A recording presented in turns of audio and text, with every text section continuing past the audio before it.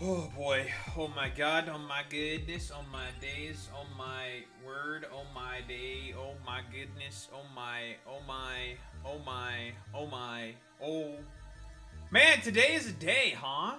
Huh? Yeah, we're a little late. Listen, I'm having a bit of a headache right now, and I'm eepy. And I was a little busy with some stuff. My mom came over and whatnot, so it'd be like that.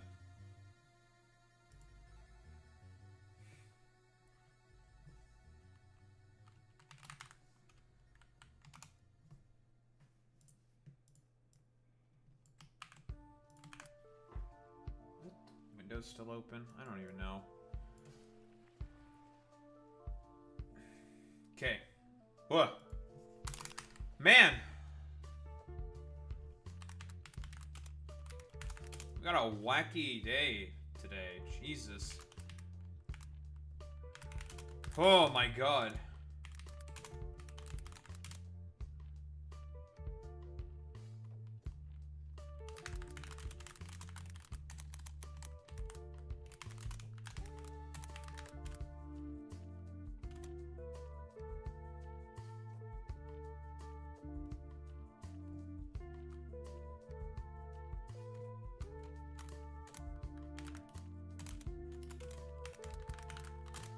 But, man, there was like not a lot on my docket of stuff to talk about, and now there's so much stuff to talk about all of a sudden. Whoa, crazy.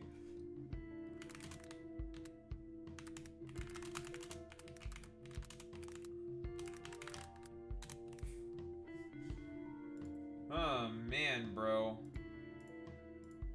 Wacky, wacky, wacky, wacky, wacky.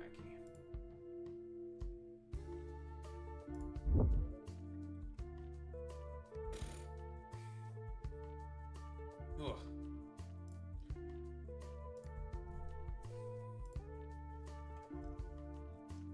Oh boy. Had some shawarma today. It's very lovely.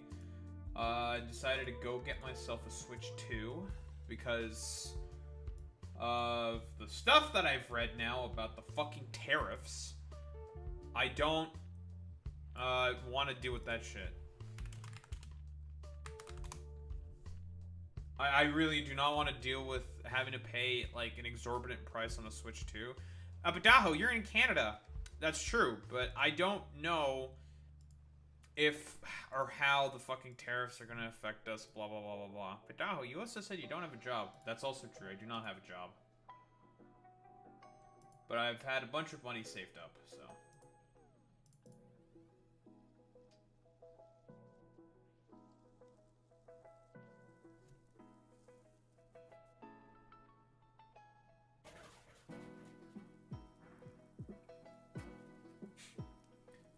Of course, fucking goddamn Eric July is saying, like, this is all because of the left.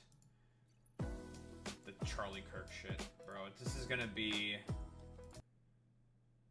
I have a lot to say about that shit.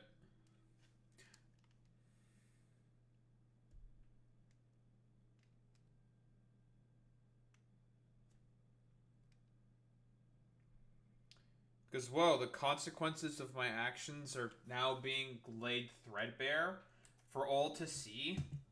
My good. Oh, I never would have thought such a thing could be fucking possible. Like, I don't know, man. Like, what the fuck are you even supposed to say, bro? Like, Charlie Kirk is a misinformation peddler and has pushed for basically, for like, basically, for lack of a better term, all of the worst things possible, all the worst policy possible, and has been a radicalizing factor in making the whole balkanization of the United States worse. Like, inevitably, this was, like, going to happen to someone. This was inevitable. Ugh, gotta grab some stuff.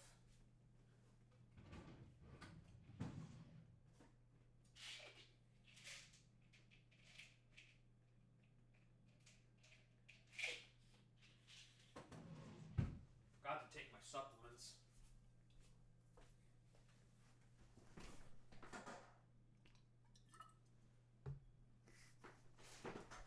But man, there's so much shit to talk about, bro.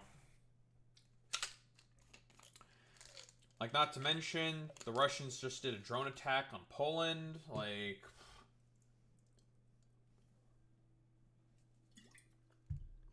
as a way to basically see if the US is going to do something.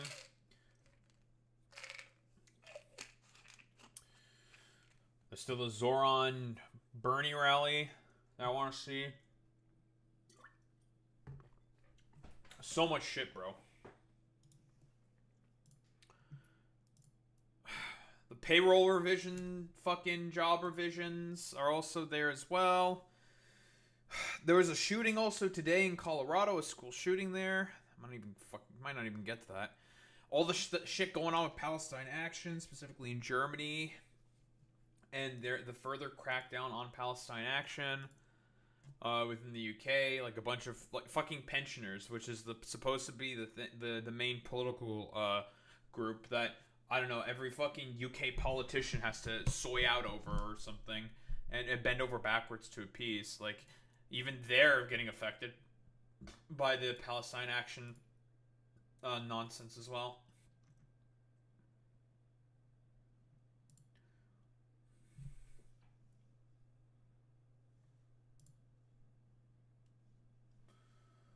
Oh boy, dude. It's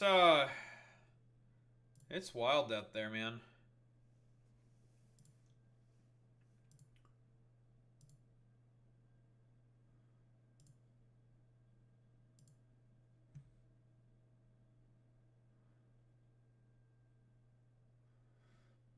God, let's not even fucking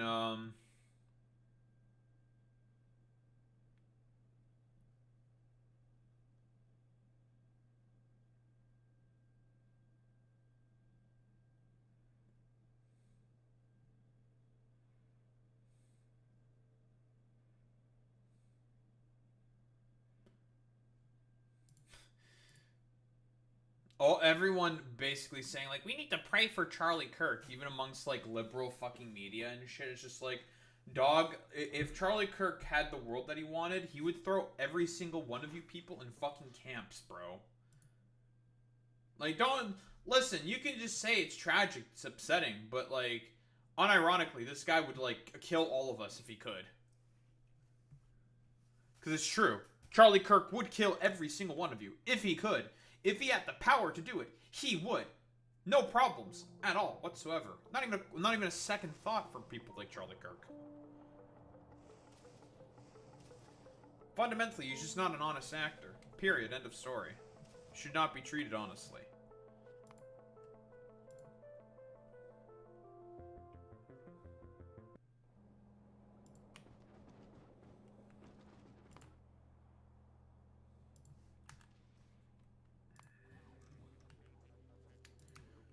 I decided to put down concrete in this area.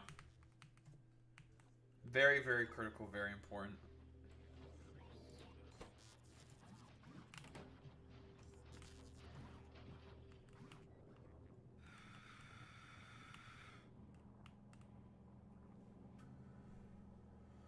Oh, man.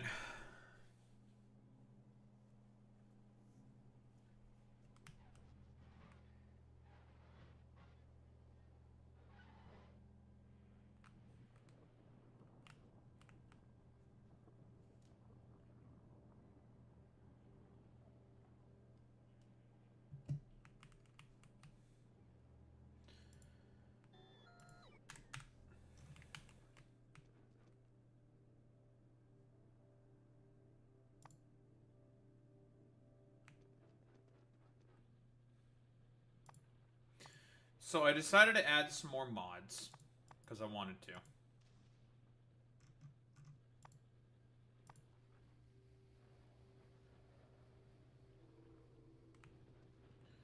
So now, I've got, basically a bunch more planets.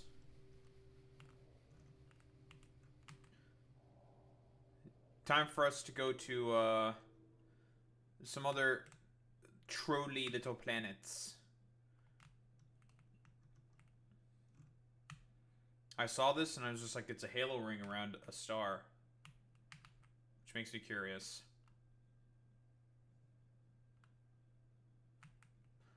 Lots of wacky stuff going on here. I see biters. Planet with biters on it. What the heck?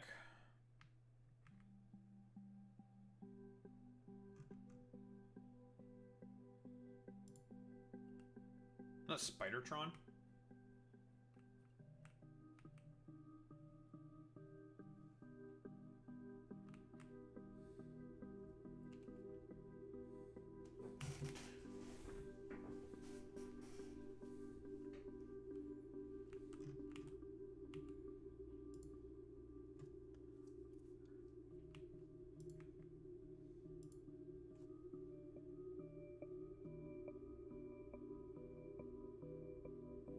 Wind speed 300 kilometers an hour. I feel like that's probably going to matter for some reason.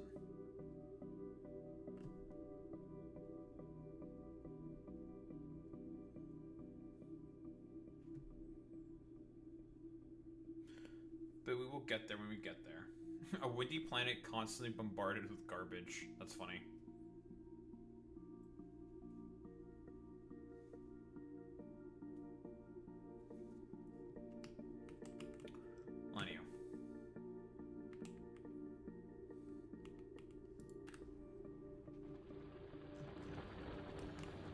What were we doing here?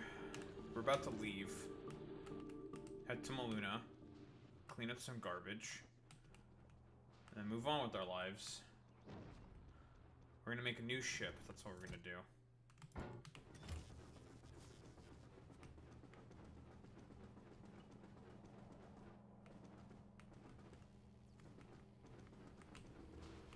Man, I have a bunch more science packs now.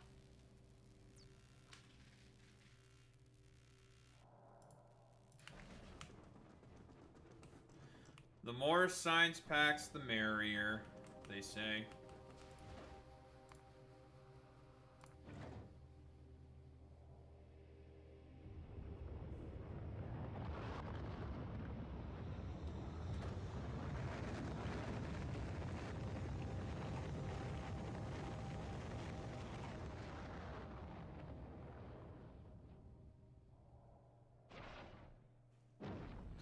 Oh, up we go.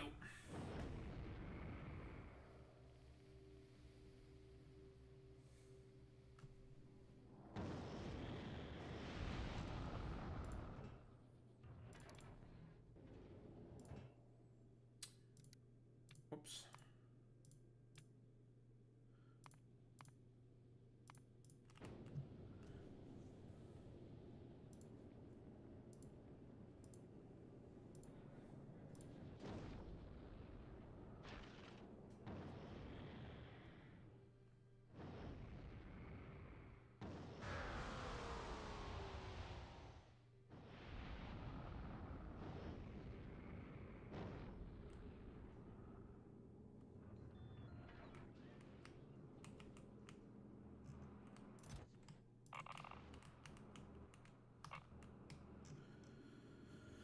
And we cleared up this fucking traffic jam.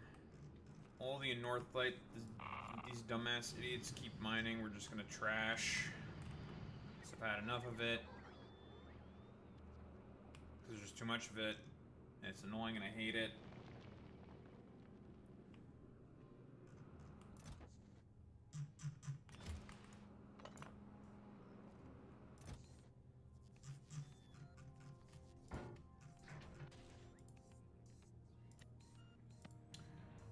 Bring my spaceship book. We're gonna build a new spaceship.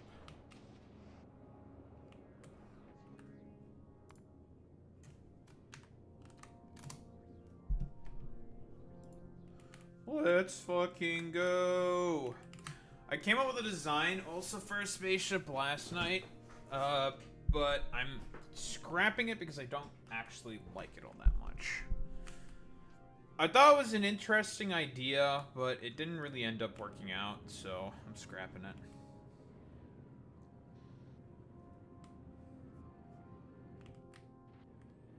I'm gonna come up with something else.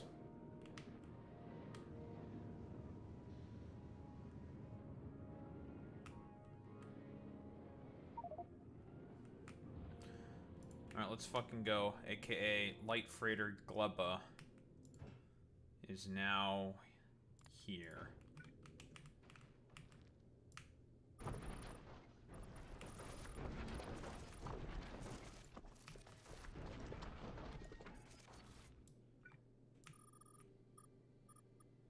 But yeah, we're also gonna do a yap with Boy Meets Mini about more Nepal stuff.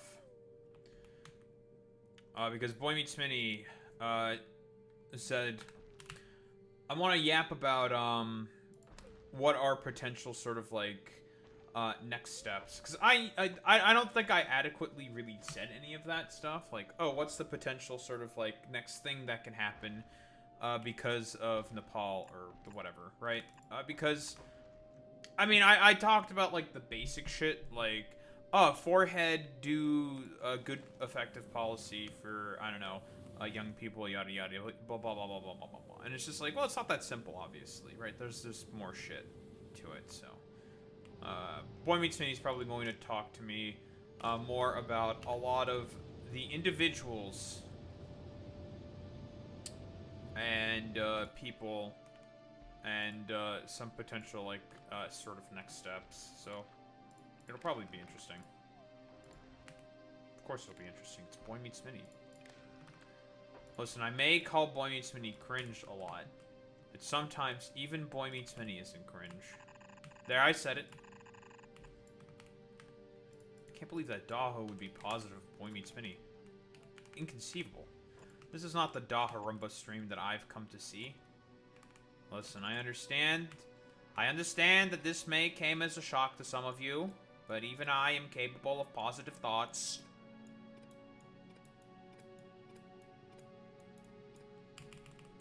I know it's seemingly inconceivable.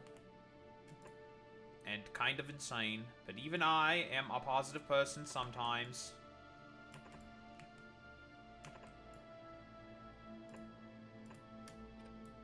Daho, you wouldn't be making a nuclear reactor on a ship again now, would you? Who said that? Who said that?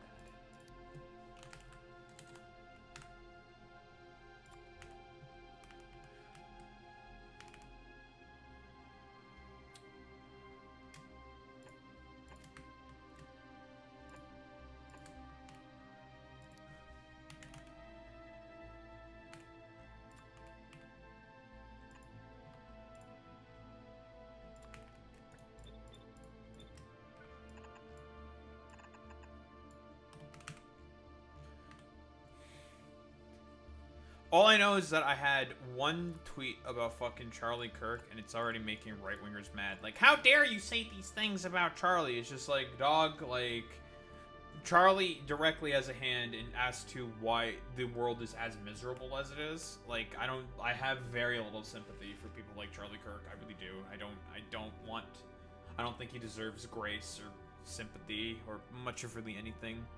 Like, he is a piece of shit. But have you no shame? Yes, I do not have shame. Fuck Charlie Kirk.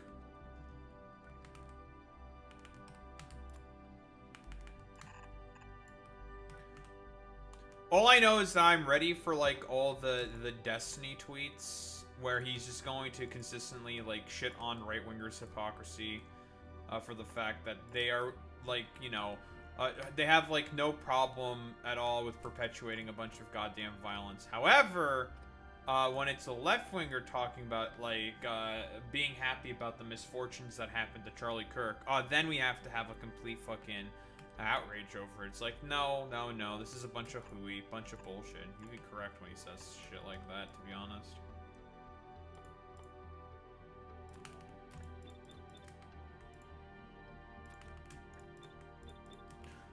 I'm ready for the unhinged schizo Destiny tweet. Inevitable. Destiny schizo tweet. That's what I'm ready for. That's what I'm looking forward to. I'm looking for the edgy fucking take. Because I'm gonna give some fucking edgy takes.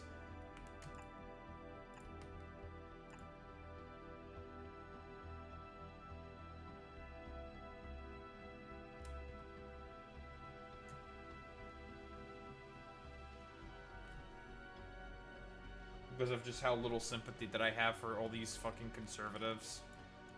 Who want to, like, pearl clutch over this shit, bro. I really don't have much sympathy for them at all.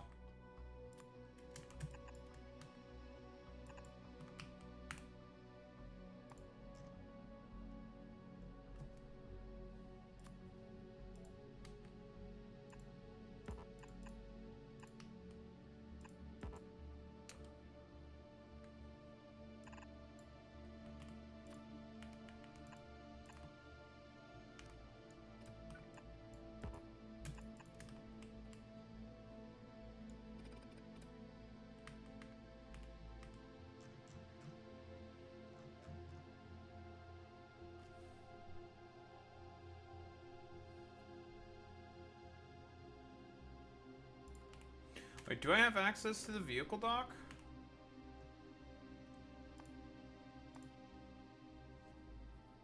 Oh shit, I do. Hold on. Want to make some of those things, actually. I really want to try to make use of vehicle logistics, like other vehicles, like flying vehicles. With the vehicle dock, and with the vehicle dock, I have the ability to do that. Oh, that's awesome, actually. Hold on.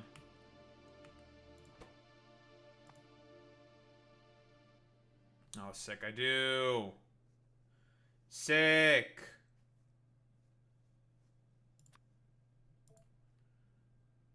They're letting me make these things.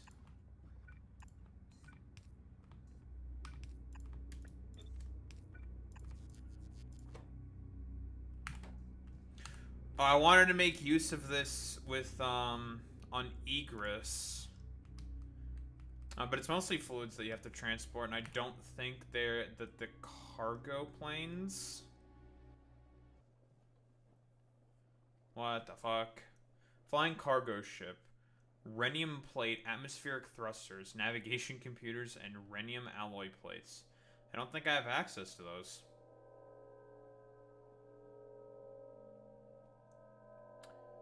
It would appear that I don't.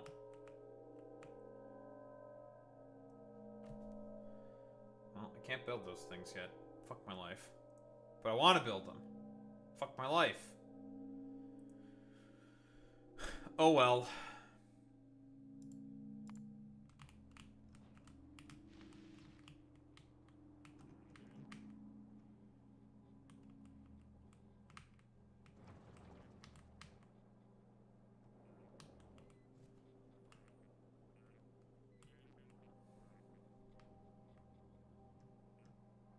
Where the fuck do we get rhenium? But yeah, with the vehicle dock, now we can make vehicle logistics with, like, cargo ships and stuff. Does that mean I could use the cargo plane? I assume, yeah, right?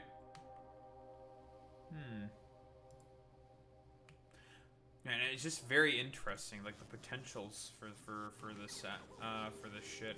There's so many different potential applications for this stuff. Rocket capacity, stack size 20. Well, there's the flying cargo ship that I should not have, but I have 2 of because of the old recipe that used to exist here. So, lucky me, I got away like a bandit.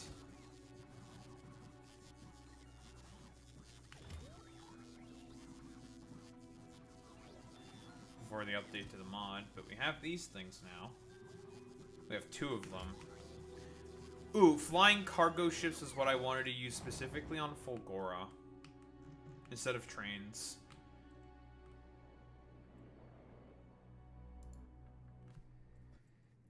Your friend's birthday is today and you almost forgot to say it to him. Well, you should say it as soon as you can, Define Fate. Well, happy birthday to your friend. I have no idea who the hell your friend is, but... You know, happy birthday to him, you know?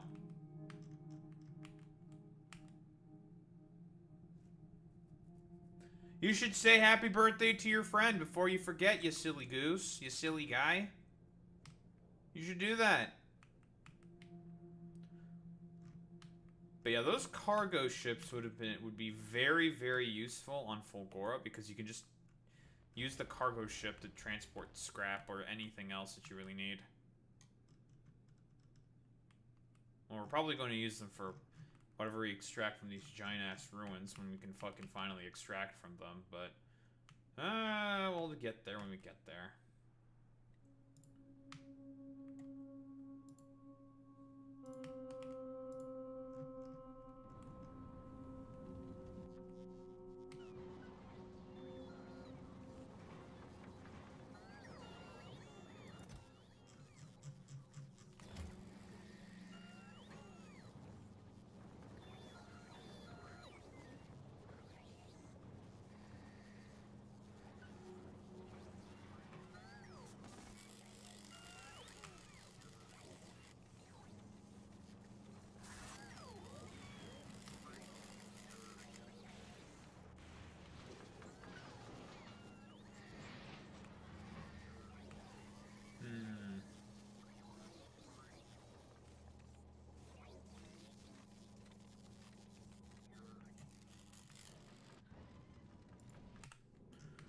That's all fine and dandy.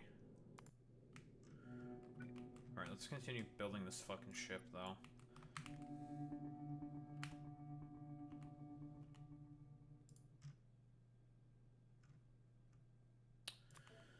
Alright, pipe.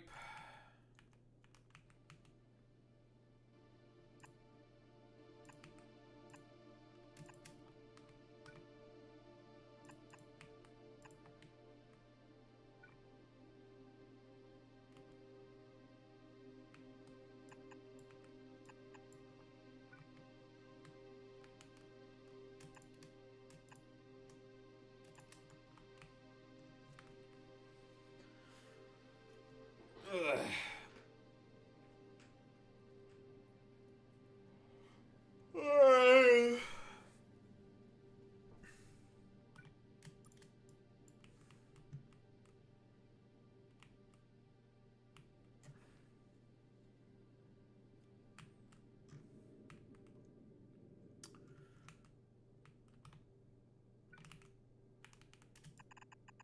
Oh man, there's also another thing that I just remembered about, and that's fucking YouTube's restricted mode. That's fucking... That shit's also a pain in the fuck. Why is there so much stuff going on right now? Why is there so much stuff in the news? Who said that there could be so much stuff happening right now? Who did this? Who the hell did this?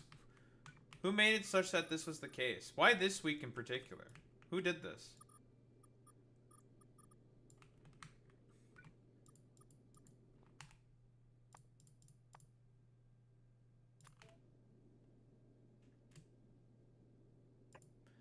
The gods are giving me the toughest battles yet. One of the sleepiest boys. Their toughest battles. It's kind of fucked up, actually. I'm not gonna lie. I'm just out here trying to build spaceships and stuff, and then all of a sudden the world falls apart. And I'm just out here holding the bag. Thinking to myself, what the hell is going on?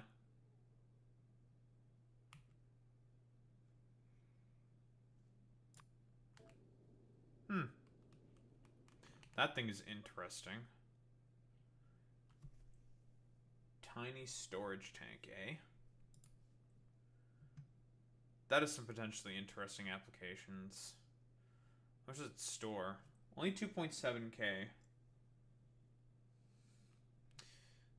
This does store about 9 times as much. It takes up 9 times the space. Interesting. There's some potential use for that thing.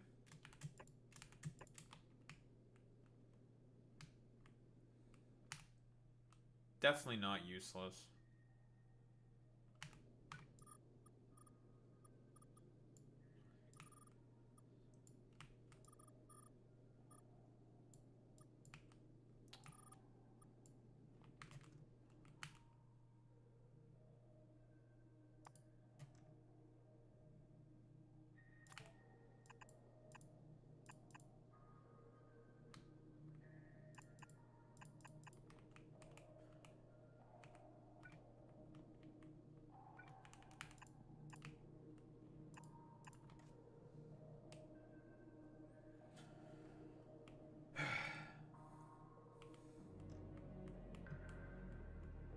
I had a bit of a headache. It seems to be going away now. Much better.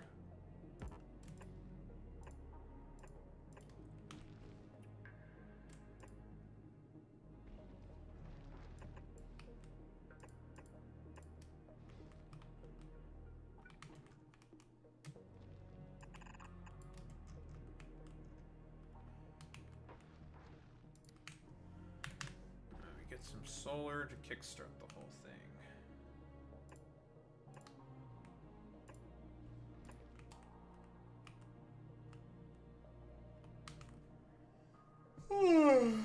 Huh.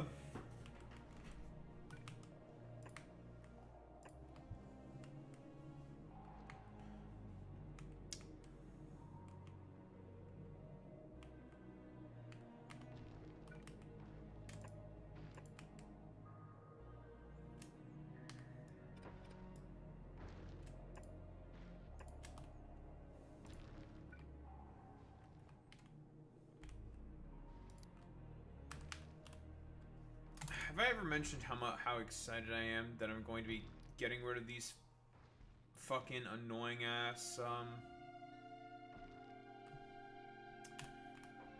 electric furnaces to make iron plates for the ships when we finally get calcite on these ships with the advanced recipes? It's gonna be fucking fantastic, dude. It's gonna be so nice. Not having to deal with, like, these dog shit fucking furnaces.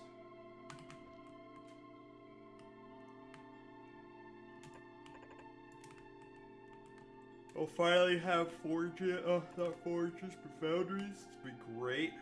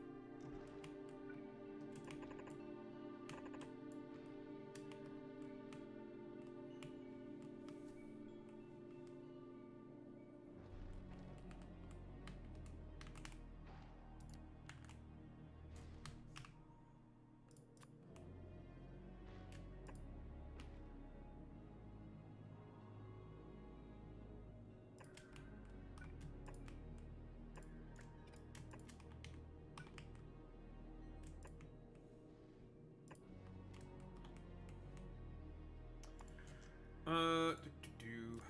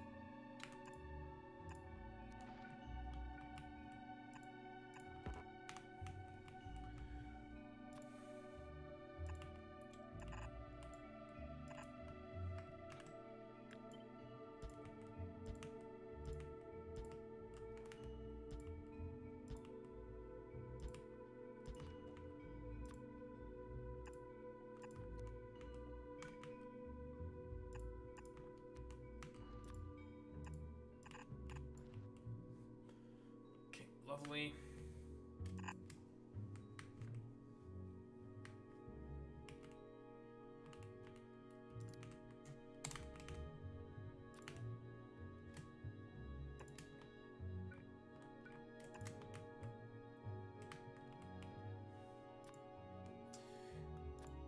Well, look at who decided.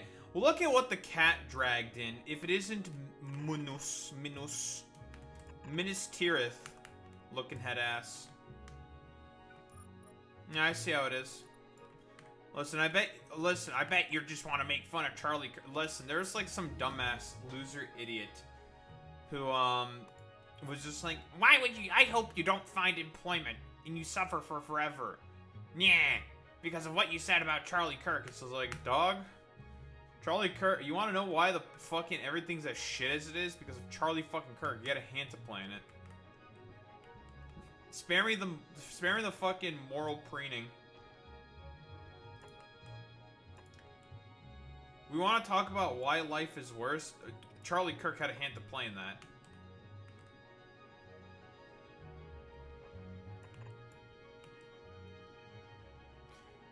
Yeah, that's true, Boy Meets Minnie, because a bitch like him definitely does not have a fucking job. Because I just took a look into the age demographic that I'm in. Our unemployment rate. So this is for men aged 25 to 54. It's about 7%.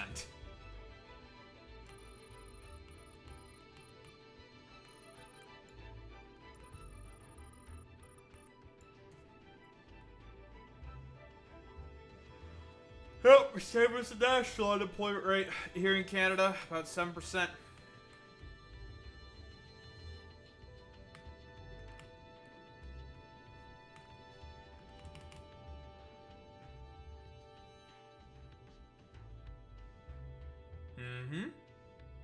Yep.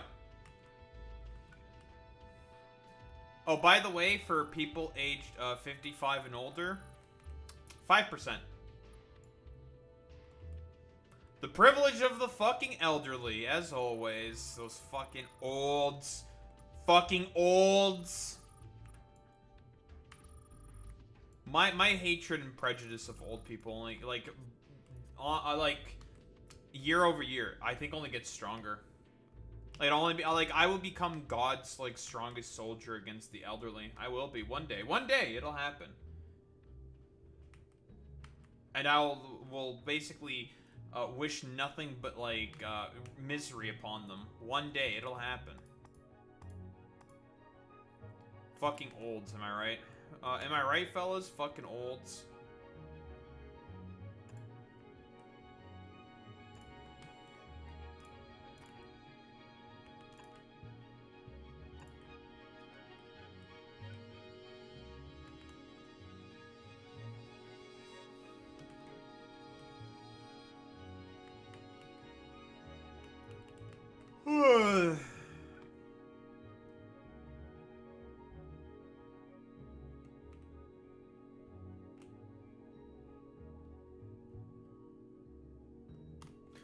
Also,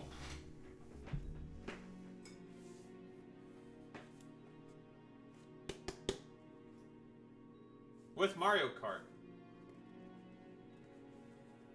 So I guess if anyone ever wants to play Mario Kart, I'm down. I've not played Mario Kart in a very long time. Dude, I'm not playing around with those tariffs, bro. Not anymore. I'm just like, yeah, I have to fucking pull the trigger on this, like, now before, like, the tariffs get paid. Oh, good. You're getting more based by the day. Well, no, I was always gonna get a Switch. The question always was, when and not if. Because Pokemon Legends ZA. Pokemon Legends ZA. Right? Like, speaking of Pokemon Legends ZA, we got Mega Malamar. With all this, like, my friend Malamar propaganda, the inevitable thing happened, and it's a lanky-ass bitch. Which is as expected from the leaks. So that's number 4, we got Mega Malamar. I'm so curious to see what they did with it, to be honest. That's what I'm more curious about. What interesting things have they created?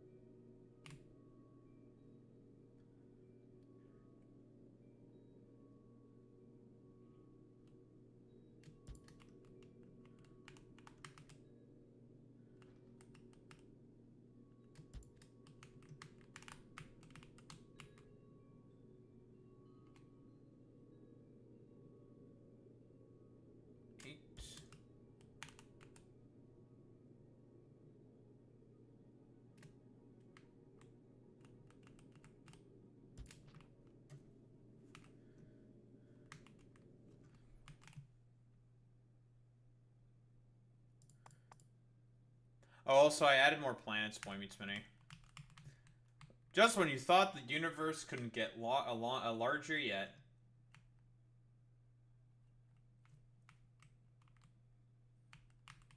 Oh, whenever you're ready, Boy Meets Mini. We have this planet, which is a post-GLEBA Fulgora planet. We have the post-Fulgora Vulcanus planet. Why not get one for GLEBA Fulgora?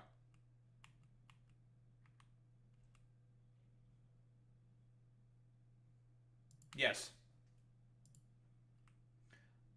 And we have a post-GLEBA Vulcanus planet in Rubia. A windy planet constantly bombarded with garbage. Minute 30 seconds for the day-night cycle. What the heck? What the? What the?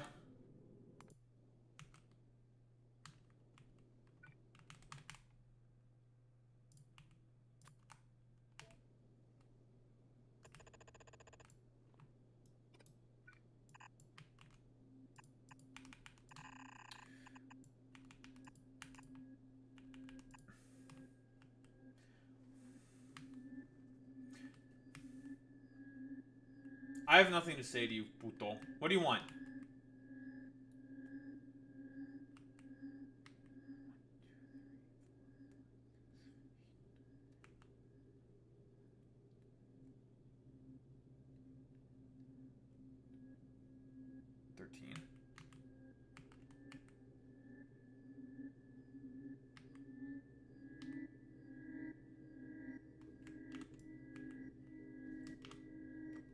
There's 13. Shut the fuck up, you fucking papega. I'm gonna kill you.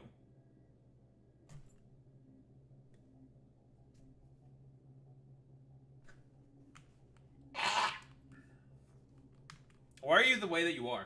Hmm? Fuck you. Bitch.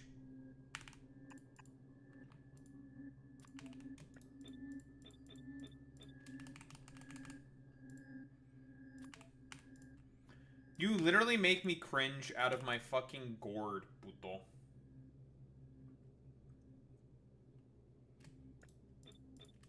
I am not watching that shit live with a 10-foot... Get the hell out of here, putis. Hell no, I'm not watching that shit live. Absolutely not.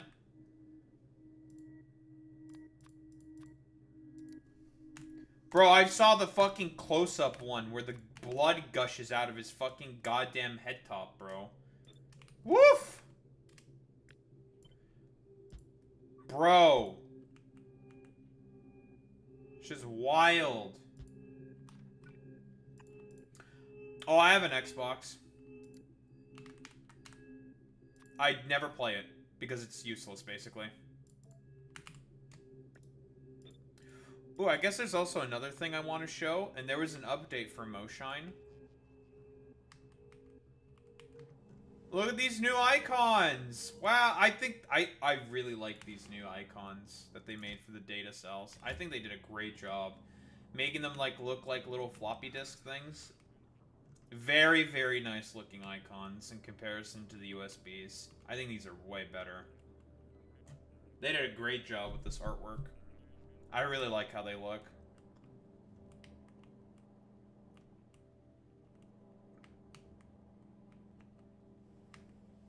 Oh, is that what those are? Windows 3.1 era icons? I didn't know that. Never used it.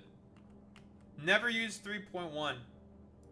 But they are nice. They are really, really nice icons. Not exact, though. Alright, okay. You trying to gaslight me, Boy Meets Mini? You're thinking it was 3.1 era icons? Typical fucking Boy Meets Mini behavior, dude. Just like El Puto Maximo over here. Fucking Team Papega head. Stupid little idiot head. Stupid putis. Fuck you, puto. Puto. Team Babeja.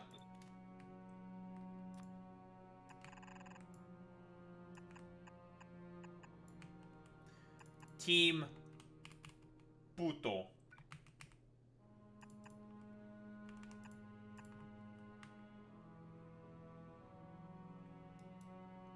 fake news. Fuck you, puto.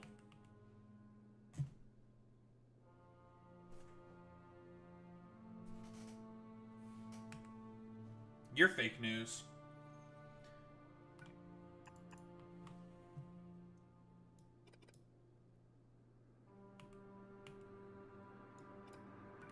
Typical boy meets me being El Krungus Bungus McChungus Blungus. But I'll see you soon, boy meets Minnie. Being cringe like the Fortnite? Inconceivable, to be honest. Actually as bad, if not worse. Than Team Puto Head over here.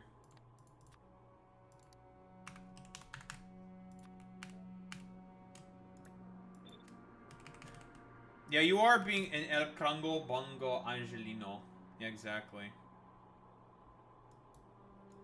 It's time for you to pray to whatever god that you will stop being as cringe as you are, boy meets Minnie.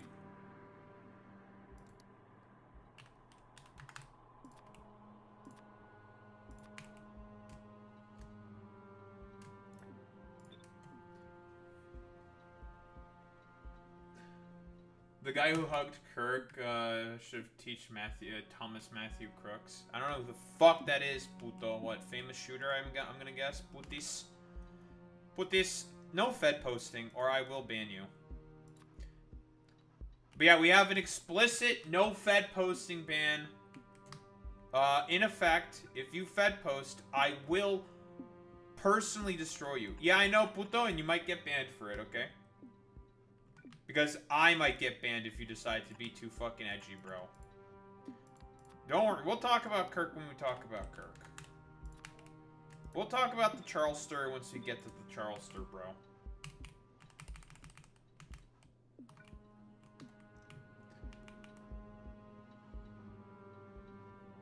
I say hugged. Yeah, but you know how, like, 3 IQ morons are on the internet, though, putis. And how low IQ they are, right? You know, puto, you know. Message fucking discipline, putis.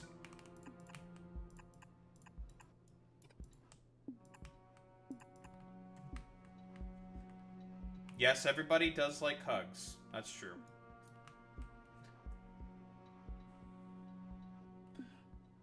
The funny thing that someone got shot close to my job. Oh, shit.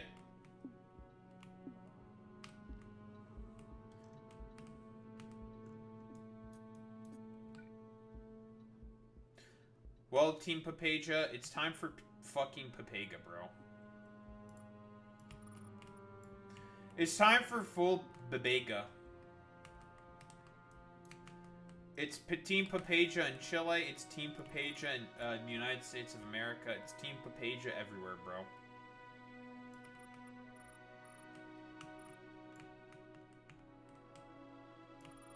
Yep, classic, everything is Papega.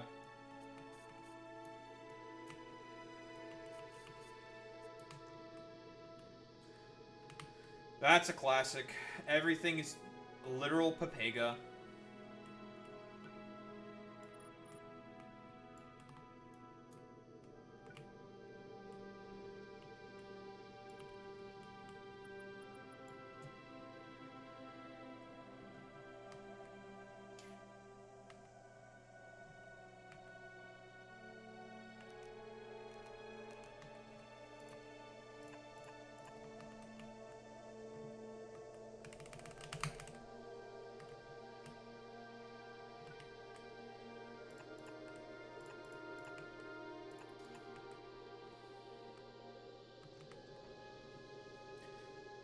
Puto.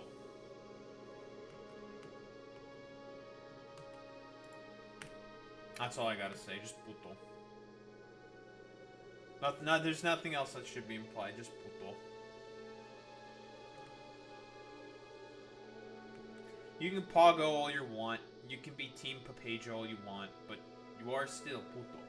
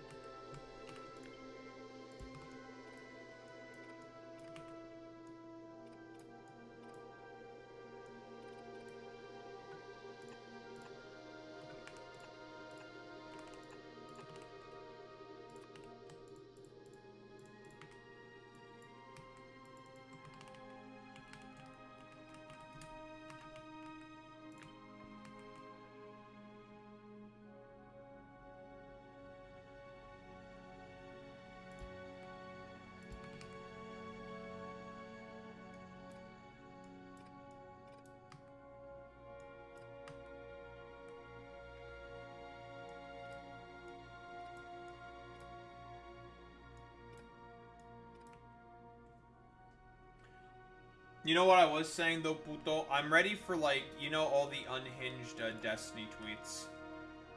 Where he decides to go, like, full edgy, bro. You know what I'm talking about, right, putis? He goes full edgy and just, like, completely shits on all the conservatives for being hypocritical about all this shit. You know what I'm talking about, right, Papega? That's what I'm ready for.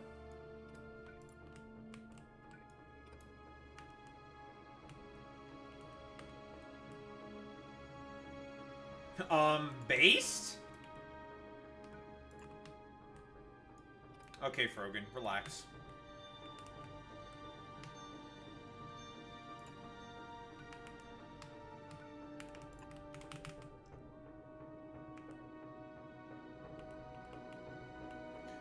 I think that's my spaceship ready to go, puto. Build! Insert the fuel interrupt. Fuel cell.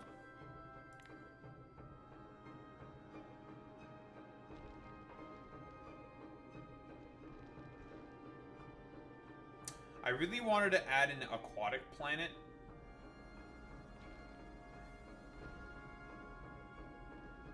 Because I feel like it'd be fun. I mean, I guess that's what Meraxis is, but I want one with archipelagos.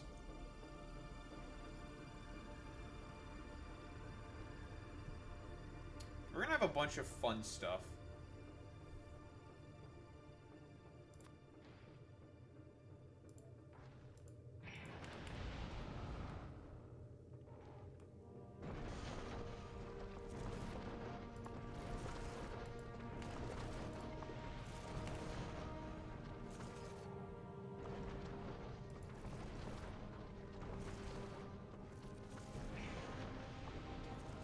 Now we shall bear witness to see this thing get built.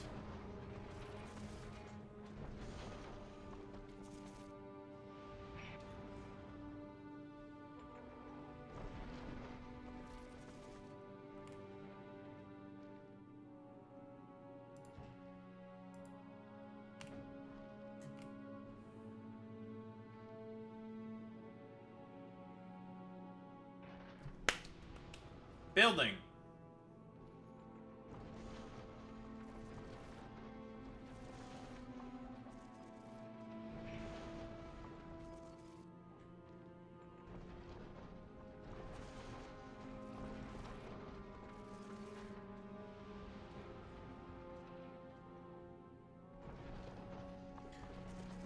The power of having a very strong, robust base that can easily sustain itself as a starport.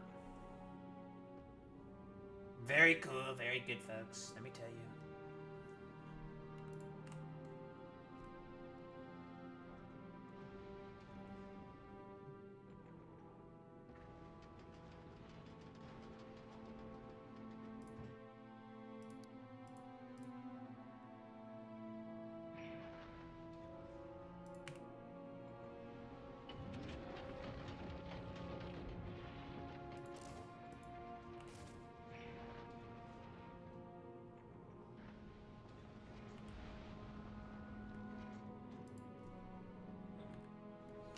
Yes, before I forget, we need to put in our brain. I need to update the brain blueprint.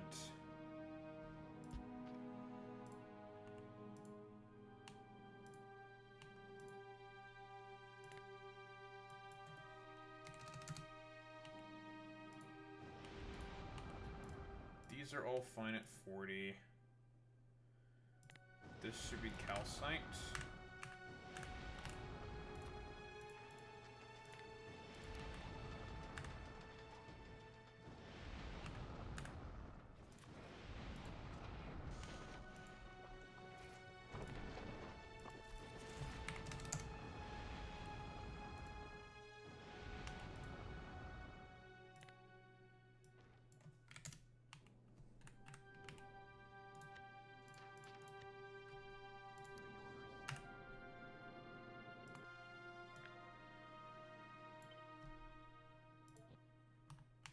There's the brain.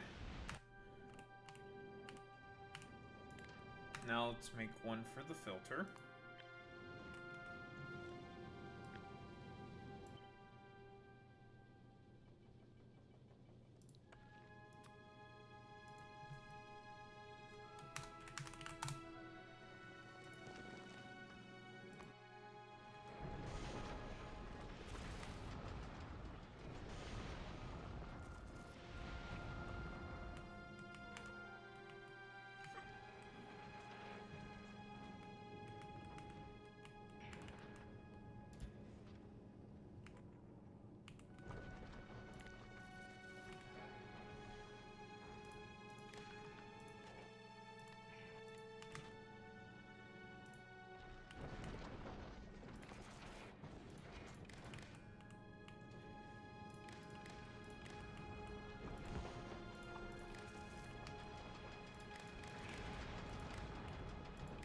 I love China. That's true. What's up, FTS?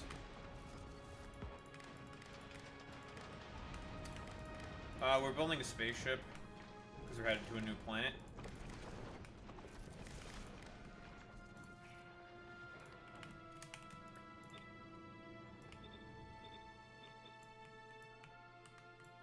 So pretty standard Factorio stuff, you know?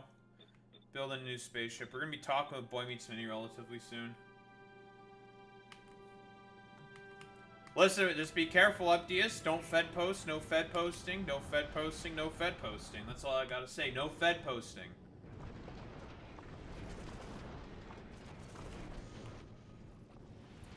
We gotta be tighter with the moderation around here because you never know you never know which ops are lurking around in the streets. So just be careful with what you're saying, bud. You never know what ops are lurking in these streets, bro.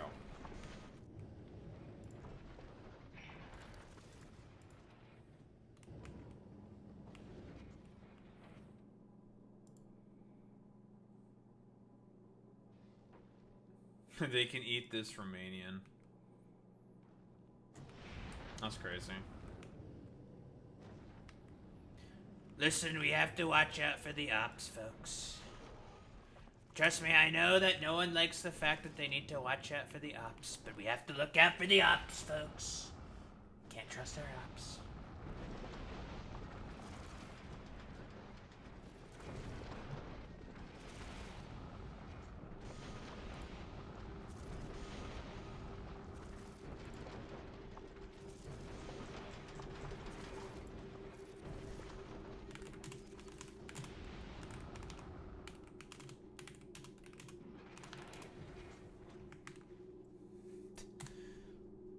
Ask him at one point. Ask that guy at one point that his biggest op is gone.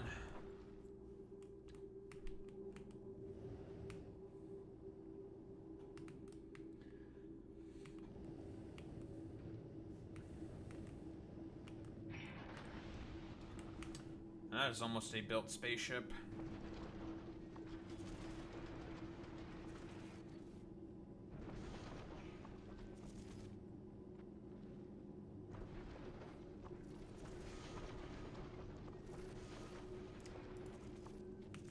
Listen, it's all about the Second Amendment, baby. I love the Second Amendment. We have to do everything possible to protect the Second Amendment, folks.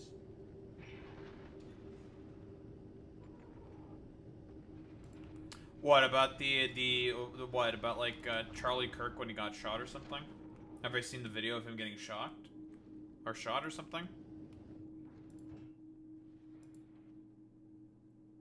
Or what exactly? Because I've seen the video, yeah, it's wild.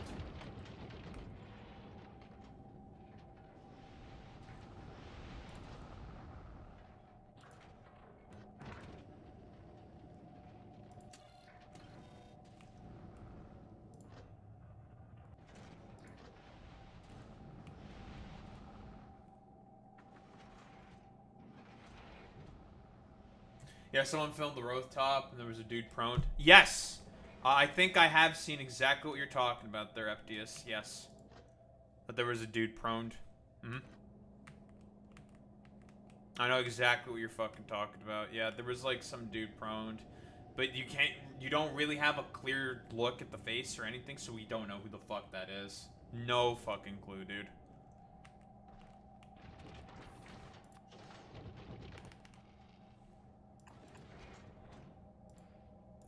Cause here's the thing, like if there is no fucking suspect, shit's gonna get fucking crazier and more conspiratorial, dude.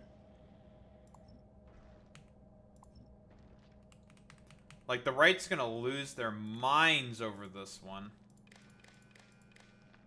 And it's gonna be tough though, because we have no fucking idea who the fuck it was. Like, even with that one video, like it's just not, it's not very clear.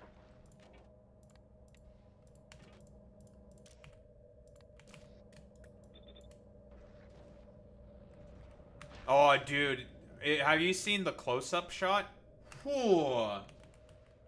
The fucking close-up shot is crazy. Wild shit, dude.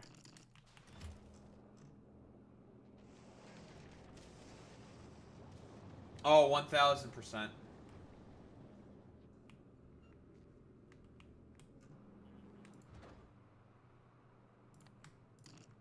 It's gonna be fucking crazy, bro.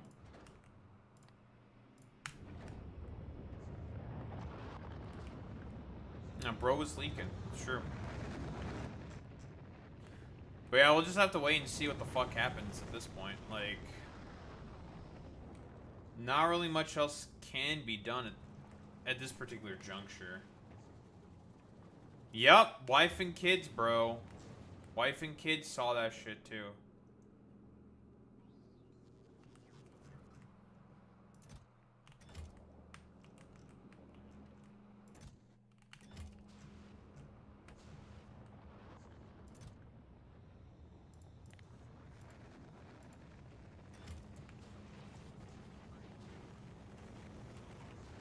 Moral techniques, a song type incident.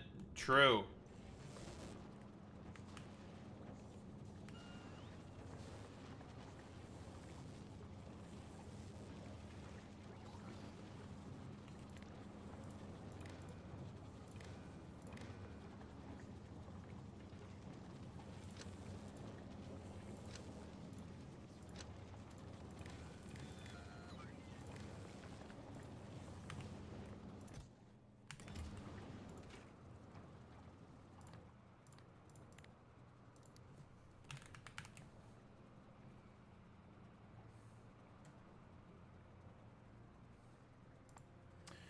Oh yeah, like you're 1000% correct there, FDS. Like this shit ain't stopping anywhere time soon, dude. Ain't no fucking way, bro.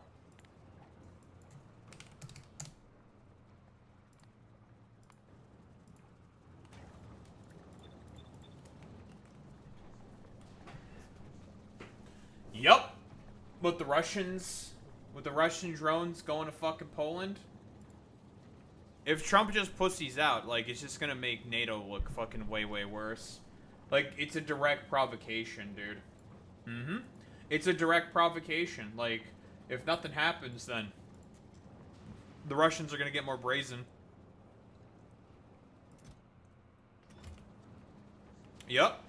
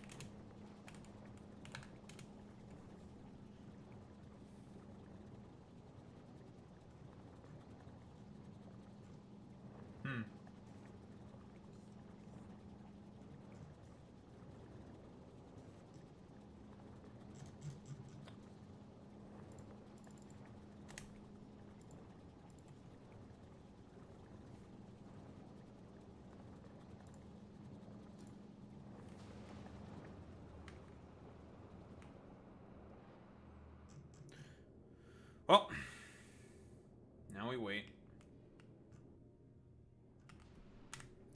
Just waiting for Boy Meets Mini at this point. That's about 9. He'll probably message me relatively soon. When I was on vacation in Danube Delta, went there 9 years straight. I basically befriended all the locals, and we started riding some boats and camping overnight in the canal's banks. We used to hear explosions from the nearby war sites. It was horrific. I can only imagine how wild that shit is. I can imagine.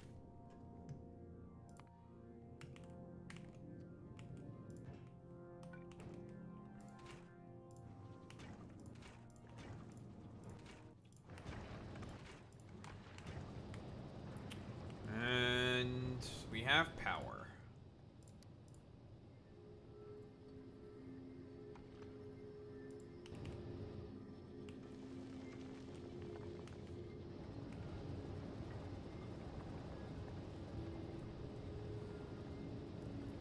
Like some of the places we camped, there were drones that were crashed a few days later. Jesus, where the like Danube Delta?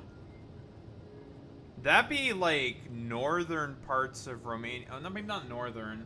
Would that be northern parts of Romania? It'd have to be, right? It's just fucking wild to me, bro. Not north. Oh, you know, it's Danube is like southern eastern parts, basically, right? I'm trying to remember where the Danube exactly goes out. Chilia, Danube Delta. Yeah. I'm trying. I might be just like fucking blanking here a little bit on my fucking geography. So I know the Danube does go through Romania. It's obvious. It's one of the biggest fucking rivers in all of Europe, the Danube.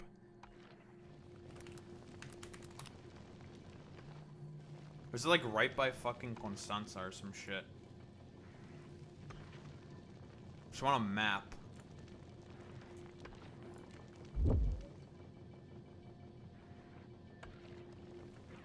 Oh wait, no, it's not in Romania. It's not Romania? Am I stupid? Trying to get a map, and I'm not getting no map. Yeah, it is by Romania. Yeah, right by the border of Bulgaria.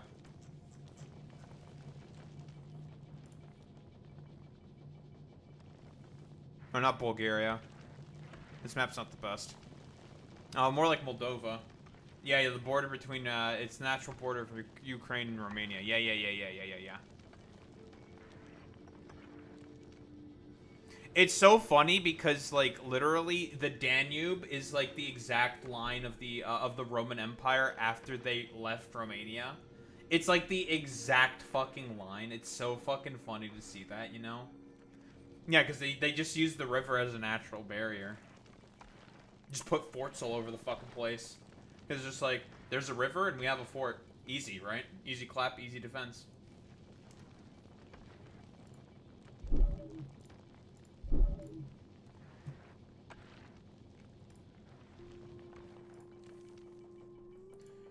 Alright, nothing yet from Boy Meets Mini.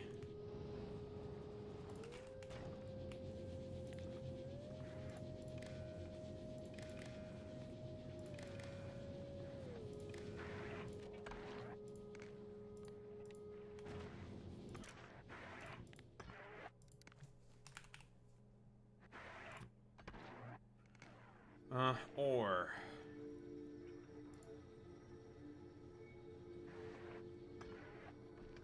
I don't think anything good will happen. What, with the Charlie Kirk shit?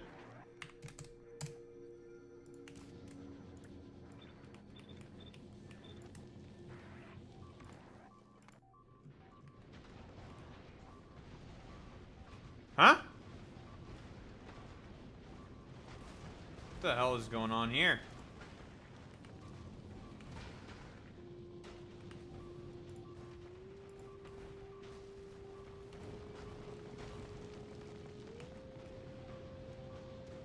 I will fucking fix this.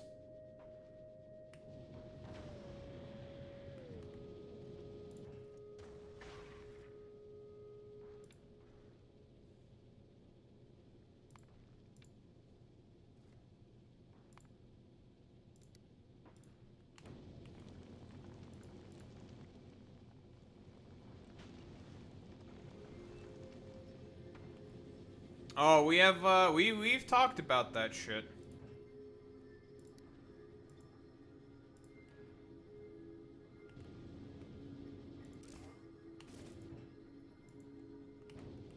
We're gonna also talk about that shit with Boy Meets Mini. It's Nepal. How the fuck did you run out of ammo?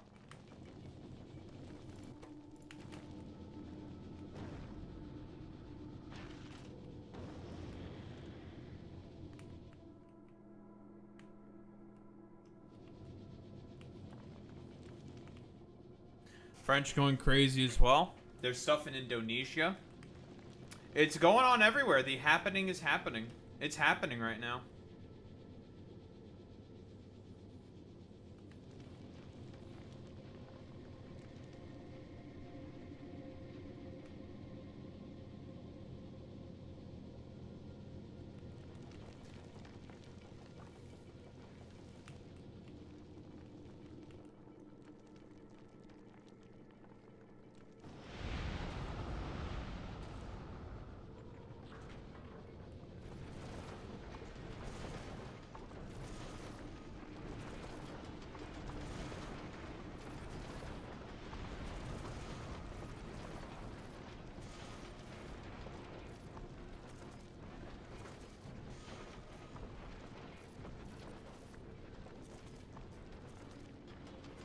I don't like that's unfortunately that's never gonna happen.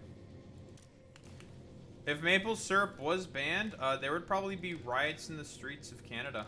That's never happening.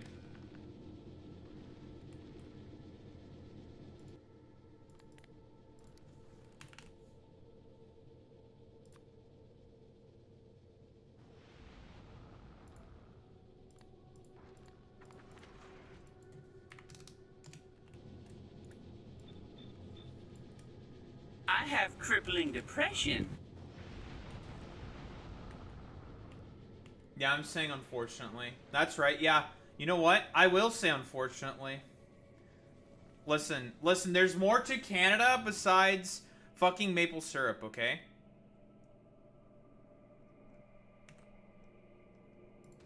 Not everything is all about maple syrup.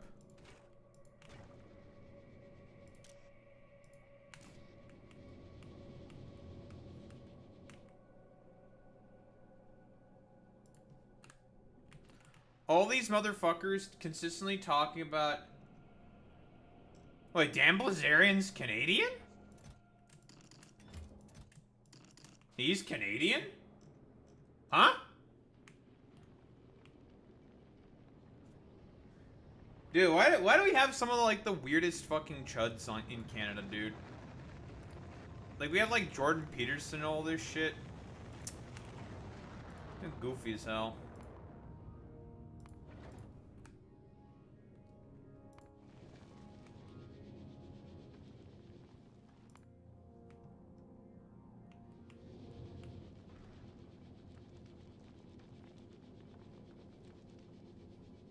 I have no idea if he's ever lived in Toronto.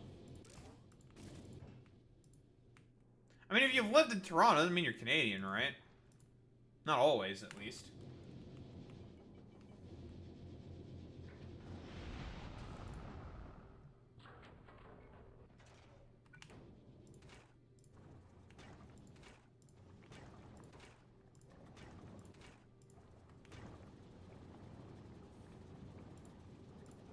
Let me see. Dan Blazarian. No, he's American. We do have Terry Fox. Oh, Terry Fox, alright, yeah. You know. But yeah, he's American.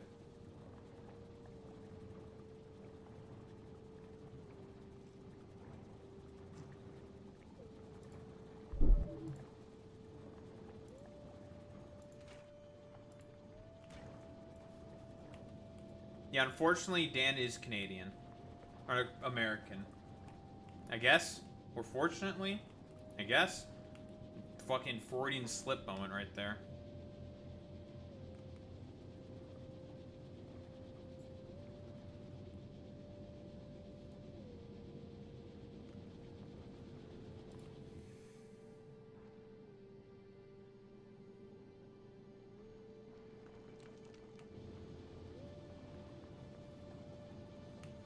Are they back in Romania? Really?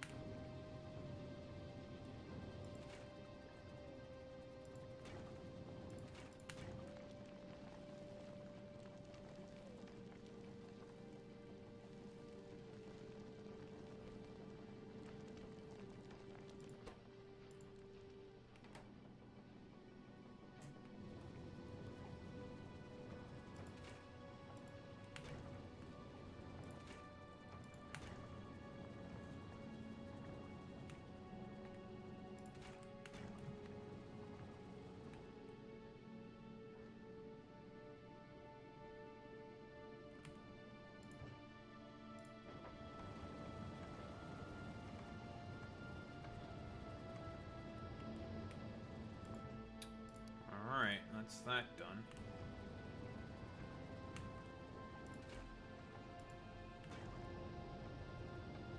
Well, that's that problem taken care of.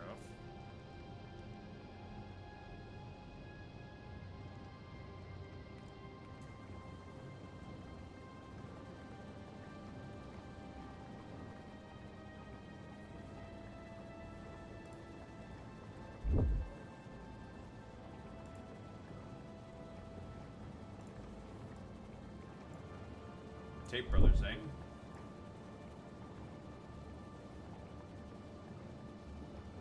They're having a fucking prepper bunker. That's so funny. Of course these motherfuckers are having a prepper bunker, bro. Waiting for the apocalypse. Why am I not surprised, bro? $3.9 million bunker. It's gonna have a strip bar, of course. Tape project will include 10 bedrooms, separate living space, and a recreation room with a strip bar. I have nothing but praise for Tristan, says Hubbard, describing as professional, polite, and convincing. Yeah, you know, this pedophile, like, pimp rapist. He's been nothing but really nice to me, so I personally I have nothing but respect for him. Very, very cool. Hubbard showed the reporter from the Times a video recorded last month which he appears in a $2.1 million Aston Martin of the youngest of the Tate brothers. Andrew, on the other hand, in his world, he's the OG. You can't talk to OG, says Ron Hubbard. Them explaining OG, original gangster, that's so funny. Billionaires and influencers, bunkers have been a new type of luxury collector's items, just like supercars or private planes. Guys, it's almost as if I think these guys might have too much money, you know? Founder of Atlas Survivor Shelters, unsell products selling a feeling of survival, safety, exclusivity, and a rarity that only a few people have. Oh, so this guy he just builds prepper bunkers. That's so fucking funny, bro.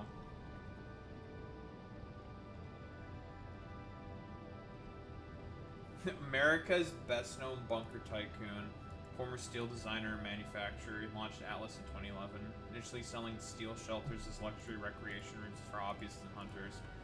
But as the world events grew bleaker, demand increased. The COVID pandemic, Russian invasions of Ukraine, and airstrikes on Iran have led to an increase in demands. Jesus, bro. Yeah. Bunkers range from $20,000 steel capsules to custom concrete complexes that cost over $5 million, dude. 300 bunkers a year at its Sulphur Springs, Texas plant. Dude, what the fuck, bro? That's actually fucking insane.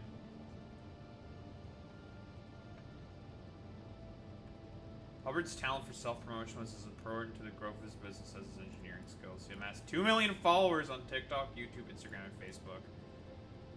Where his well-made videos blur the line between a product demonstration and entertainment dedicated to apocalypse followers, notes the British Daily. Yeah. Not all of Hubbard's clients are rich. More middle-class and working-class Americans are finding their way to Sulphur Springs. Dude, it's so fucking bleak, bro. Expanded future on Mars. It's so bleak, bro. So fucking bleak.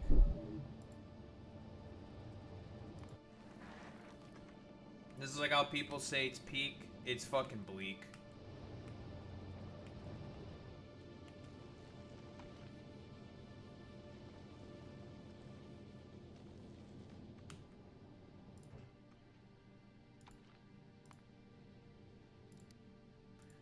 Alright, how fast do you go?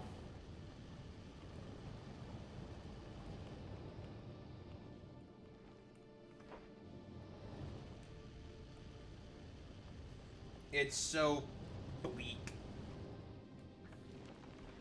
270 kilometers a second?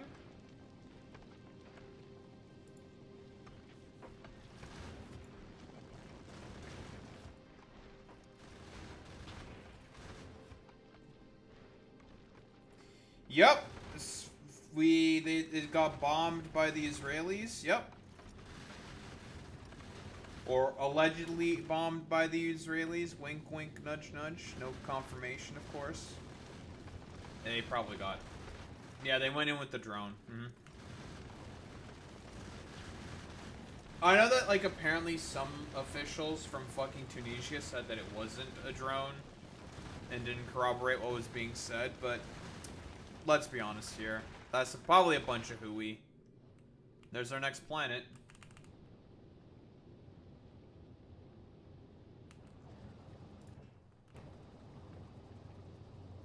Good old GLEBA.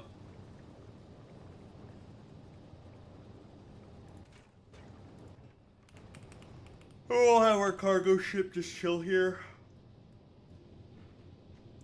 With its penis-shaped cargo bay.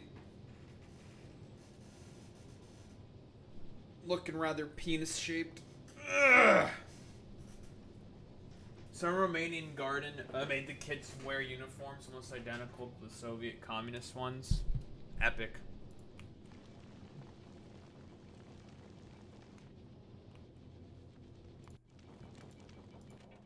Oh, it's time to head to the new planet, though.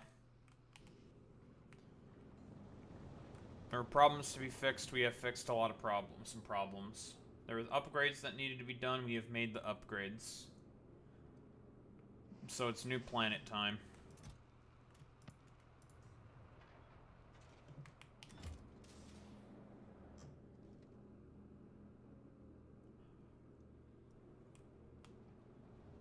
I mean, like I've said before, I'll say it again. It's so fucking cooked, bro.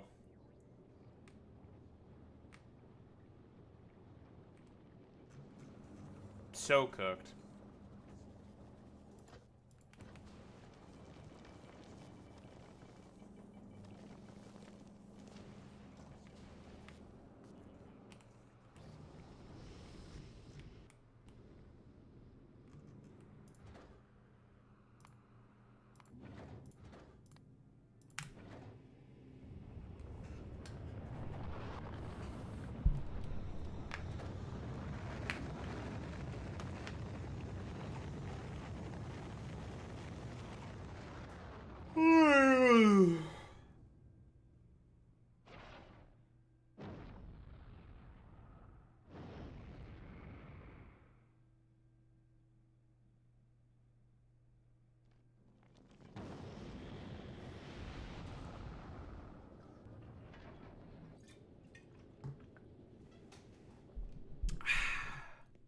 Beans.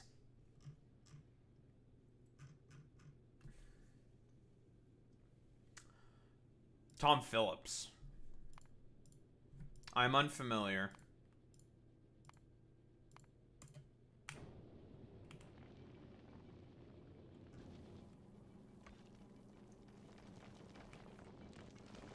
We're headed to a new planet now.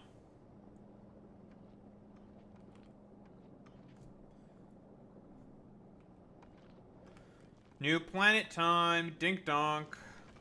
New planet.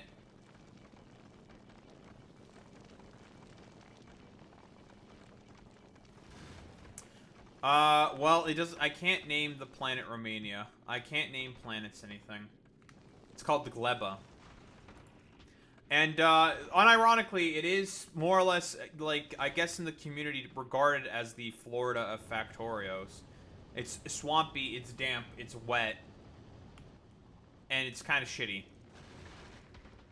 But the stuff you get out of it is really, really good, so it's worth.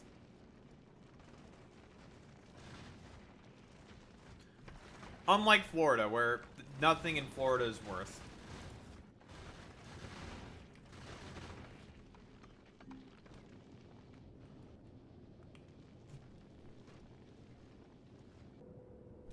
And here we are. New planet. Well, this planet's all about growing fruits. And managing sewage. And here we are. GLEBA.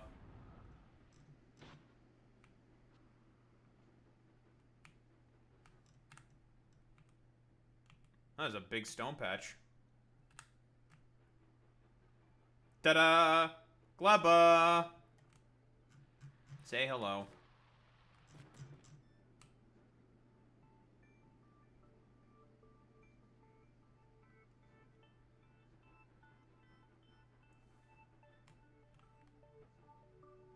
Been a while since we've been here. There's our jelly nuts. Let's see where we can find our Yumako. Yumako is not far either, eh?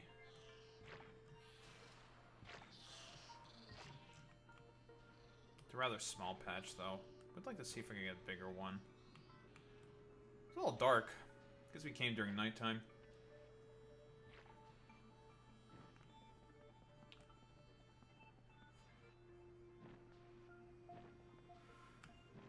Can't go too crazy with the exploration in this area because of the local population.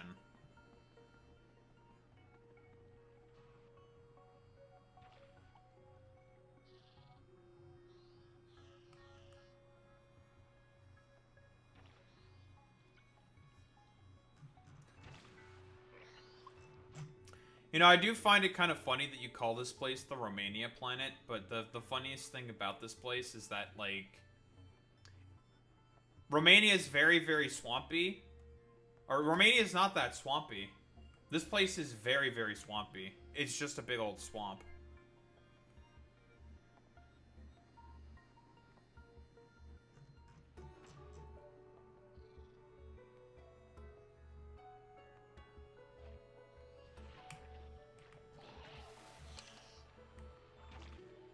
With new enemies. Didn't want to destroy that pentapod raft. Because I need that egg, but whatever. We'll find more. Yep. Our new abode.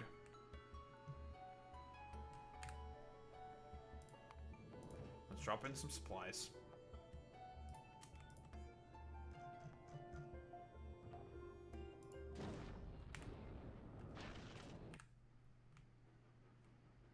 Drop down some supplies, build the base, do some farming. All that fun stuff. I'm trying to think of how I'm going to exactly approach this now. Have all my farming processing over here, and on the other part, have the actual factory, perhaps? What's up, Zane?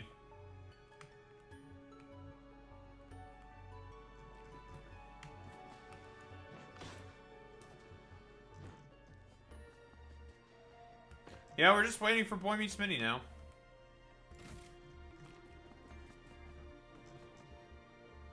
So we're just chilling at the moment.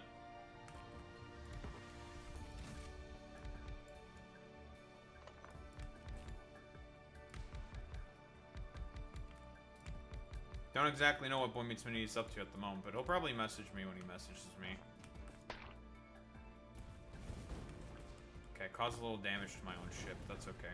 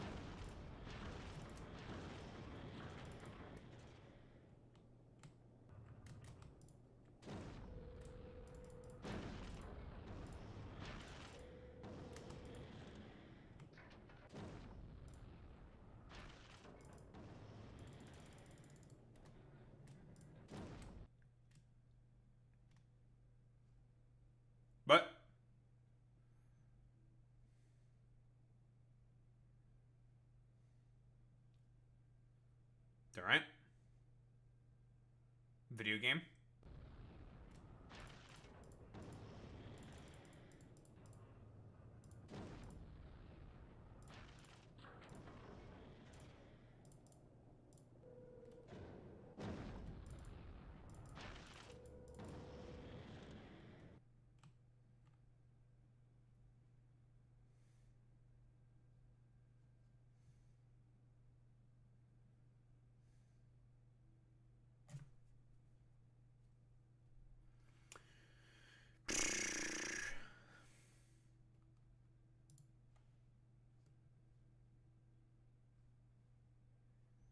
Oh, is the game upset with the fact that I'm sending too much shit down too fast or something? Then we have to fucking be dumb and annoying about it now?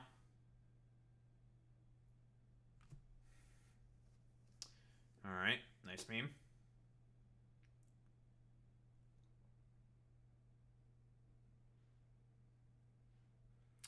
Well, we're on a new planet now, so that's always fun. We're going to exploit it for its agricultural potential. Because this is an agricultural planet. So as expected from the Factorio Cryptid Engineer, it's all about exploitation, obviously. We love to exploit planets.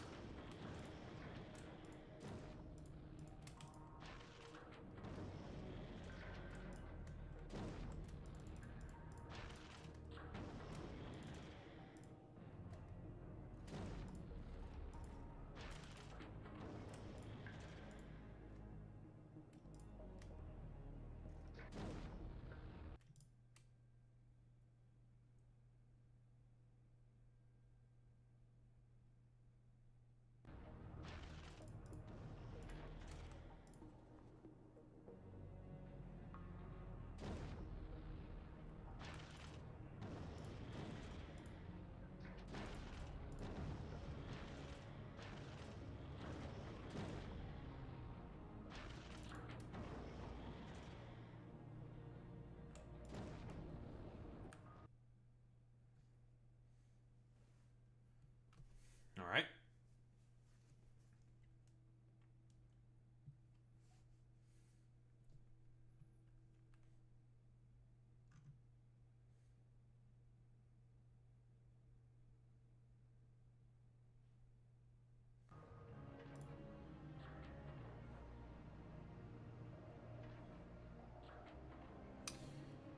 Man, this fucking constant slowdown shit is so fucking annoying, man.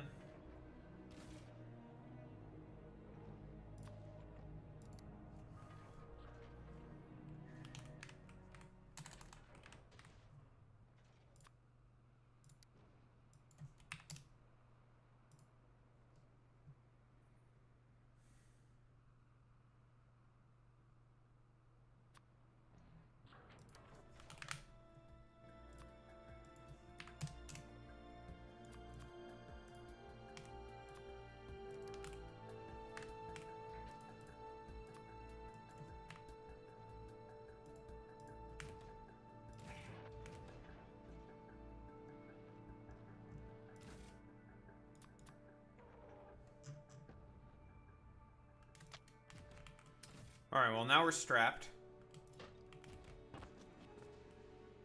Strapped to the Tesla gun.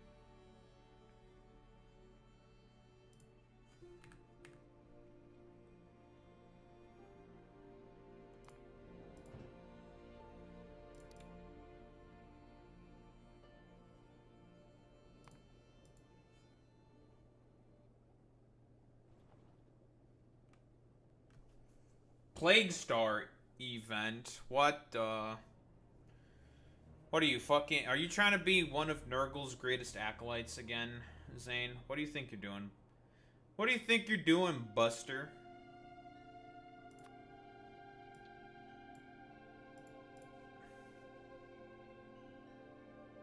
the Plague, Nurgle.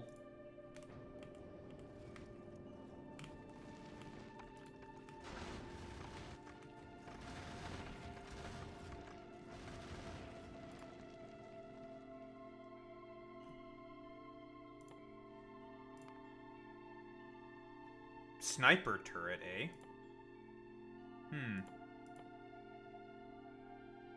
Interesting.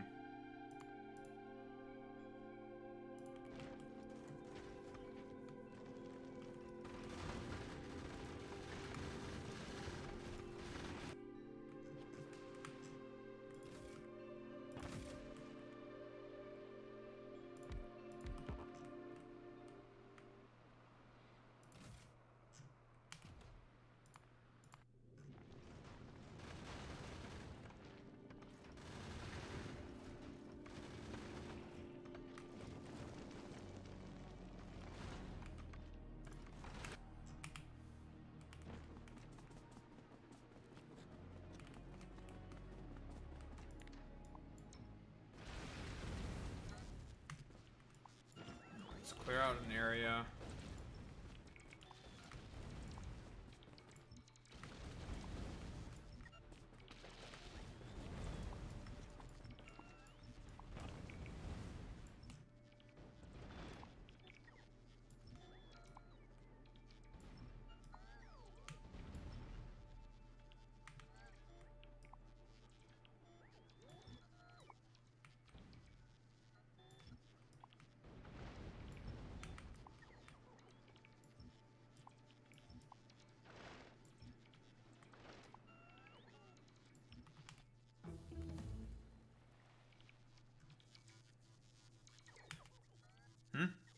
Oh, I grabbed that shit by accident. That's okay.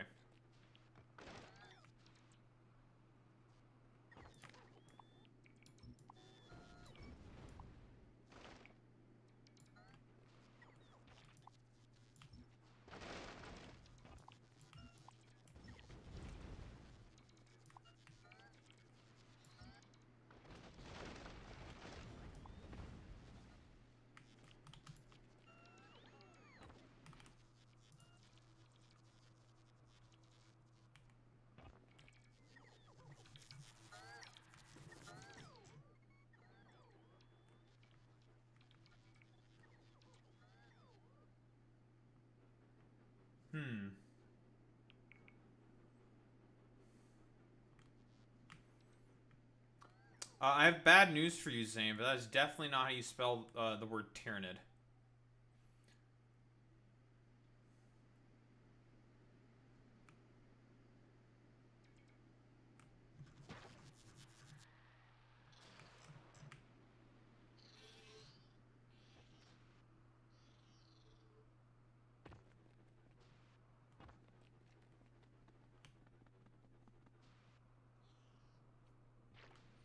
But yes, we're going to turn bacteria into iron.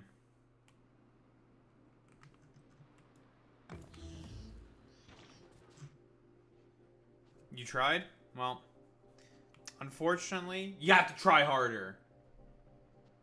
Try harder!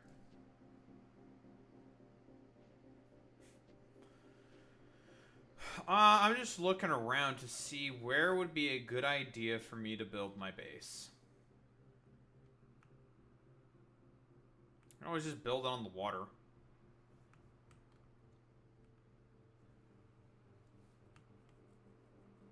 This is a big open location. The problem is that if I build on the water, there's an obvious problem. Oh, say hello to the inhabitants. The pentapods and the wigglers. They suck. I hate them. We're gonna stay away from them for now. You're dyslexic, I can't help it. Well, do better! I'm joking. I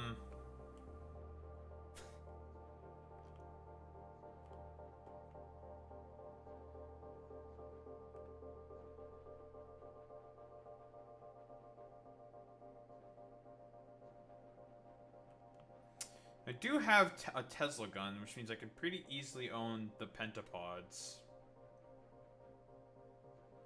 I am armed and dangerous. Again. Daho doing a dumbass Marvel Rivals meme. It'd be like that sometimes.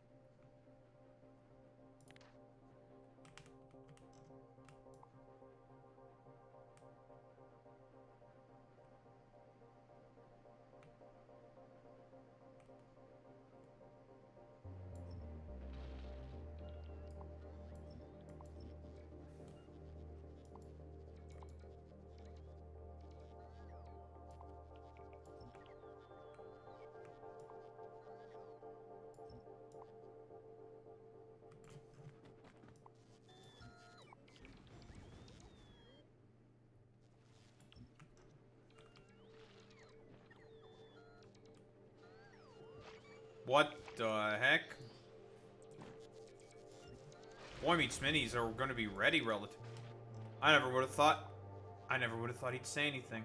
Oh my god, he's graced us with our presence. With his presence. Holy guacamole.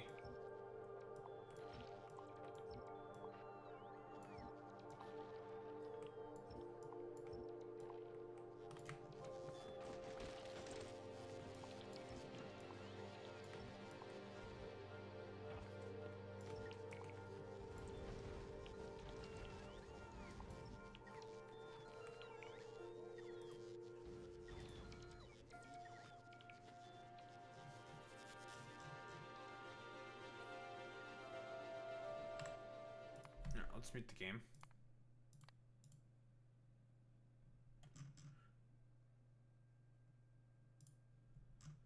Alright. Ready whenever you are, Boy Meets Mini.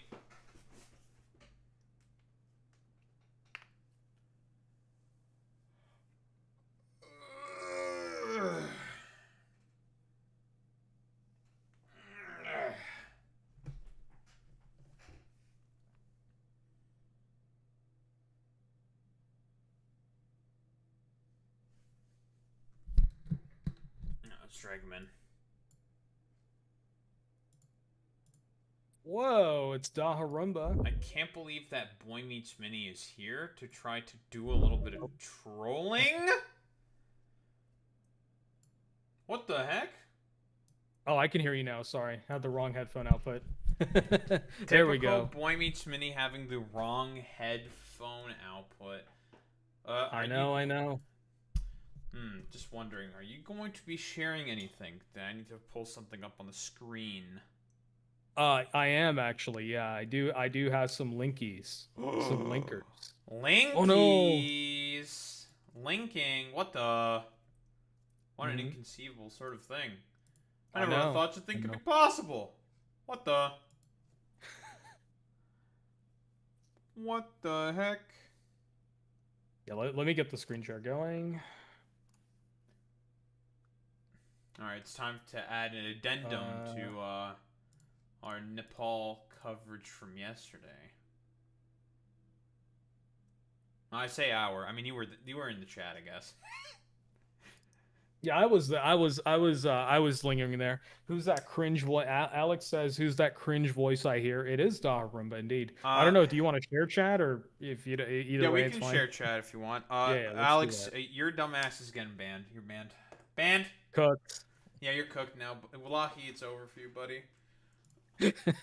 So over. Oh, that means let me start the thing. I need to open. Then I need to open this shit up on a different browser because it's just like, you can't use a share chat feature on whatever the fuck. On Opera? Oh, that's right, on Opera. Yeah, I invited you, so hopefully it. Opera. I'm also gonna like mute. Poop shitto. Am I right? Real. Don't fucking spam me with ad block shit. Get her done.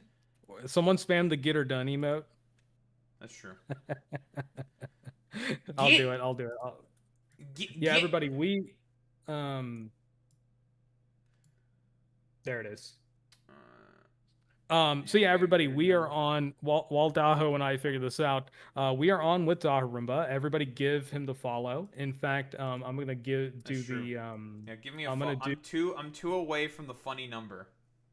Yeah, 2 away from funny number. Check out his YouTube as well. He's getting close to 200. So if you go to his YouTube, he is live on YouTube as well. Make sure you go like the stream. Yes. And once we share And chat, comment we'll all and be subscribe, together. of course. Of course, all of that good stuff. And my YouTube, I also have a YouTube. I think you just surpassed my subscriber count.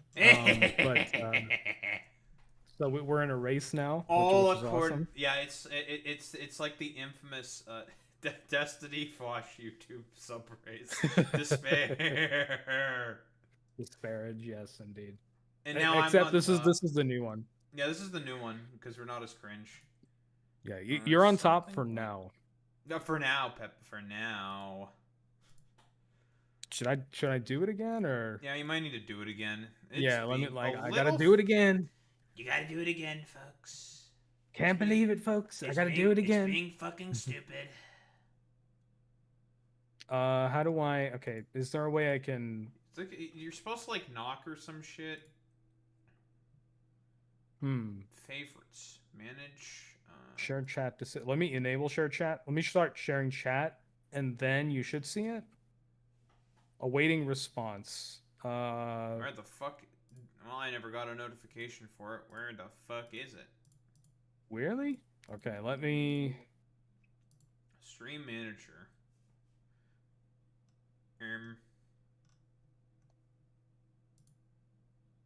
The host just performed. Okay, how do I uninvite someone? Twitch, why you like this? Twitch, why are you so cringe and gay? Derogatory, of course. Click that.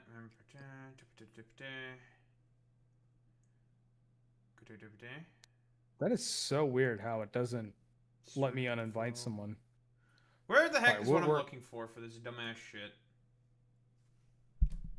Oh, wait a minute. Okay, so... I don't want to use an AI chatbot to summarize the page. What is it asking you to do? Oh, okay, let me remove the pending.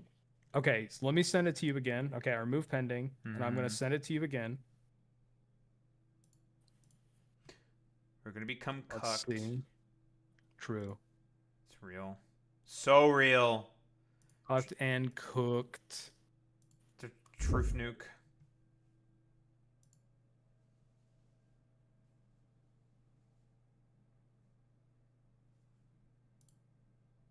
Let me see if I can get a good video on the Nepal, like a good video of like what the protests look like. Ugh. Oh no, Boy Meets Minnie's finding a video. That means it's gonna be a 3-hour segment. Oh no. No, it's like a quick little thing. Just I'm just gonna show it while I talk a little bit. I'm just gonna bring up a few articles because I wanted to like provide some context of like. Sort of like Voshites be like context. Yeah. Yeah. It's because the Voshites wanted it. That's why. That's true.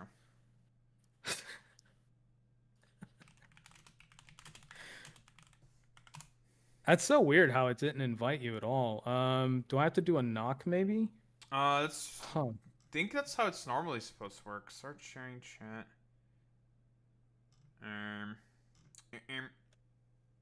Or did you invite me, maybe? Let me check my dashboard. And thank you, Indian Gooseberry, for the follow. That's a good username. Indian Gooseberry. Oh, there it is. What the fuck? Okay, I found it. Oh, you did? Okay. Oh, it's in the fucking Twitch notifications. All right, just try sending it now. Okay. So now you got it in front of you. Share chat enabled. And now...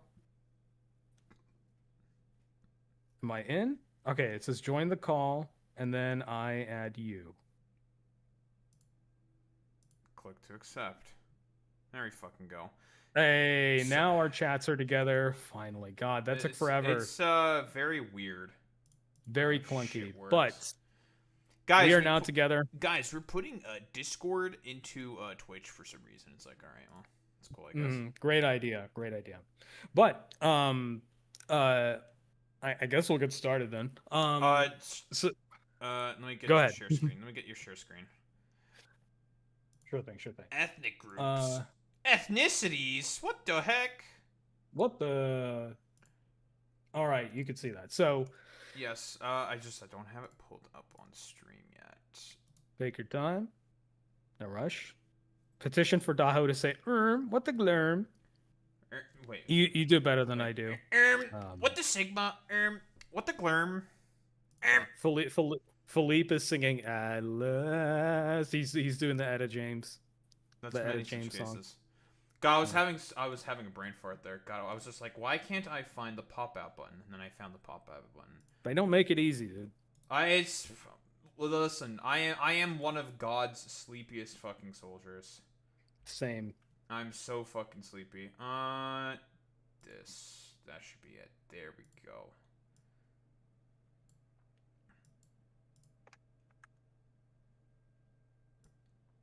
There we go. And we got Factor Oreo in the background. If anybody's wondering what that game is on Daho's stream. Yeah, I'm on a new planet, and we're going to exploit it for its plants.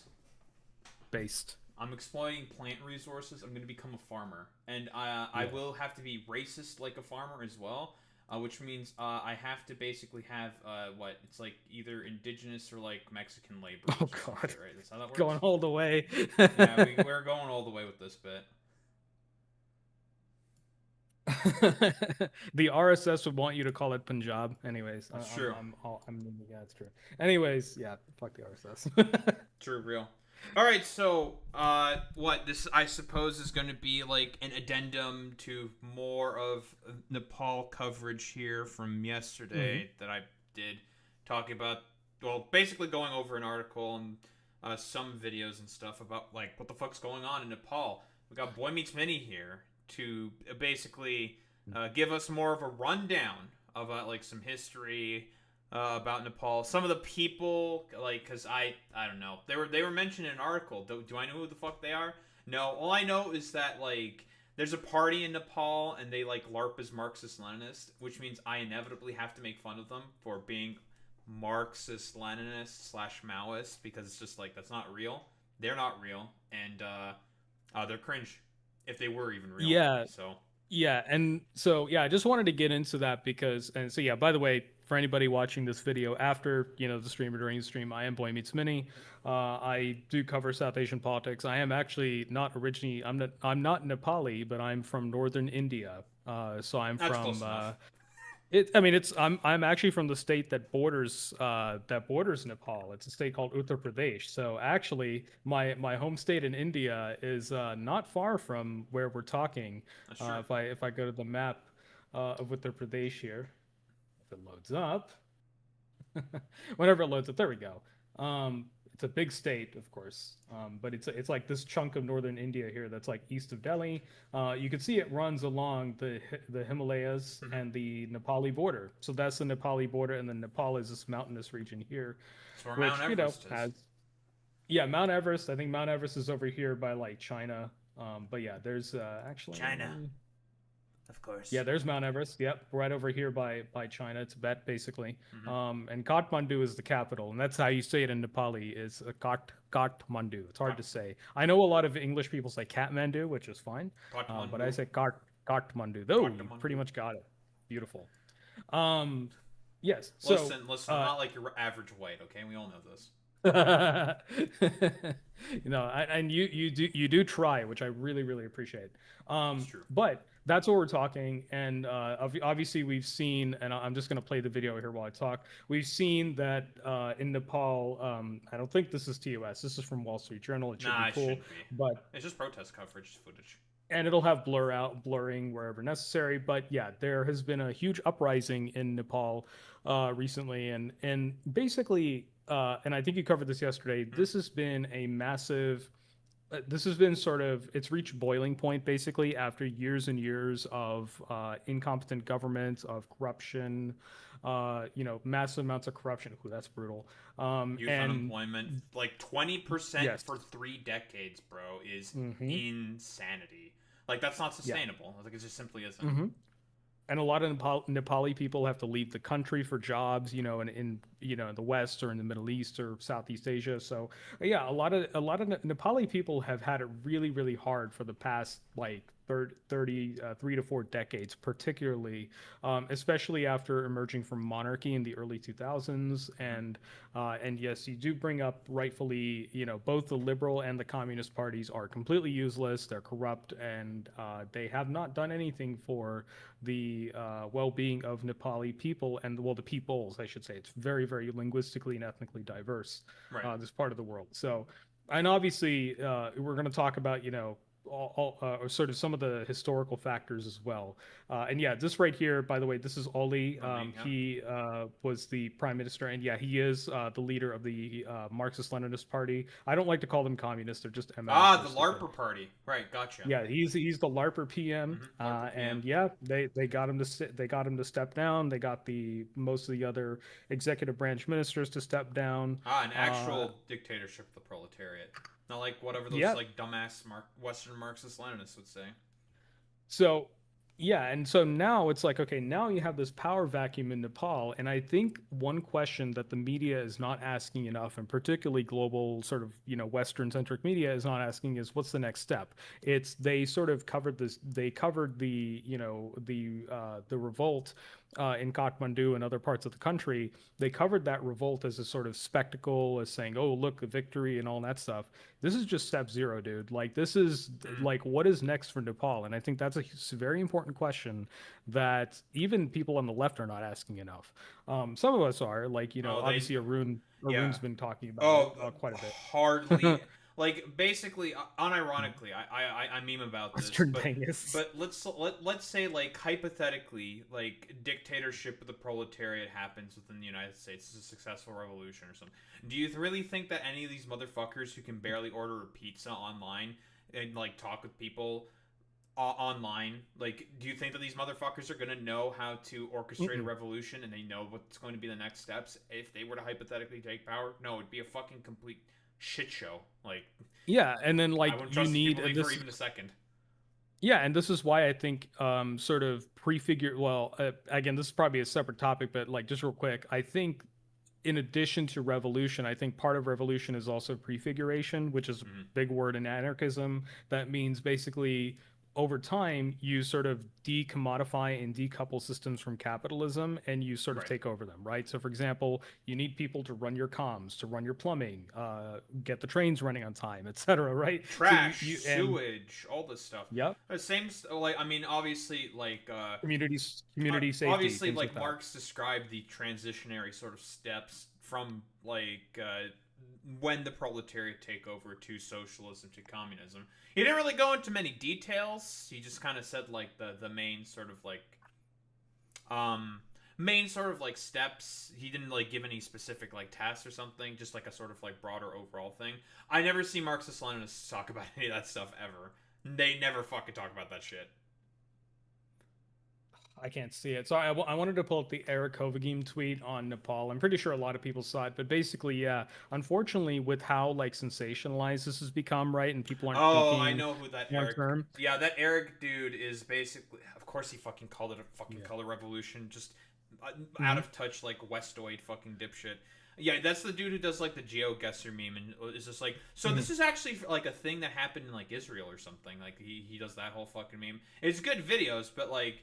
I guarantee you, if the type of shit that he does all the time, it's like, yeah, I don't think he's gonna do a very good job covering a lot of like differing stuff from like Southeast Asians, shit like that. Because every single time you see like a Western sort of Marxist cover anything that's outside of fucking Europe and America, even Europe, they don't do a very good job. If it's anything outside of there, they just do terrible. Like it's always the analysis is always just baseline, and they and I mean we talked about this before.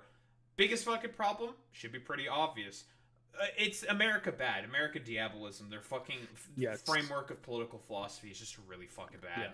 and only lazy. America can be bad. You know, no Marxist-Leninist party overseas can be bad, even though there's this long list of crimes that, in this context, the Nepalese Communist Party have done. We're going to go over that real quick, sort of as a crash course, and then yeah, specifically back to Hovagame. He did work for the Mamdani campaign. Did he leave though? I think he might have left. He So probably I mean, left, there's if I had to take a guess. a lot of people in those spheres are really cringe, and Mamdani's got to put up with them in order to get power. Like, it's, I don't know, it's he's got to step on their, he's got to use them as stepping stones, I guess, to actually I mean, yeah, become I mean, Zoran Mamdani came up through sucks. DSA, right, initially. Yeah, that's true. Yeah, he's DSA and all those, like, you know, sort of partner orgs. But anyways, you know, that's our mayor. But back to Nepal. So I think now, like you said, the Western media is either sensationalizing this as, oh, look at these Gen Z kids who are, you know, the future and all this stuff. Oh, it's all about And social media, bro. When that's just not the case whatsoever. yeah, Like, yeah. no. There's a lot more to that. That's like the, Well, like I said before, it's the straw that broke the camel's back. Like, that's what. Like, yeah, it's not a really- social media ban. No. Yeah, it's not the social media ban. It's not the internet shutdowns, mobile shutdowns. It is in censorship. That was the tip of the iceberg of just like overall, just complete social dysfunction in Nepal. Like at every level, and every facet of living of living in society over there. The other problem is that the obviously there's the whole color revolution BS, which this is not a color revolution as far as I could tell. This Yeah, is there's just internal. This is no fucking you know, evidence of that whatsoever, and they always say that whenever. yeah. Like it's like a thing where they just circle the fucking wagons consistently, where they see like, oh, this actually existing socialist state is currently under attack and is experiencing some form of upheaval, and they're just Yeah, like, oh, CIA, it's color revolution. CIA. It's got to be CIA. It's just like, bro, like, evidence. You got anything for that? No. Yeah, do you Okay, have no. do you have the cables? Have you, are there cable? Again, they just don't have anything to go off of. It's just Exactly. they do that for clicks, right? It gets them clicks. They just it say, gets oh, them... Marxist Leninists or Russians are under attack, therefore the CIA must be involved. It's like, well, that's really fucking reactionary and stupid. Like, Exactly. please use your critical thinking function. Right. And unfortunately that's lost. So but I did want to talk about how sort of, so unfortunately the Western media is framing it that way, and like you said, you know, people are saying, oh, this is about social media shutdowns and Gen Z is going to win via social media. This is a lot of the same talking points you hear from Zionists, actually, because Zionists will say, well, Israel isn't popular anymore because they don't have good digital strategy. I'm like, no, you guys are doing genocide. Maybe you haven't thought about that part of it. Yeah, listen, Israel, as your lawyer, consistently, I must say, you guys should keep streaming all of the war crimes and like the abhorrent shit that all of your fucking people within your military, quote unquote, your defense forces, quote unquote, keep saying about Palestinians. You should keep saying all that stuff on fucking TikTok as much as possible. You know, that's totally gonna work out really, really well for you guys. Yeah, and so so anyways, this is way more than just social media censorship. This is a culmination of decades of just dysfunction in Nepal, particularly post-monarchy, but even during the monarchy, you know, sort of, we'll talk about like sort of, because one thing that's kind of unique about Nepal compared to the rest of South Asia, Nepal is kind of sort of like Thailand in a way where they weren't like colonized by the British, but they were allied. Right, with the British, but they were still under their own monarchs. So Nepal was also that way. They were under various dynasties. Wouldn't it have been France for Thailand? Because that's around Indochina, correct? Yeah, but I think Thailand like maintained their independence because like they fought off French occupation, but then they they traded with France. So I think there's a similar thing with Nepal where you know the Nepalese where you know the dynasties of the time resisted the British occupation, but then because you know there was the British Raj in you know what is today India, they decided to basically be trading partners with the British, right, and be allied with the British. Because I do believe there was an attempted invision of the Himalayas Mountains. Oh yeah, I think somewhere in the 1800s, I think, and it failed miserably. Right, like the Nepalese were able to just basically fight off the British because they couldn't. Guys, it's a lot of mountains. Like good luck dealing with mountains. Mountains remaining undefeated as always. Yeah, the roof of the world, literally. So yeah, the British were up against the roof of the world, and of course, people who live in mountains. I mean, they're probably used to defending those, right? So Yeah. they can they're probably really good archers, I would imagine. So anyways, and Nepal, by the way, has a long tradition of archery. If you go to like villages in Nepal and stuff, you'll see people who like, still shoot like old school longbows. It's really sick, actually. I'd love to go try. Sense. Yeah, I'd love to go to Nepal. Beautiful country. I'd love to go, but I don't want to be one of those exploitative tourists, and like, I don't want to be exploiting them like the Factorio engineer here. Huh? Huh? Huh? What? I would never do that. Cool.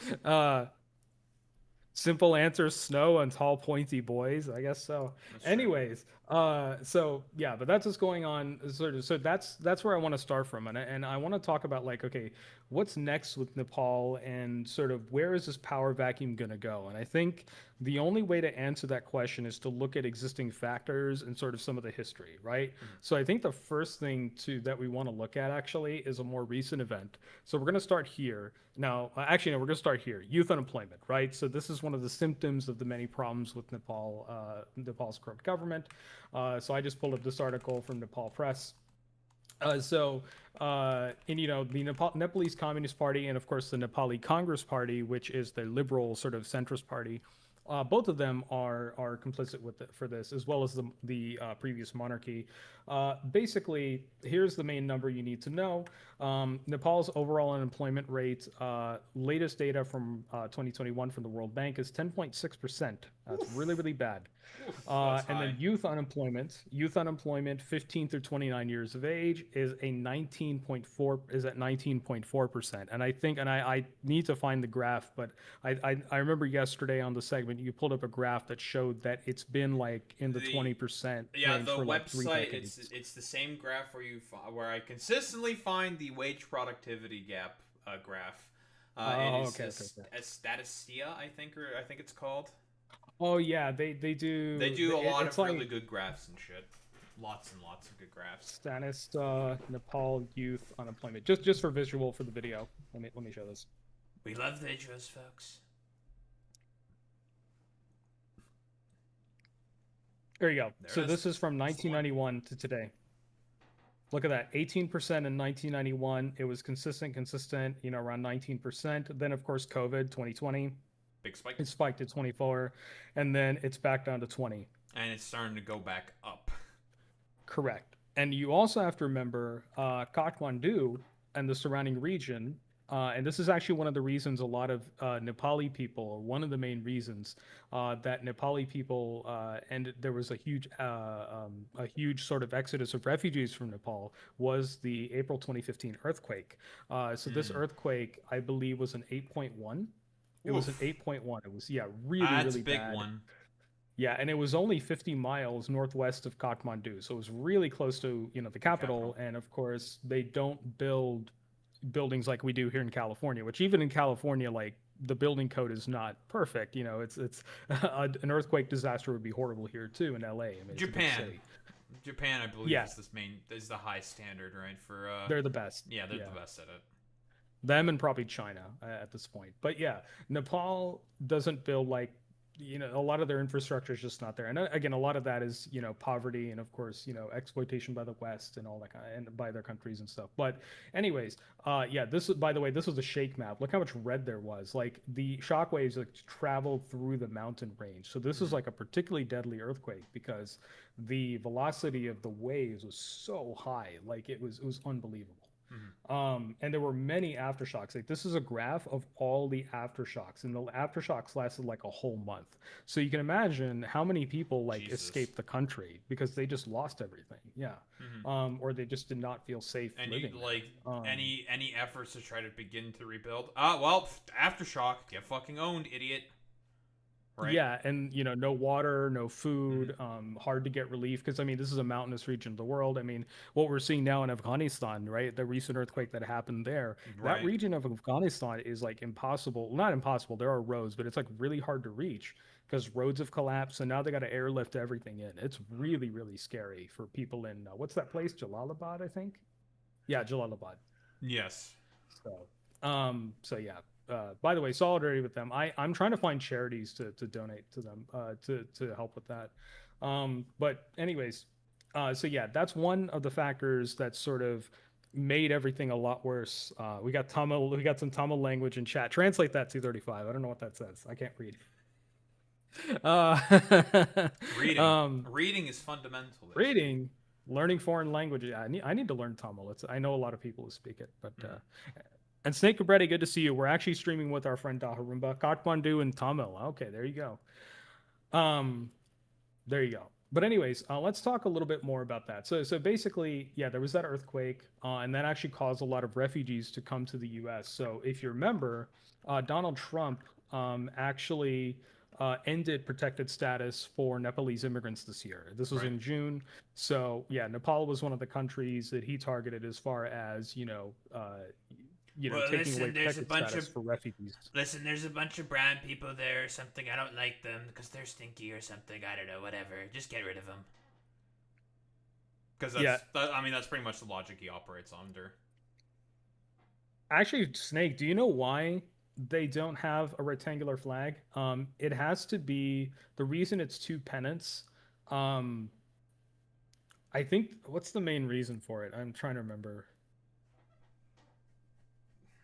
Oh, it's because so a lot of flags in like South Asia are double pennants. That's why. There's a lot of like flags of like old empires and religious insignia and stuff that's done on double pennants. So that's the reason they kept the double pennant shape for the and it also has a lot of symbolism in like Buddhism and Hinduism. So that's the reason why they don't do a square, a rectangular fucking math flag. Equations there or some shit. What the fuck? That's yeah, crazy. Ancient mathematics, baby. But the reason it's like this is because of like religious tradition and also like just cultural tradition of displaying sort of like empires often had flags with double pennants, so that's why they kept it that way. And it's unique and it's really cool looking. The Nepalese flag goes hard, I gotta say. As does their food as well. Their food is incredible. But unfortunately, life for people in Nepal is very difficult. So let's talk about the power vacuum. So now that we've had this overthrow of the existing government, the prime minister has stepped down, basically their executive branch has stepped down. I think their Congress is out of the Parliament is out of session. I don't know when they meet again. A bunch of their main ministers are also gone as well. Like tons of ministries are just basically collapsed. Yeah, and then as you see here, like as you saw in the beginning of the video, they attacked the homes and properties of political leaders they held responsible for the deaths of 19 protesters. So 19 protesters were killed by police and by military. So, fascism, of course.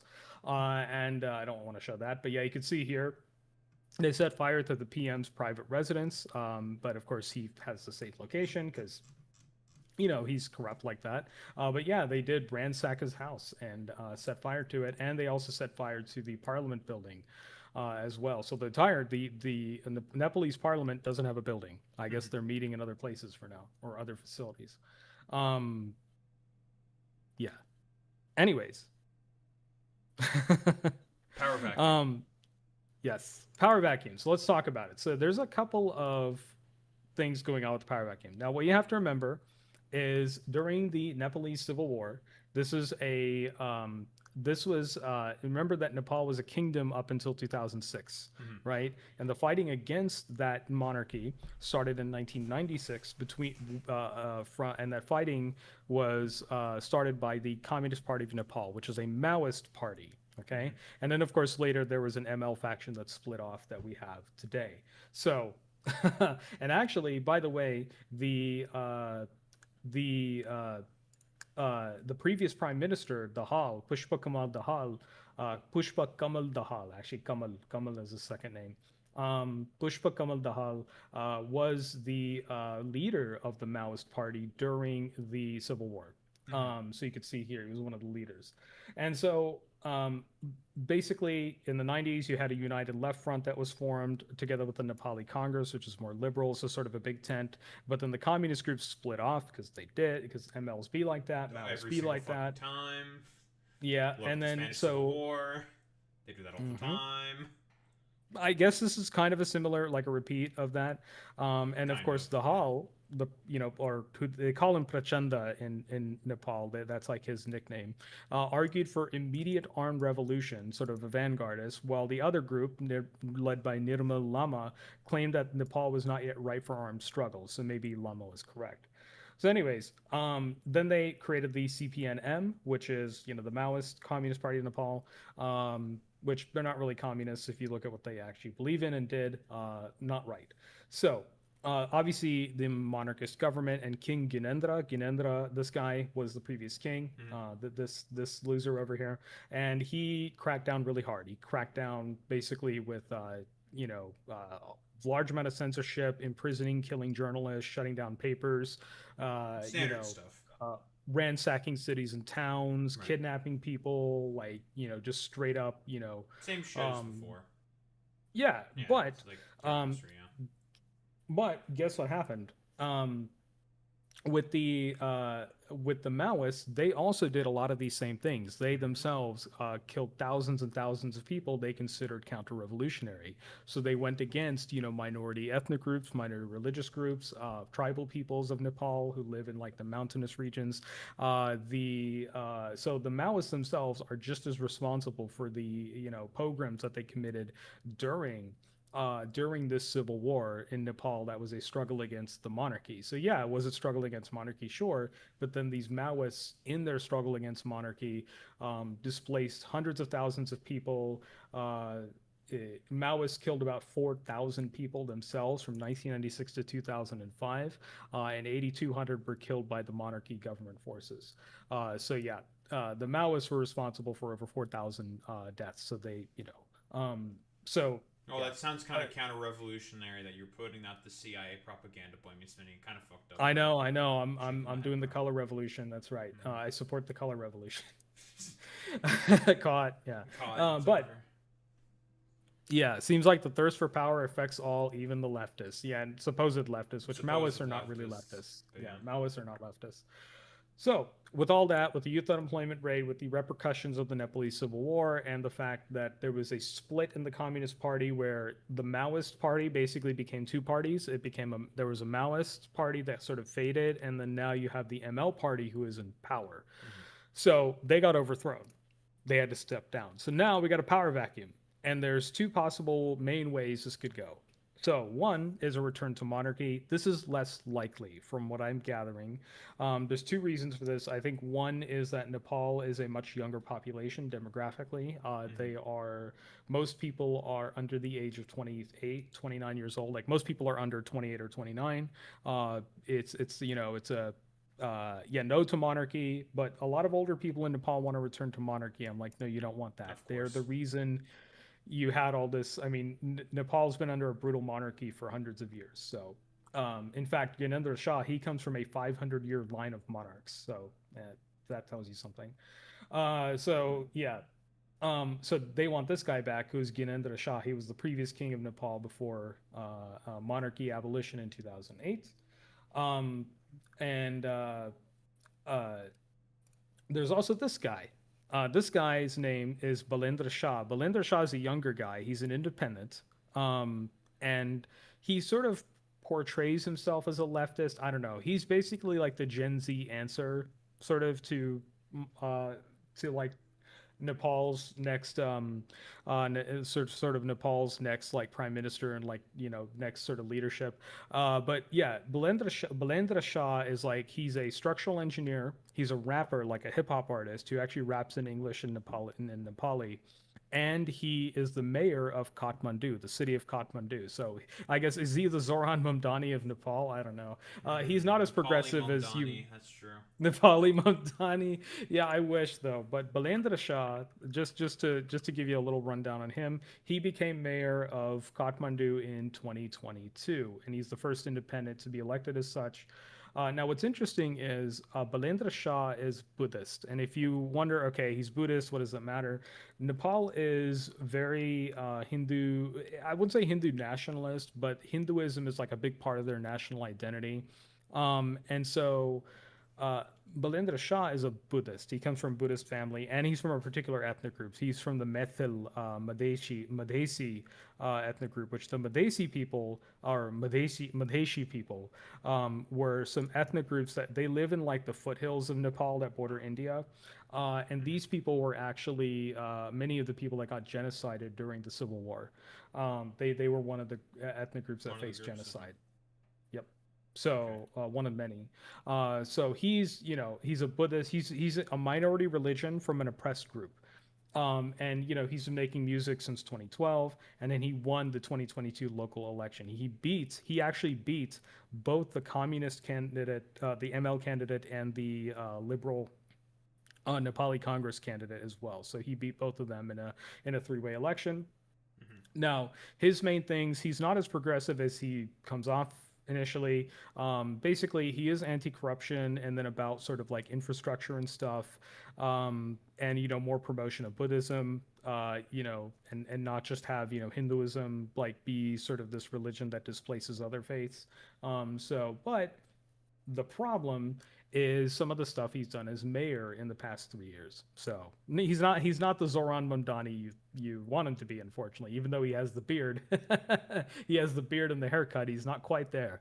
Now he has done a good. He actually removed a lot of homeless people from the riverbanks in Kathmandu and didn't give them any proper housing. So that's one of the things that he unfortunately did. He basically issued a 7-day notice to vacate landless squatters on the riverbanks, which, okay, why don't you address homelessness? But he didn't. He just did that to like beautify the river and basically do sort of local eco-fascism. And then there was a conflict between the residents and the police during the slum demolition attempt. The clash resulted in several injuries. He later expressed his concern about the lack of assistance. Well, dude, that was on you. Yeah, and so unfortunately, also he mismanaged the waste disposal. He mismanaged garbage collection. Garbage collection was actually shut down for 2 months because of him. That's not good. All right. Now, he has done a few good things. You could say maybe this is sort of learn to code type brain rot, but he did do textbook-free Fridays at schools in Kathmandu to get them, excelling in like vocational and technical skills and stuff. So it's kind of sort of learn to code. I don't know. For a country like Nepal, it's a positive. So, yeah, I don't know. Like I'm not opposed. I'm not that opposed to it. Whatever. Compared to the other things he's done, that's probably a positive.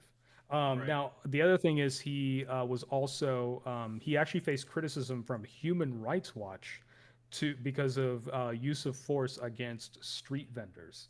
Well, Modi is far worse. Okay. His policies have also led to the emergence of small-scale protests by social activists, and basically, if you look at the source. There's a lot of mistreatment of the urban poor, like street vendors.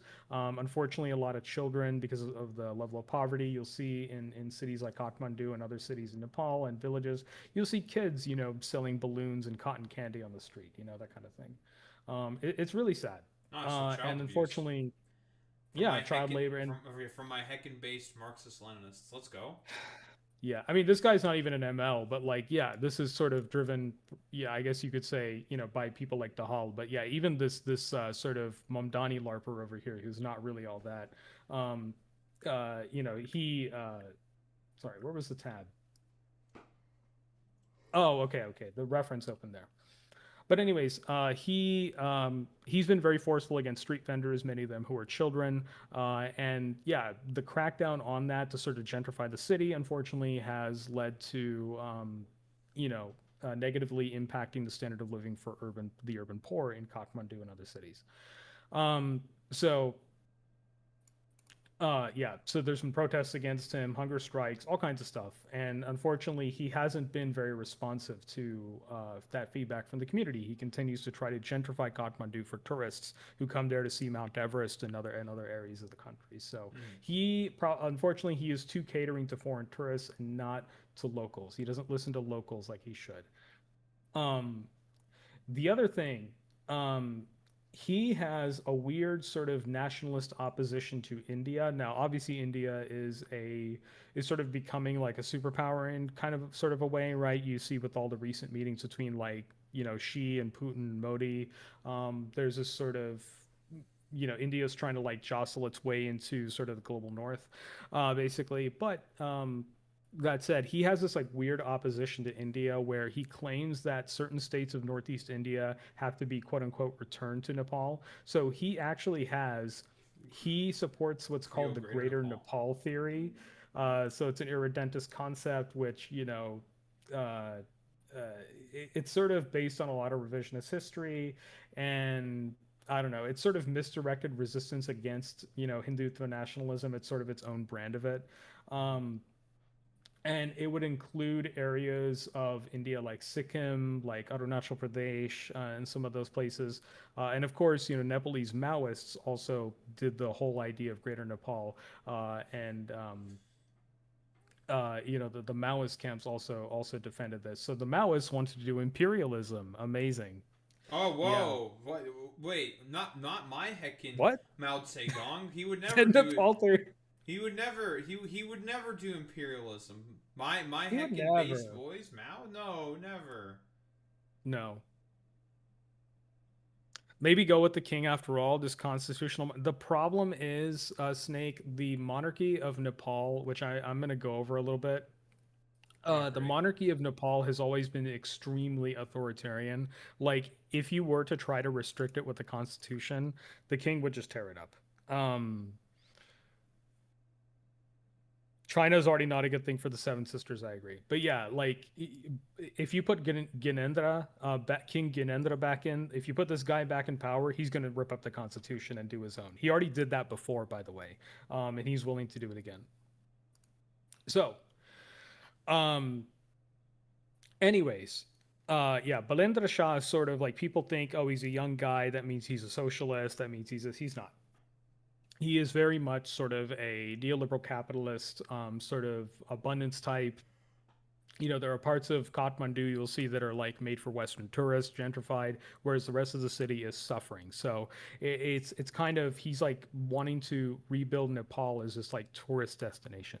Um, yeah, make someone else king or just not have a king at all. I think the best thing to do, maybe this guy is the least bad you could do, is someone like um it seems like we have this clean up the streets fashion around the world with popular support. You have to get granular. Yeah, that's the thing. But the thing is, this guy might be the least bad option for now. But yeah, I don't know. I don't know. Would he be Neither any option better? really seems all that good here. Yeah. Um, like at least with this guy, you have elections. Hopefully, at least makes boy meets mini king. I don't even speak Nepali. How am I going to do that? And of course, there are tweets in support of him. So like you could see here, dear Balen. Balen is his nickname in Nepali. Step forward boldly as a leader and call for a pause in all actions. There's no reason to hold back. Act decisively. Balen is not just a mayor; he's a phenomenon. Oh, the bootlicking, the glazing. Look, within 39 minutes, he got 227,000 likes. So that's why he should be prime minister. Okay, nice meme. So anyways, yeah, popularity alone. I think Balen or Balendra Shah is like a lesson in like how populism alone isn't enough. Like you need policies. That's the reason Zoran is winning in New York, by the way. The reason he's winning is not just because he's popular and makes good videos, like like Cuomo always complains about. He actually has good policies. And I'm never going to be a king. I'm too leftist for that, and not a Maoist. So anyways, and yeah, as you probably know, when we talk about Nepal, it's not one group of people, it's many groups of people. Obviously, yes, there are sort of, sort of broad ethnic categories of people who speak, various families of languages. So you have Indo-Aryan languages like, um, sort of, yeah, like Hazaria people are kind of like related to North Indian people, kind of. There's like a relationship there. Then you have like different Tibetan peoples like Nuaras. Madheshi people are also more related to North Indians. So you even have people who are like Muslims as well, who live there.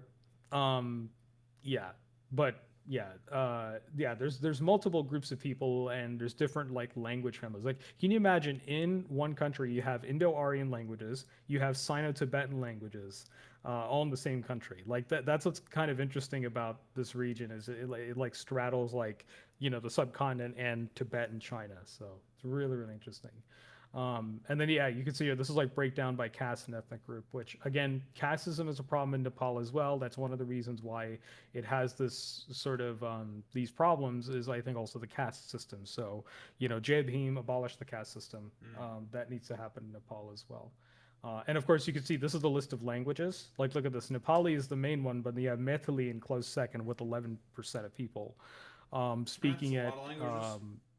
It's very, and a lot of these, again, when you have mountainous countries like this, people are isolated. And so over time, different languages and dialects develop. So it's just how it is. Like, a lot of these languages are spoken in like maybe a few villages each. It's kind of wild. So anyways, yeah. What else did I want to go over? Should we talk about the, yeah, let's talk about the sort of the why I don't. Actually, no, I don't think I need to go into the monarchy history. I think it's pretty obvious. Like, they were not a British colony, but they were like, they were sort of they like so the British lost. Yeah, they were they couldn't conquer the mountains. Yeah, and so they were ruled by a dynasty, and of course collaborated with the British. But yeah, and I hope I think what people should take from this, particularly leftists, but anybody else who watches this, I hope people see that, just because, and I've said it over and over, communist movements in and of themselves, if they lack intersectionality, like true intersectionality, this is why you have these problems. This is where these problems start. When you lack intersectionality, when your communist party only supports a majority ethnic group or a dominant group in the country, when you do class reductionism, when you don't abolish other hierarchies like caste, when you don't embrace feminism, right? When you don't, when you are, ethno-nationalists and things like that, you are basically the Nepalese Communist Party, doesn't matter if they were the Maoist wing or the MO wing, doesn't matter who it is, they are continuing the same systems of oppression that the monarchy had, right? They continued that oppression. They didn't end it, right? So you did your revolution, yay. You won your civil war, yay. A lot of the old systems of oppression are still there. Right. So they never got resolved. And so I think a lot of times, when people see when people see this, so this is in Nepali, this reads, long live Marxism, Leninism, Maoism, and Prachanda Path. Yeah, this is dangerous because the Prachanda Path led to a lot of, literally genocide, literally pogroms. And of course, just general, injustice and economic injustice toward the various peoples in Nepal. So, yeah. No, Prachanda Path is not good. I don't care what, Midwestern Marx and any of these other idiots say. They don't know what they're talking about. And they talk to any Nepali person, they're going to completely disagree with Western MLs. So yeah. But not only them, I think just generally speaking. I think what basically right now, Nepal is at step 0. They're at the bottom of this new ladder they're climbing. And yeah, who's gonna take power? Who would I prefer? No good options, unfortunately. Yeah, it seems like I'd probably pick this guy. Yeah, I'd probably take this guy over anyone else, but he's not great either, considering his lack of leadership in Kathmandu as a city. I don't know. I'd have to look into more about what he's done as far as rebuilding. It's funny because he actually has a degree in structural engineering. He got a master's degree in structural engineering from India. So yeah. Yeah, who'd listen to a MAGA commie? Unfortunately, a lot of people. Because but now, critical education is basically dead in the United States. So yeah, there's going to be MAGA communist types, 1,000%. Yep. Well, and on top of that, I think the other thing too is the Communist Party of Nepal got overthrown. So. that should tell you that like people don't really believe in the Marxism Leninism over there. Like I think a lot of Gen Zers are just tired of it because the actual result of it has been this sort of like failure. yeah, complete failure. So he'd crash out of JT, aka Second Thought. Yeah, no, I think he would. I think I don't want. I wonder what he's even said about this. Has there any reporting on First Thought about this? I'm just curious. I have no idea. Probably not. He did a Zoran video, Palestine, World War III. Oh boy, this is probably really cursed. I think you might have reacted to this one or something like it. No, I don't think so. Yeah, he didn't say anything about it. Yeah, I don't not think yet so. at least. Yeah, I don't see anything about Nepal in here. So, anyways, but he's not gonna talk about it. I don't think he cares enough. Dukopnik. Oh God, I can't. Don't get me started with that guy. Dukopnik's the least bad of the three of them. Yeah, he's just ignorant, more ignorant than anything else. But yeah, Hakeem and JT are like actively they're worse. Detrimental. Yeah, but anyways, Philippe said, I think Bitter said he praised. I mean, that wouldn't surprise me. Wouldn't surprise me if he did. So, anyways, I that's about all I had on like sort of what's next for Nepal. Like, definitely not the Communist Party. I think those days are over. Yeah, I think the MLs are well. cooked. But now you have an independent sort of entrepreneurial Abunda type who's an independent, which I don't really like. You know, Zoran Larper lookalike who's nowhere near as good as him, who's the mayor of Kathmandu. That's the first choice, and the other choice is the old king, who was the root of all these problems to begin with. So, yeah, I don't know. I don't have a lot of hope for Nepal, but I do hope that going forward, like, hopefully, like, it seems like there's actually at least some, I don't know, there needs to be a lot of political education in Nepal. I feel like there needs to be a lot of, like, there needs to be an intersectional movement there, and I just don't think it's there. Well, it's been improving, right? Because of all the young. Because from what I understand, a lot of young people have been getting more and more into politics in Nepal because of social media, which is why they ended up trying to go after it, right? Because of that. Probably. Yeah, maybe that's a silver lining, and hopefully, like, you know, and I really hope they're not like influenced by the right wing in America. That's the problem, because social media is full of that stuff. So I hope they're not like, you know, also, you know, radicalized in the other direction. That's my only fear. But yeah, I hope more of them choose intersectionalism, and hopefully you know, democratic socialist future. Like, that's the ideal for Nepal. But yeah, at this point, I think they're gonna have to put up with Valendra Shah and his Abunda stuff. Lovely. So yeah, you've probably heard about a lot of the Everest tourism and how devastating it is to like locals there, right? And just how like polluting it is for the environment too. Like, you've probably seen that, right? Just like how much trash gets left behind, and how the Sherpas are treated like slaves basically by the rich, you know, tourists who come in and climb Everest or whatever.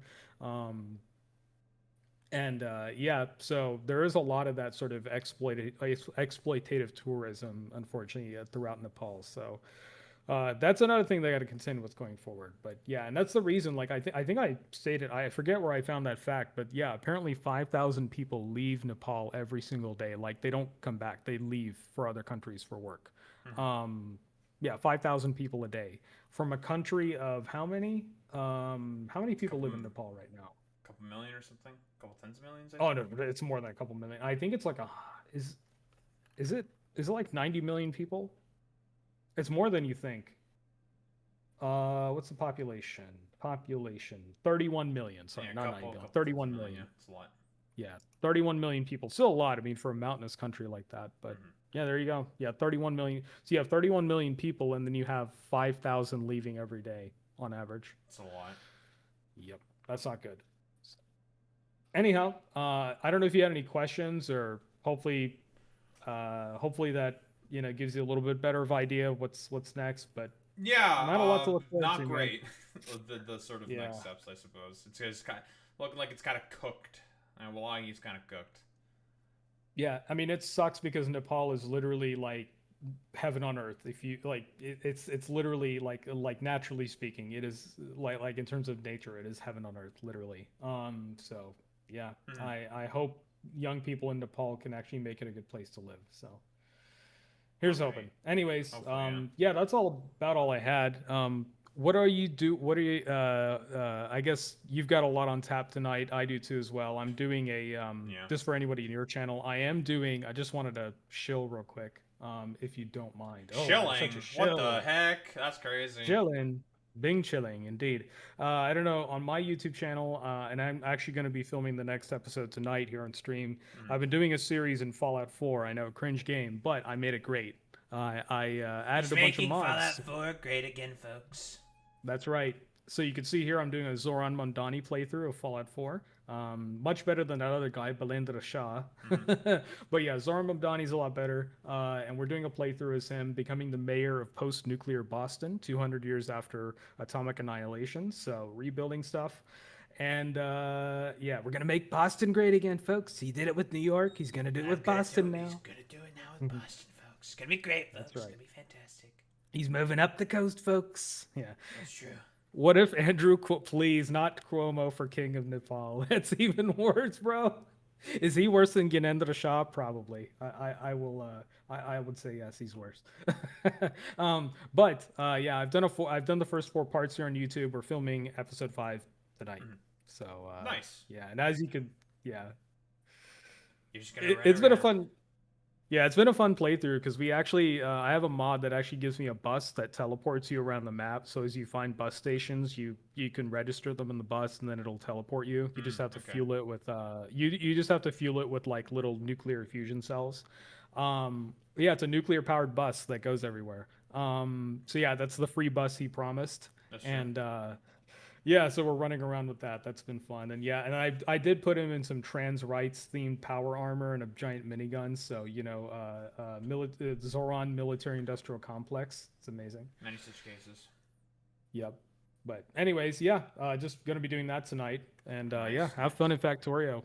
Yeah, you have a good one, Boy Meets Mini. I will be continuing with my, I guess, Factorial misadventure, I suppose. Misadventure. You're rebuilding all those planets. You're not doing anything exploitative. I don't know what you're talking about. Shh, it's okay. It's okay. It's okay.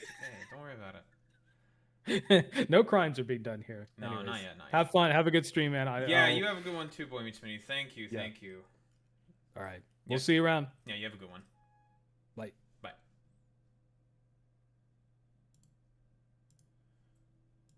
That's the lovely, fantastic Boy Meets Mini giving me some additional context in terms of the history there. Yeah, I mean, like, listen, we've talked about this before. We'll talk about it again. There's a reason why it's seemingly like Nepal is as, I guess for like lack of a better term, cooked as it is. They've just been kind of like screwed over by, I think, a lot of extenuating fucking circumstances. And this recent stuff that's going on right now, it's not really gonna help.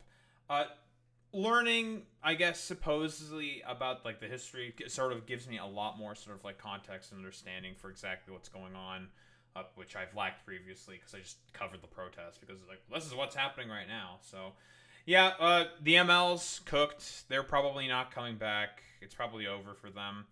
As for the, I don't know, like the king, given how socially active on social media that the young people is, and since the population more than likely skews younger, they probably have a very good reminder about the sort of brutality of the monarchy, so I don't think they're going to get in. As for, I suppose, the Abunda guy, that's probably about as good as you're going to get, so... Yeah, we'll see exactly what the Nepalese people can make out of this protest. There's certainly an opportunity here, but I don't know. To say it's like a color revolution and all this fucking bullshit is complete nonsense. I wasn't sure if there was like a more like nationalist movement. There's like some Nepalese nationalism. I've as far as I can tell, there's been like no sort of like broader right-wing movement. But these guys are all already right-wing, and they'd probably be pro-monarchist anyways. So yeah, I guess like. Nepal, more or less, just kind of cooked for the moment. We'll see what happens, if anything good emerges for them. Hopefully something good emerges from them. But yeah, you know, good addition there, good addendum there from Boy Meets Mini, adding in a lot of extra context that I didn't know about. I appreciate that, as always, from Boy Meets Mini. Don't think there's much else to say besides that.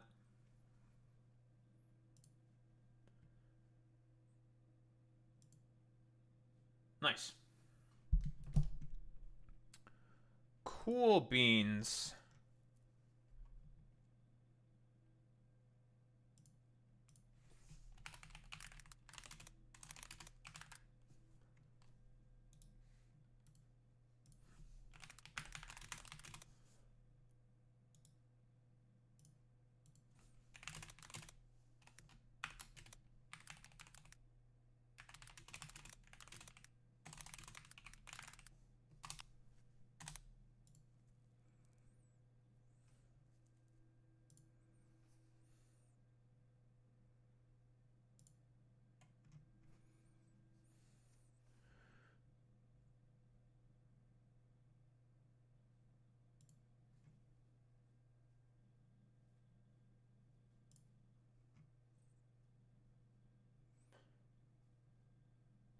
Ba ba ba ba ba.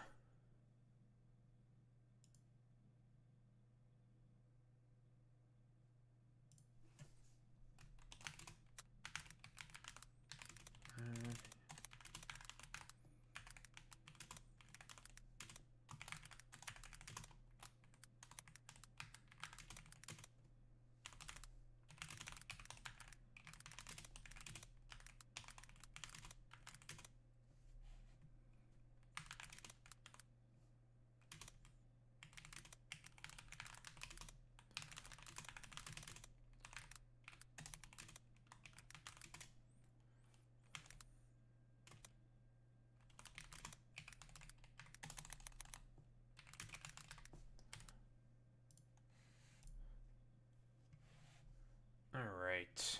Very cool, very good. We love talking about other stuff and talking with people.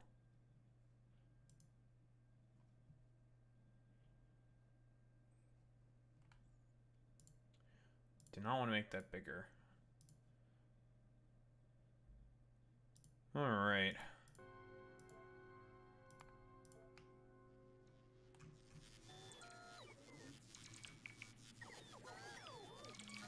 Oh boy.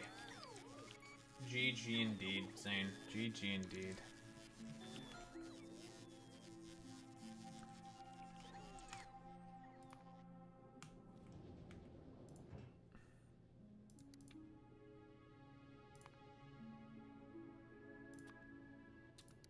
Oh, back to getting some cliff explosives.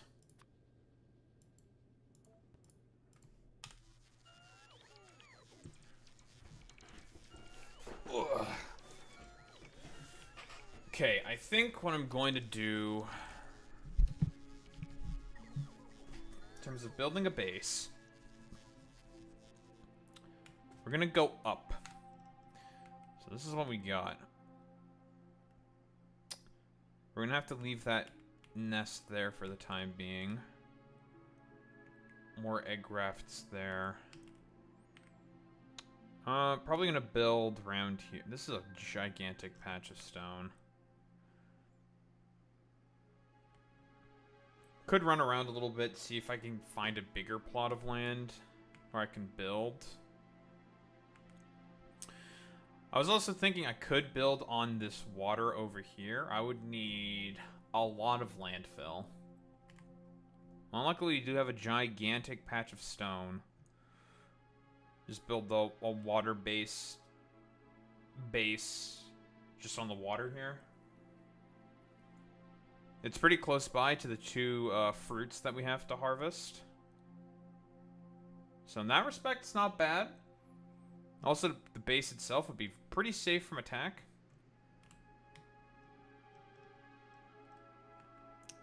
Because it's on the water.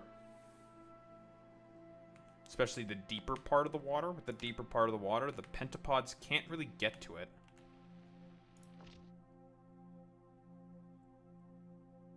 Have to wait for this shit to recharge.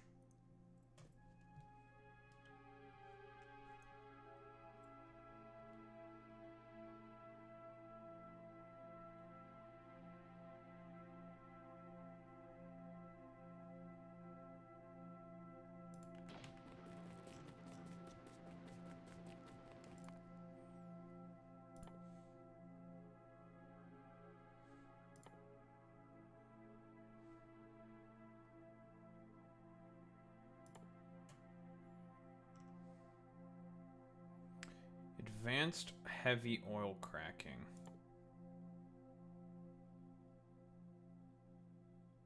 Interesting.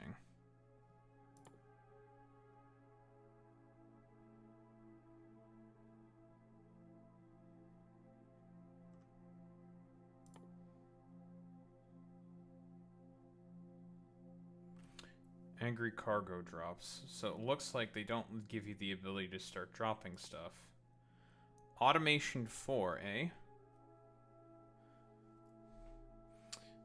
A new assembly machine. Silica processing. New solar panels.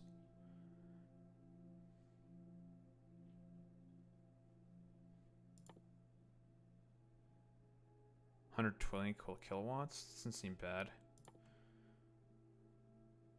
White belts.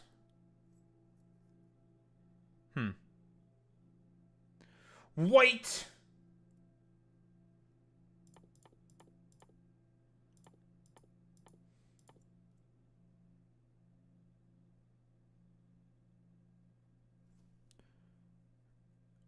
Pure sand barrel. Makes glass panels. Interesting. Some of these new plants I've added do definitely seem very interesting.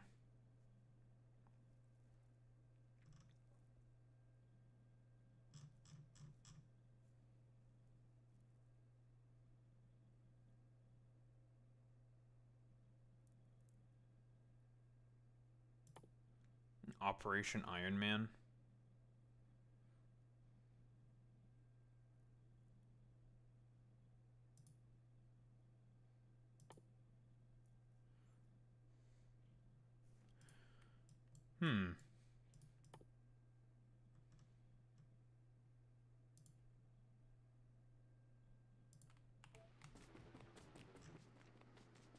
Fascinating, fascinating.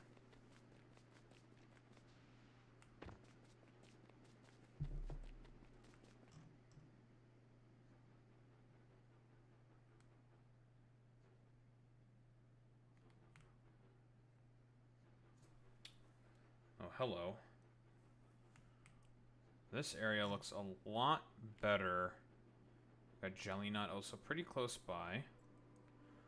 Some stone.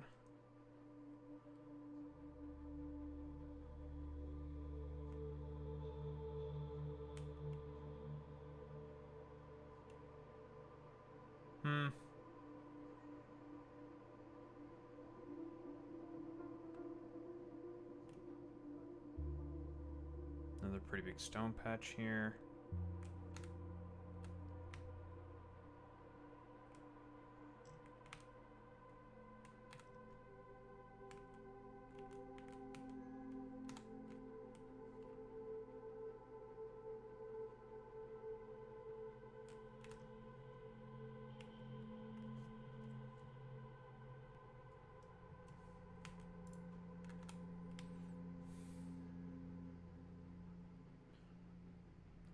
My eyes are fucking stinging. Daho, you need to not look at screens so much. Sorry. Can't help myself. I have to look at screens.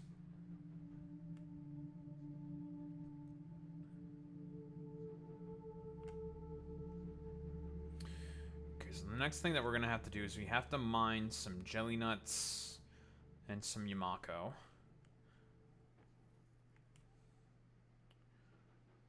A lot of fucking jelly nut planting area. These places are still relatively thin. I'm trying to think if it's better, because I was questioning what I want to do logistically speaking, if I wanted to go bot based or belt based, and I guess it depends on the spawn, obviously. I was thinking like, well, my area that I'm operating under is relatively small. Makes me want to go bot based logistics over belts. But the thing with this planet is that it's all about throughput, and bots are not the best with that, to be honest. Like, I don't think that this is a very good bot. Like, you can make a relatively small base that is bot-based. You can. The problem is with gleba in particular is that a lot of the recipes are have a lot of volume to them, and they have to be transported quick. And you have to transport a lot of them, which makes it such that it's way better to use belts on gleba in comparison to bots. Much, much better.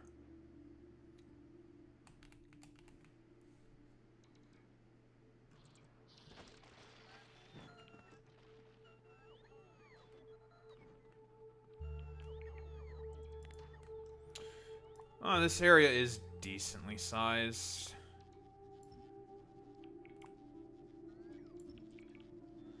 And the Yumako is not too far, relatively speaking.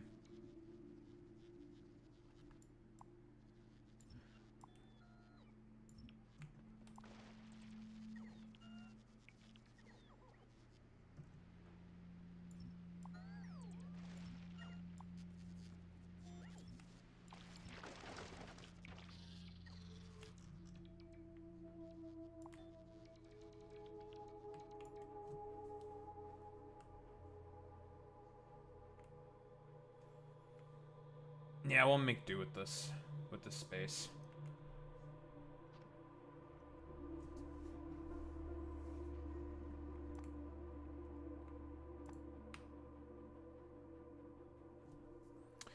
Heat pipe boilers, concrete. If we want agri towers and all this other shit, let's just smelt a bunch of shit. Have that going, make some steel, make some agri towers, blah blah blah blah blah.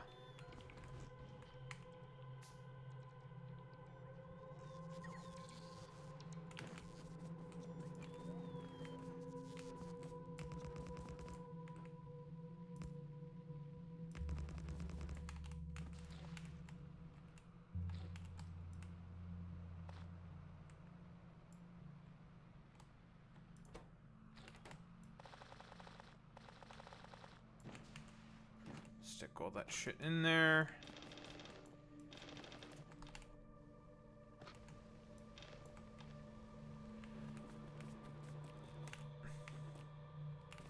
Alright, not a bad little start here.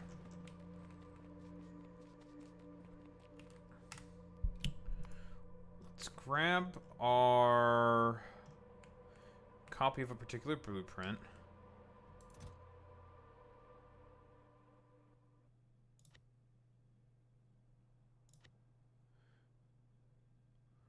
Copy.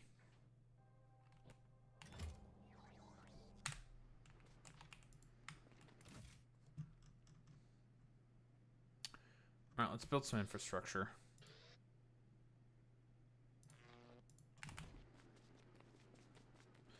All those are smelting.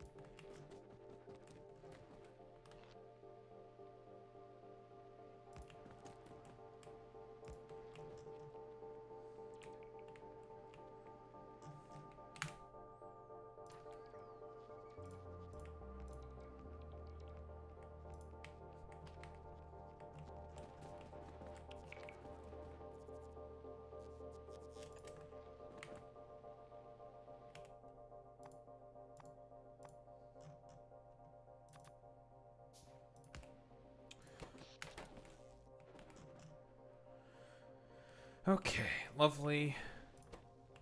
We are getting a pretty decent little supply here of copper and iron.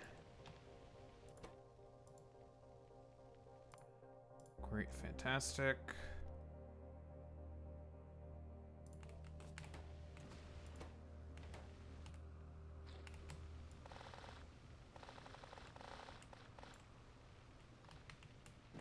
Drop in more spoilage, dupe in more smelting.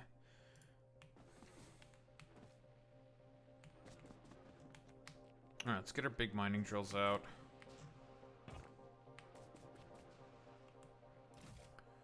Belts, drills, crushers.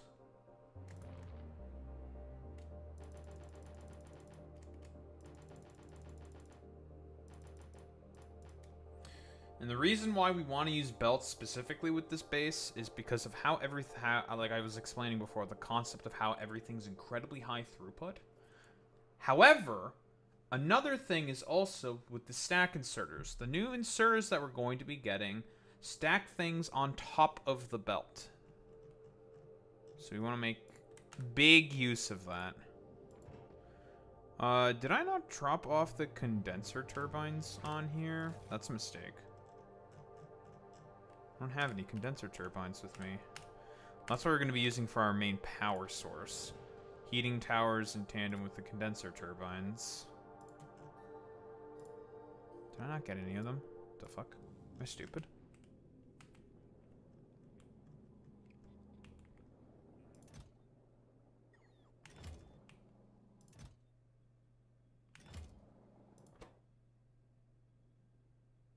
Huh? Bastards changed the recipe here. Bitch. Okay, I mean, that's not the end of the world.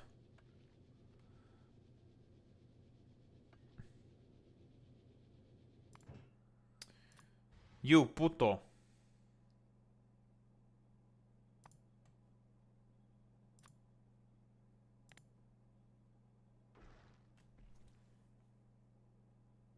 Oh, fuck my life, bro. That's actually so fucking annoying. Where's Fulgora?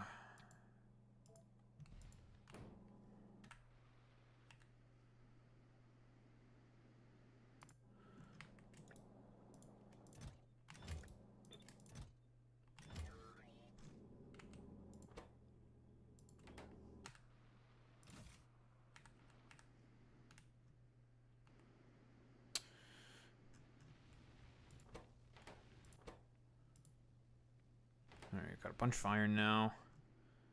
I want to make some steel, I think, because to make the agricultural towers, we'll need steel.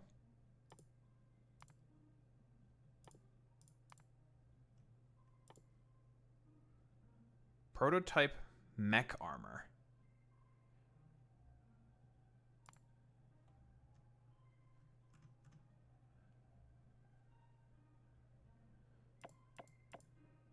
Wonder if that's like normal mech armor. It's fascinating.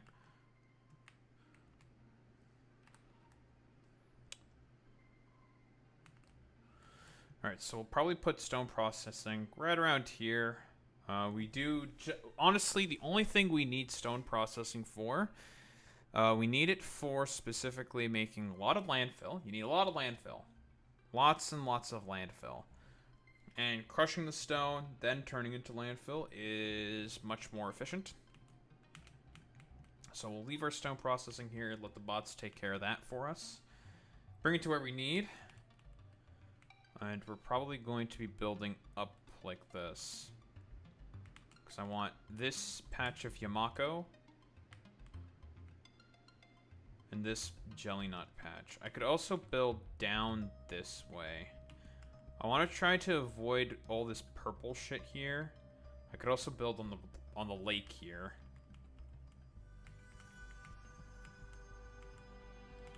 Such an intriguing map, because I really do not want to build as much as I can on the special ground. Because this ground can be used for agricultural purposes. And given how this planet works... you don't need... okay. I say it's like, oh yeah, you need a ton of agriculture. Not really, actually. I almost want to just build on this fucking river here, actually. On this big-ass fucking lake. I think that would actually be best. But I would need a lot of landfill. Like, it's in between the Yamako patch and the other patch as well. The base itself will be very, very safe because it's going to be on this huge-ass fucking lake. I think I might actually do that, and it's... Hello, Stomper. That's the real fucking concerning enemy. I think I might just build on this big-ass lake here. Which means, before we start building the actual base, we're going to have to build a lot of, landfill before we even think about being able to make a base. So we can make a nice little starter area, get some landfill going, and then we'll actually put the real base, I think, on this lake. There's a nice Yamako patch right here, another nice Yamako patch right here, nice jelly nut patch right here as well, where we can put our agricultural towers. It'll be relatively close to the base. The base itself will be pretty safe from attacks, because the enemies just can't get to it.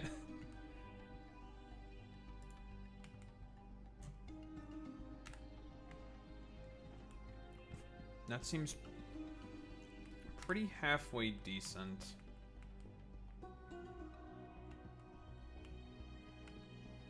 Or, I mean, another thing that I could do is I could just leave all of the fruit processing here.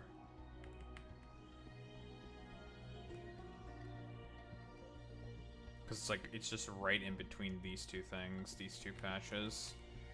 And do the rest of everything else here.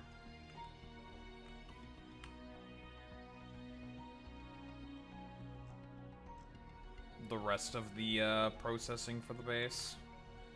You know, circuits, low density structures, everything else.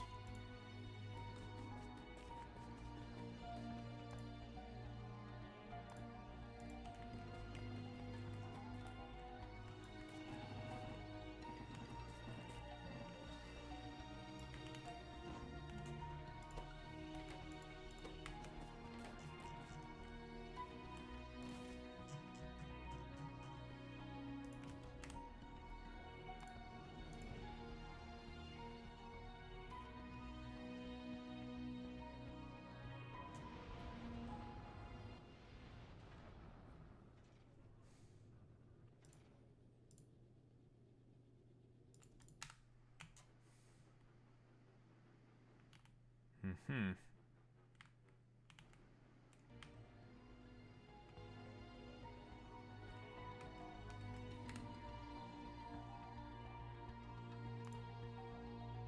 Guess I needed to go to Fulgora.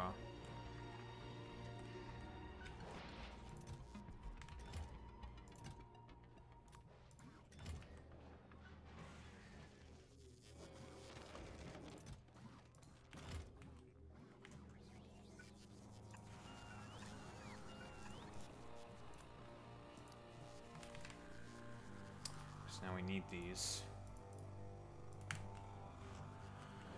Which is annoying.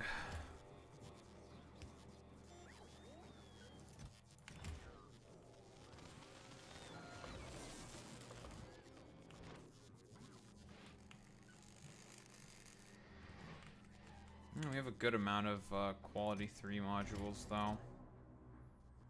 Yeah, that are rares. It's a good amount.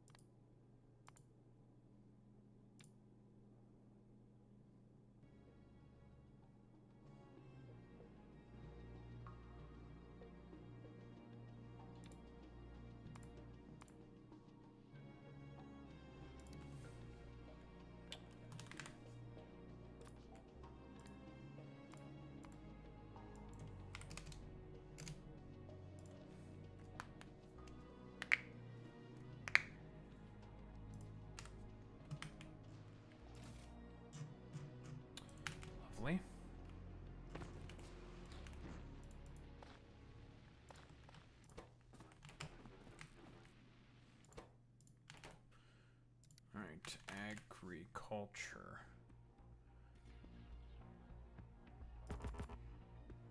Okay, making circuits won't be hard because we have copper and all that stuff. Alright, you need fucking concrete to make fucking landfill. I forgot about that. I definitely do not have the ability to make... So I'm just gonna have to use the standard fucking recipe then. That's annoying. Use the other recipe when we start actually having to make, Ugh, that's irritating, actually. When we start making concrete, because we're gonna need to make concrete anyways. For rocket silos. Ugh, that's annoying.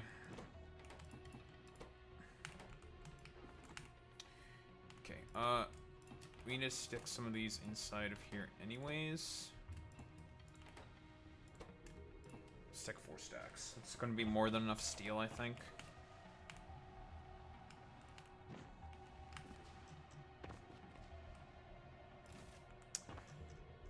Drills. My big mining drills.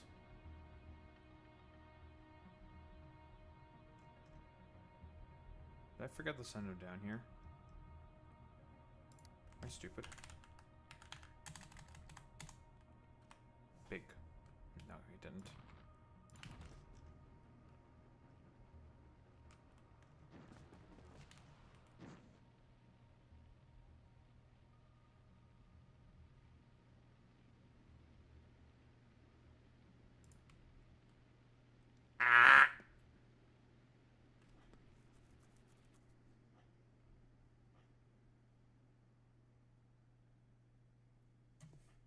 Son of a bitch.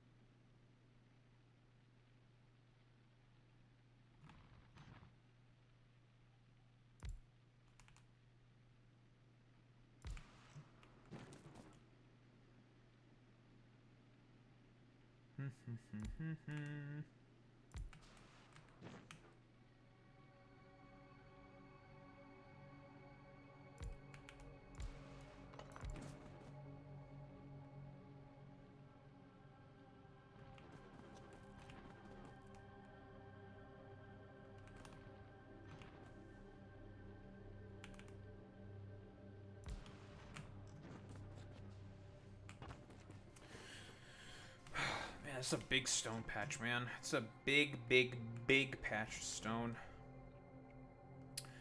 Alright, so there's no point in us crushing the fucking stone. Not the moment. Because we can't turn to landfill.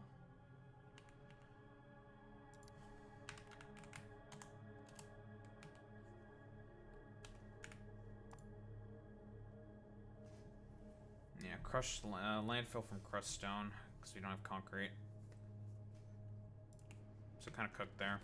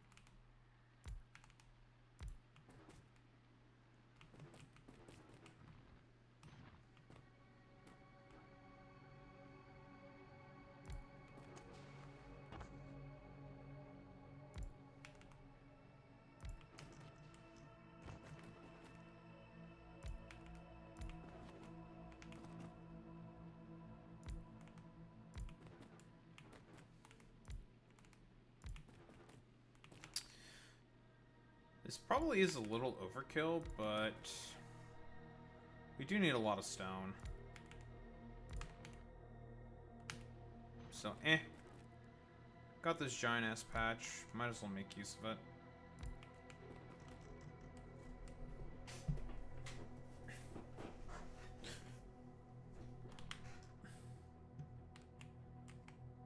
Giant fucking ass patch.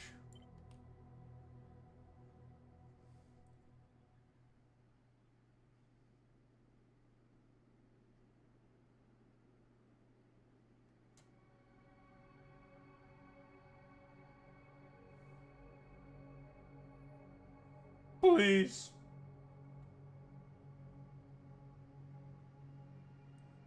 All I did was a humble copy.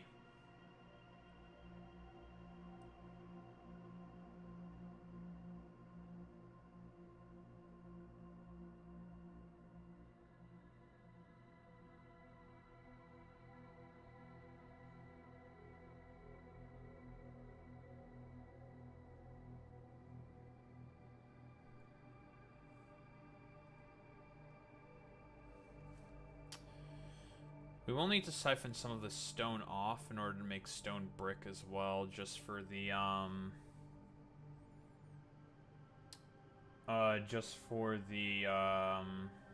other shit. For concrete, obviously. But you don't need a ton of stone brick for this planet in particular. You really don't.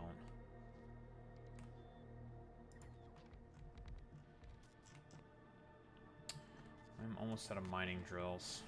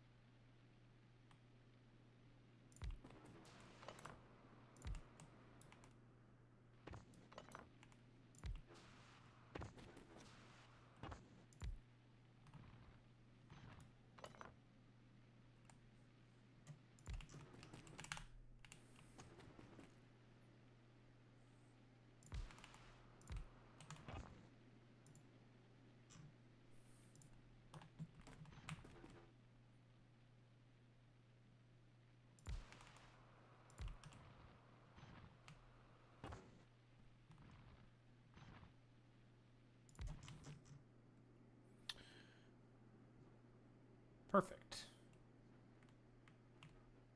Okay. And our steel is done. So we can make some agricultural towers. Lovely. Right, no landfill.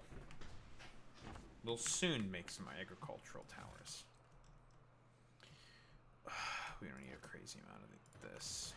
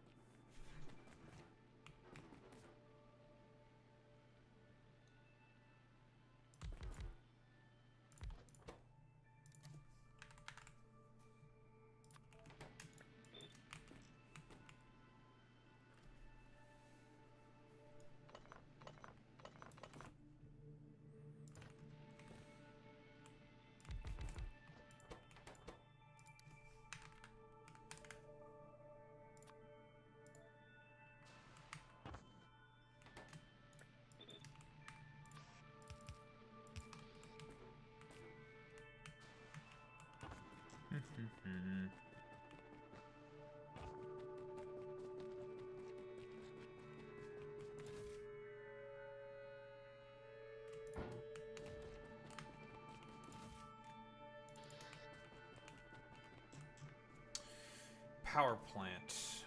We're probably gonna stick the power over here-ish. When we inevitably make the sewage system, we're probably gonna have it wrap around this way, come down here. The only other question that remains then is processing of fruit.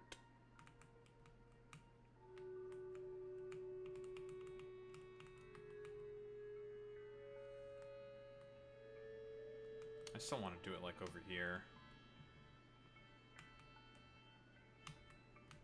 Like process all of my agricultural sort of products on the river here. Rest of the base over here.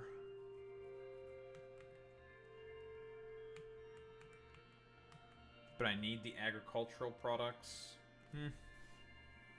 Or do I? I don't need them on the belt. I can just have them directly output in this direction. And bring it up over here. There's a way to do this.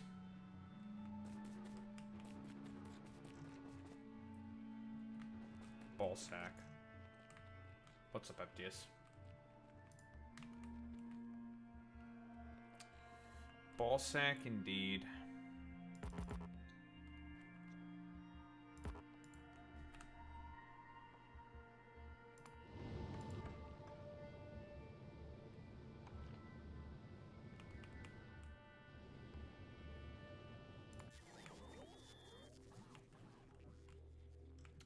Craving pizza at 6 a.m. Well.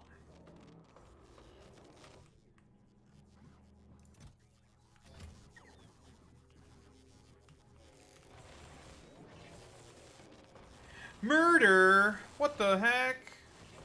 I can't believe you'd murder. What the? Murder? War crime this, can't eat the drywall that, microwaving mice is wrong, they say. That's true, they do say that. But that's never stopped Sundowner in the past.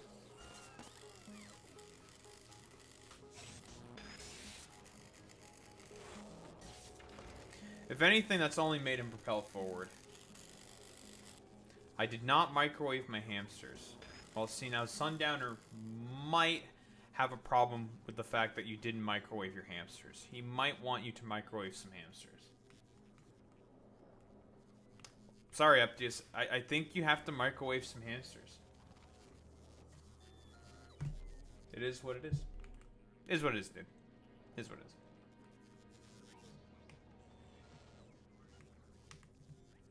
No, has to microwave hamsters.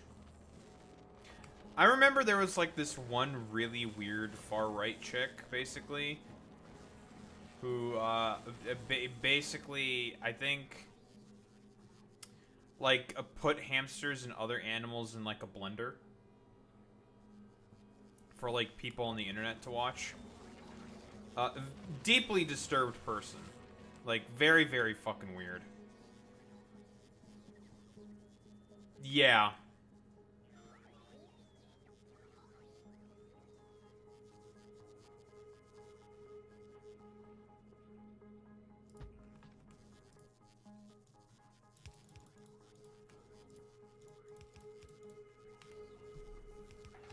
Did she drink the smoothie after? As far as I can tell, no, she did not. I don't think she did that. I don't think she drank hamster guts.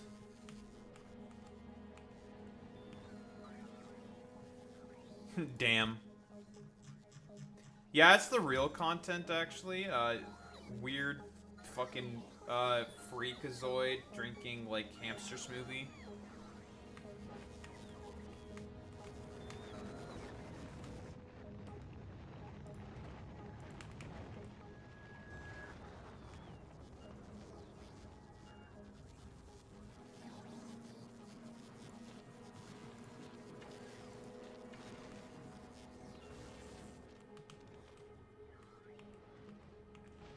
Oh no. Not the hamster getting vacuumed by accident. Listen, I believe in your hamster. Your hamster will somehow actually live forever. Your hamster's actually invincible. He was too fat to fit. That's funny. Yeah, my fat ass hamster couldn't fit in because he was just too fat. Do you want a fat ass? It's funny.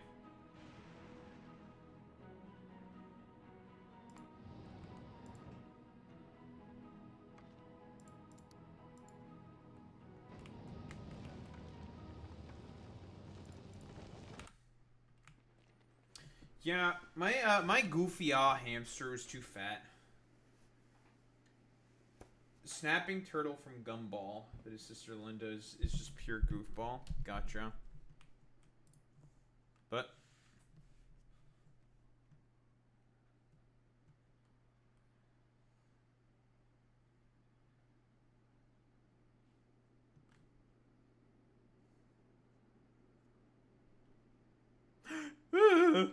the game crashed. No, probably not crashed.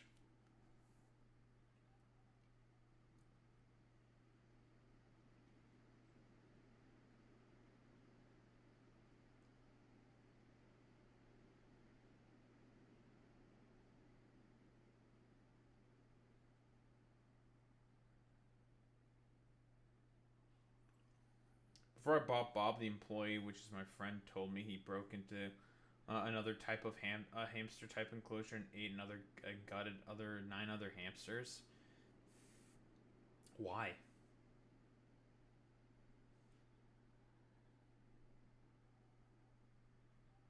They wanted to put him down with a shovel. Understandable.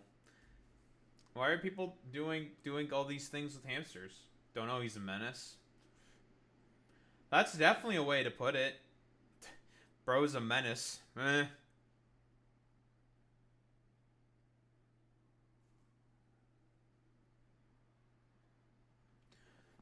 Sir, he just wanted to kill hamsters. It's like, alright.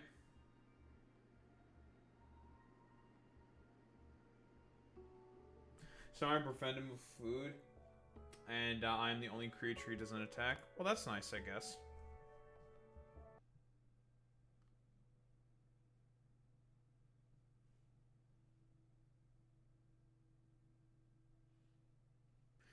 I just want to read what's with the vehicle dock.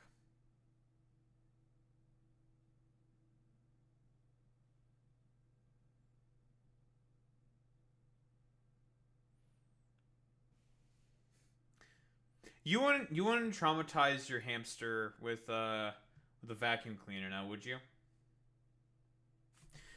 You know what? Fuck you. Traumatizes your hamster with vacuum cleaner.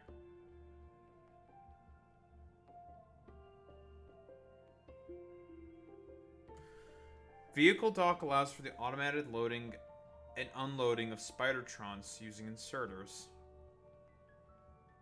And Spidertron stops over it and loads it. Huh.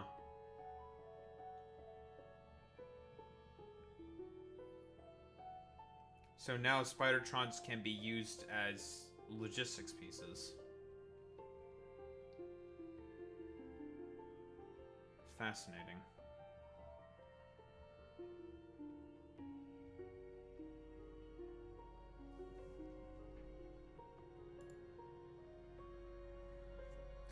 Just accepted it. Set up starfish mode while getting slowly sucked into the tube. It'd be like that. Bro's just like, well, I'm cooked. Take me away.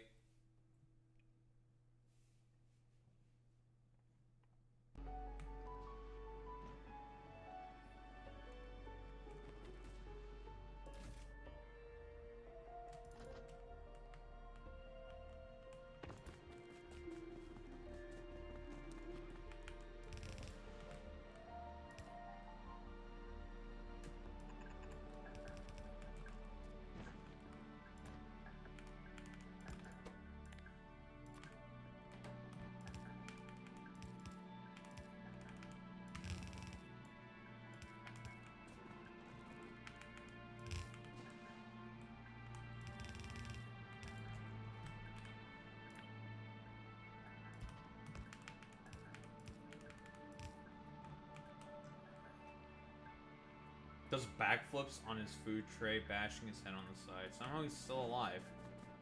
But he gives Sisyphus vibes. Seems like, yeah, it seems, I don't know, maybe bro's just trying to tell a message, you know? Bro's just like, I no longer desire to be a part of this mortal coil.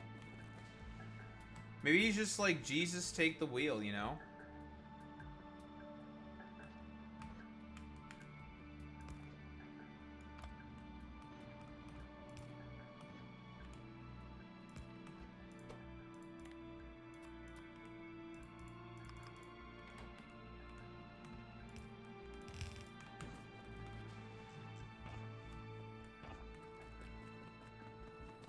Not letting that evil little shit die.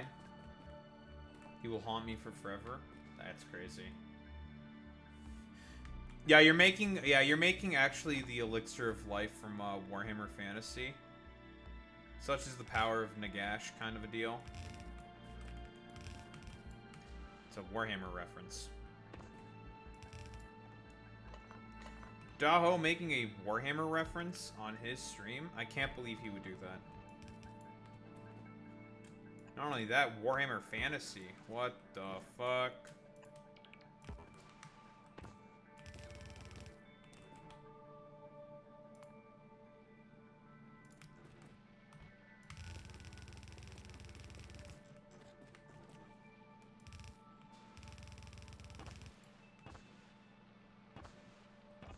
He does not get to have the luxury of death. Somehow the hamster dies, gets reanimated just so Eptius can just be like, you thought you were gonna die, you stupid hamster? Your dumbass ain't never dying. Okay, I do not like the fact that this fucking stupid ass fucking thing seemingly keeps getting destroyed.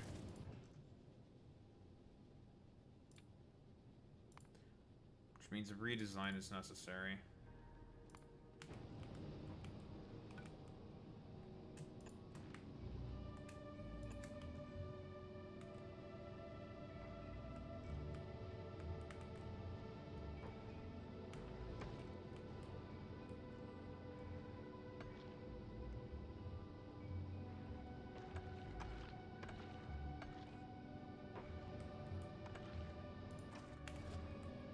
Oh, he thinks incest is wincest.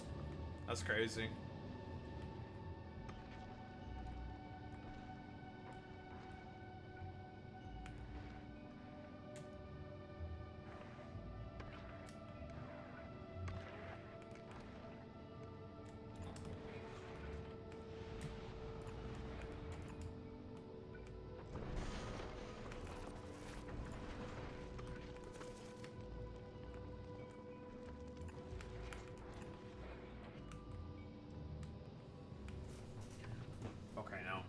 that should probably take care of the fucking problem. When in doubt, just add some more fucking guns.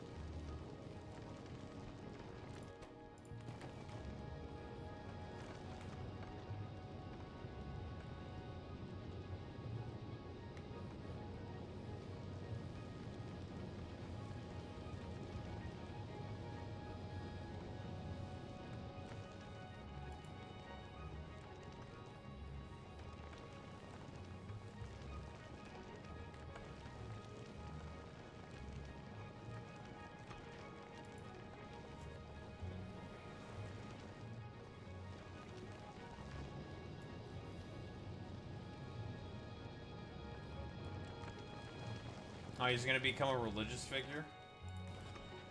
I believe it.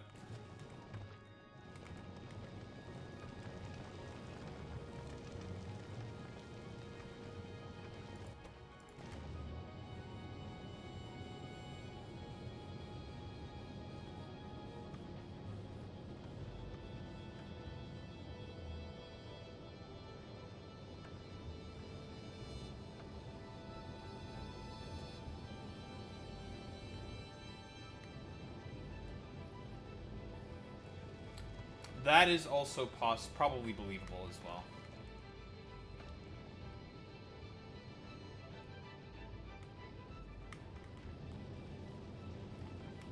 Now, I'm saying that purely speculatively. I have no idea if that's believable at all whatsoever, but I'm saying that...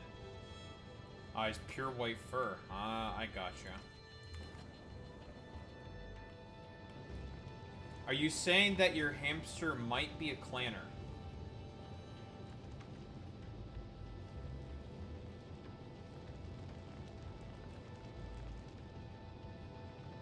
Possibly. Gotcha, gotcha, gotcha. I would check out.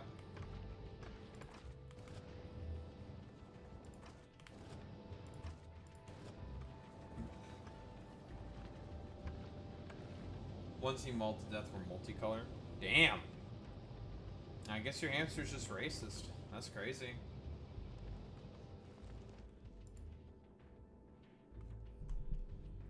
Only left his brother and sisters.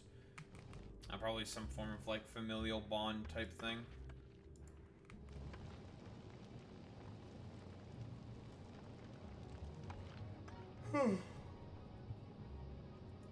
Many such cases. Abnormally large than an average one. Well, that's just kind of, that's just how it is, right? Like, rules of nature. If bro is just bigger, they're gonna just fuck up people. Fuck up. They're just gonna fuck shit up.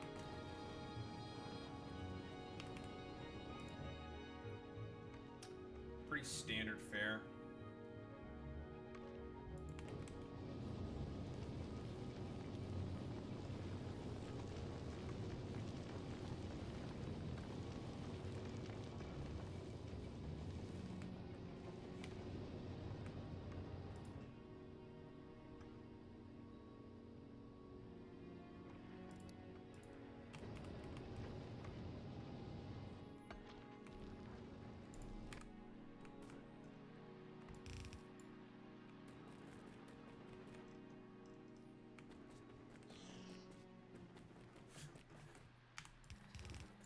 Bro is probably just thinking, like, why is this dumbass human holding me like a gun, bro? What the fuck?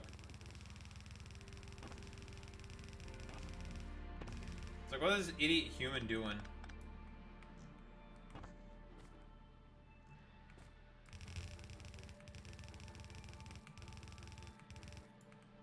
What's this doofus doing?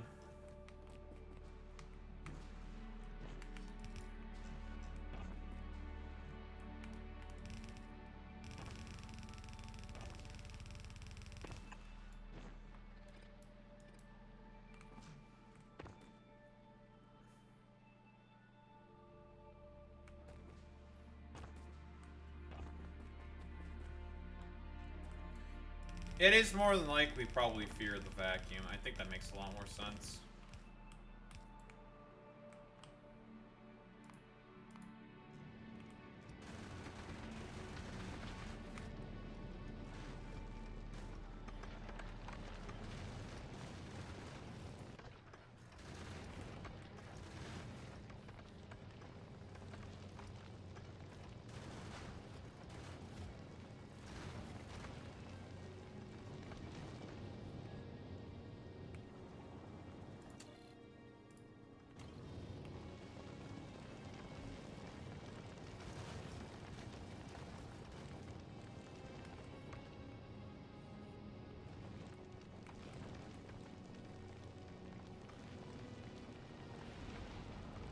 No, because he'll walk out while vacuuming and just avoid it, but he would be judgmental, like I'm the one shitting on the floor. Gotcha.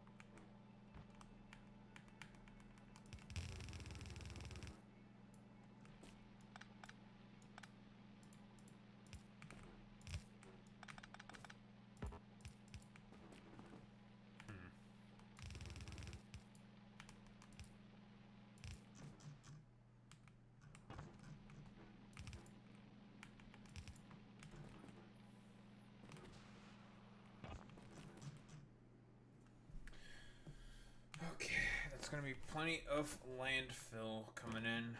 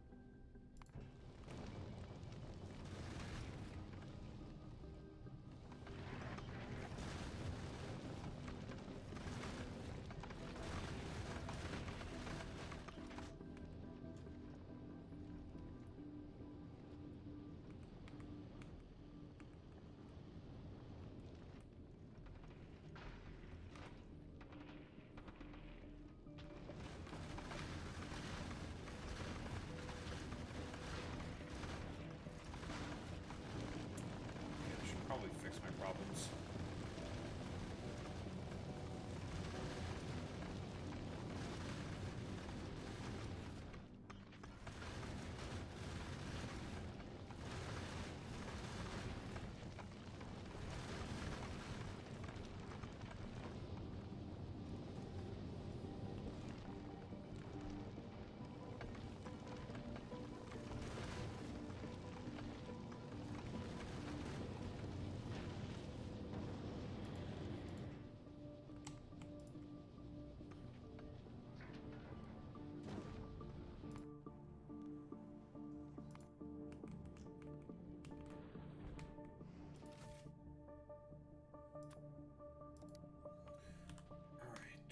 Quality 3.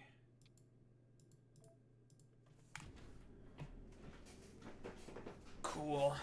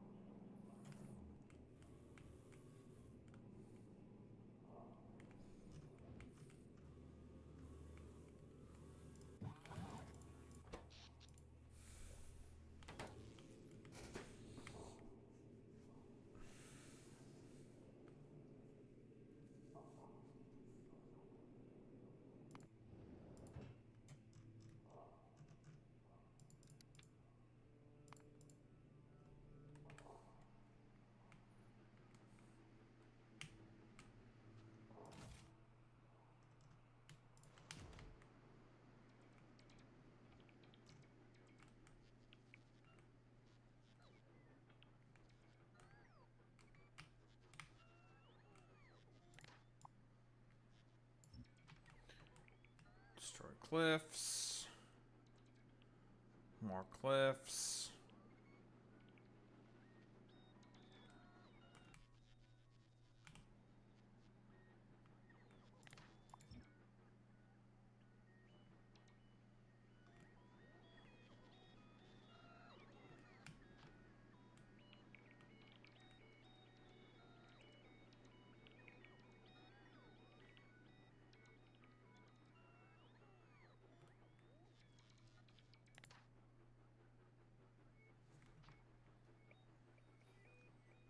Alright, so there's some bunch of space now. Cool.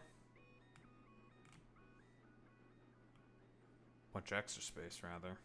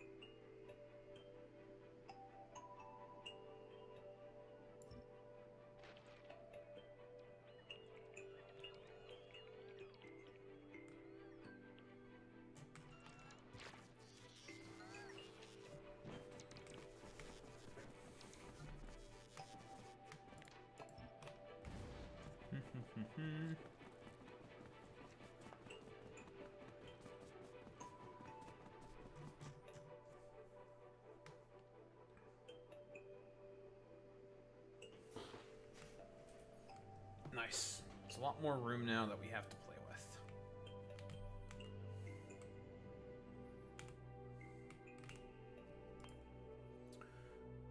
Let's see.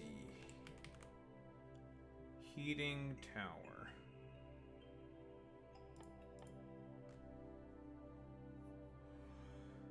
We need concrete boilers.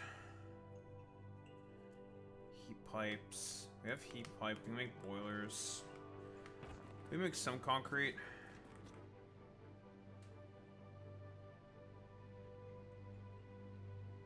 So we need some initial heating towers. Getting our hands on the iron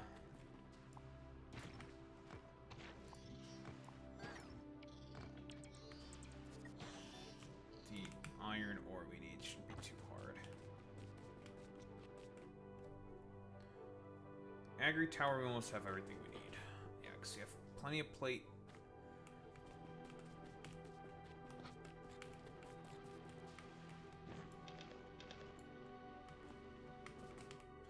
Make some quick brick.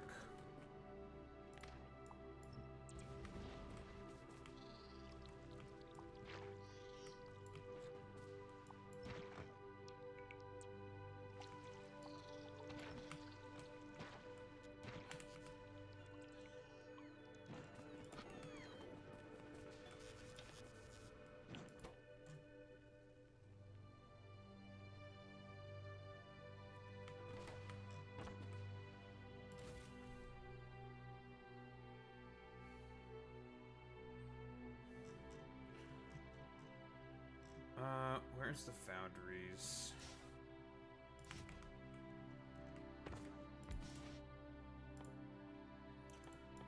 Can you make me some concrete, please?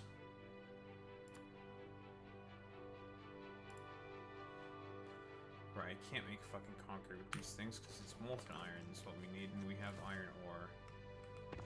That's annoying. That means you have to use the assembly machines for that. Not great.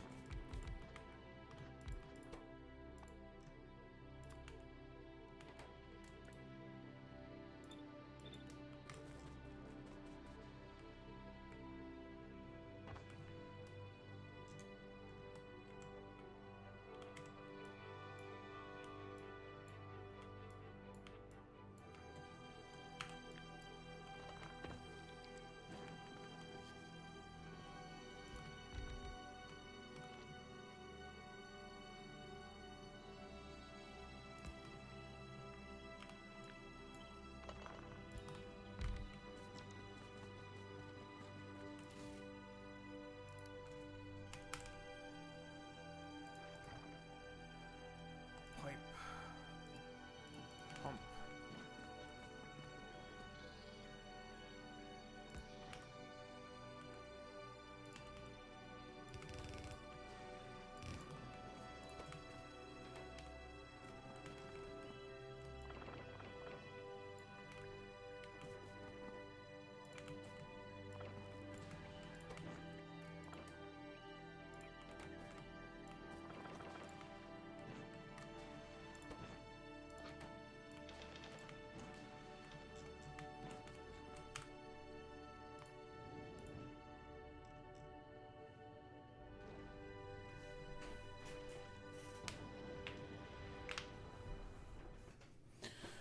Ugh.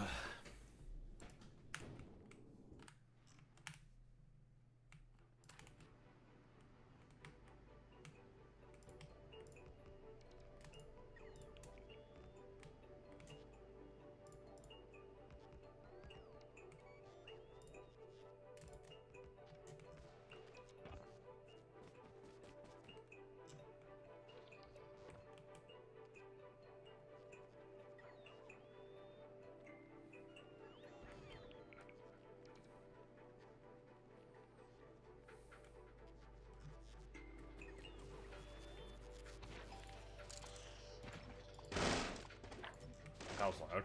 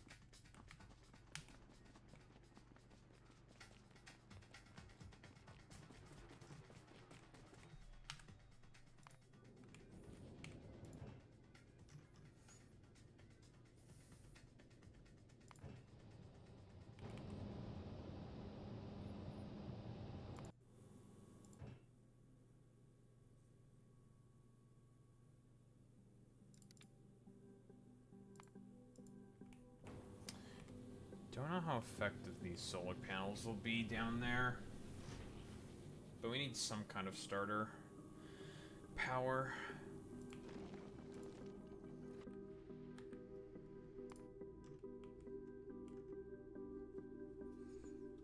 Half as effective. Okay.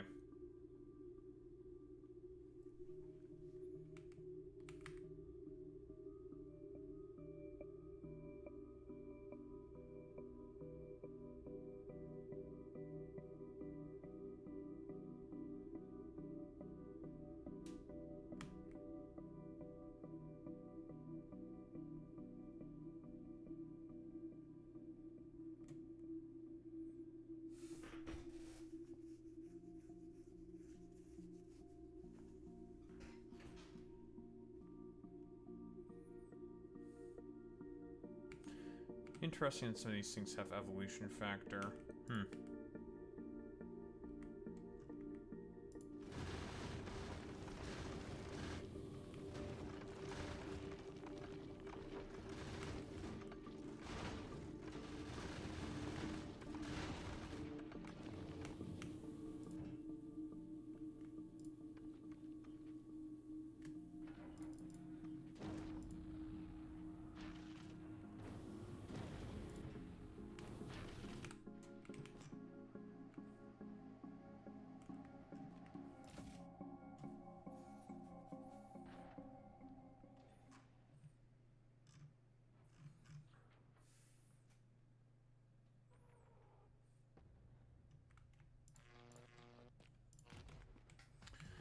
Alright, these'll do for now.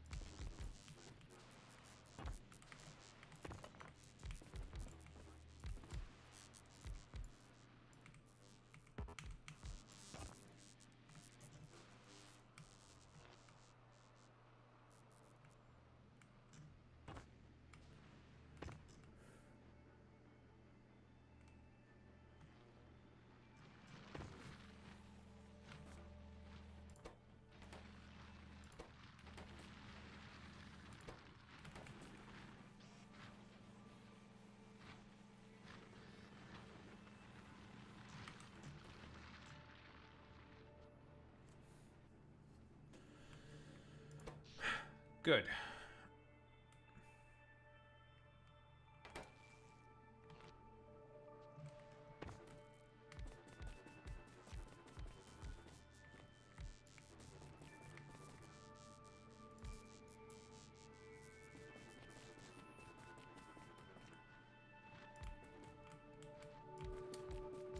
And that's a start.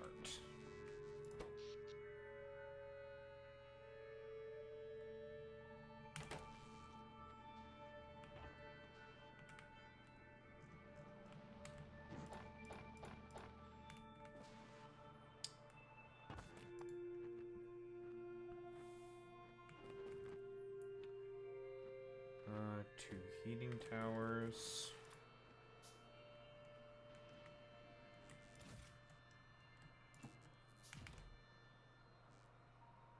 Should be able to make a lot more heat pipe than that.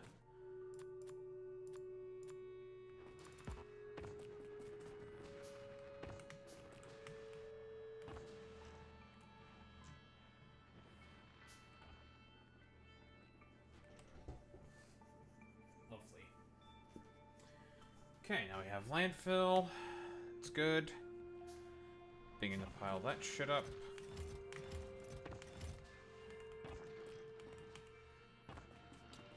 And we have heating towers.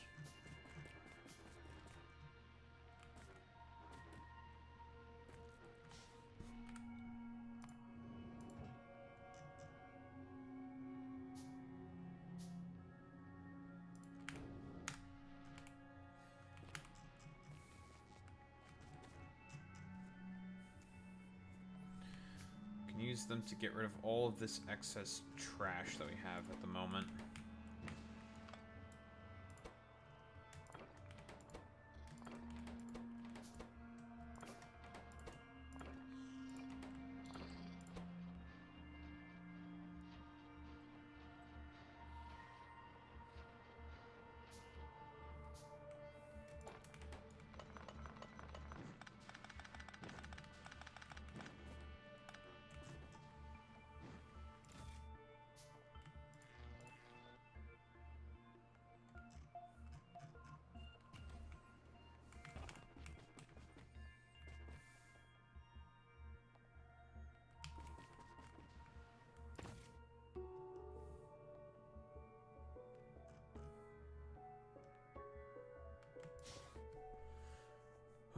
Heat exchangers. Don't have the turbines.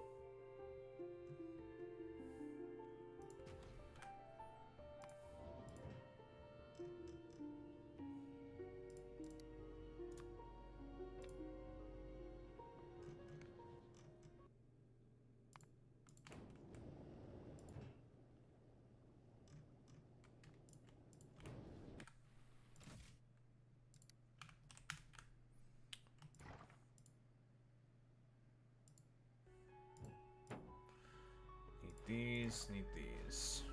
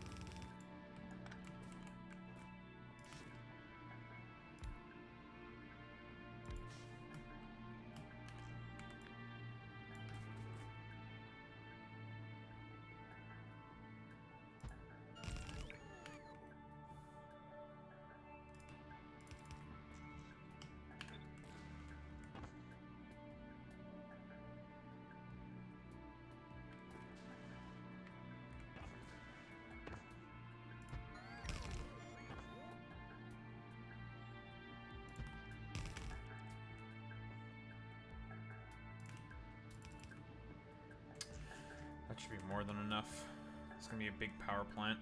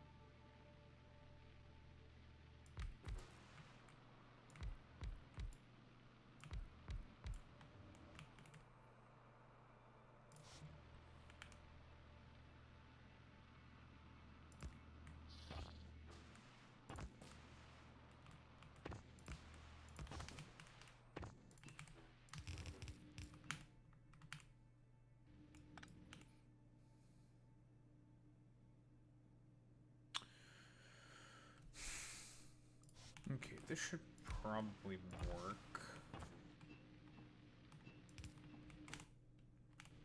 Just fine still.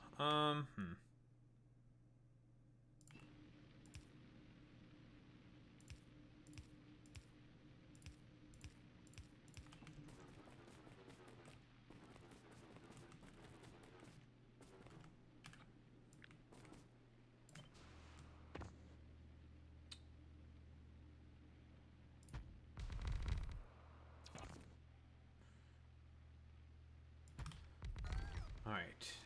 And if there is no problems with this, this should give me about 500 megawatts.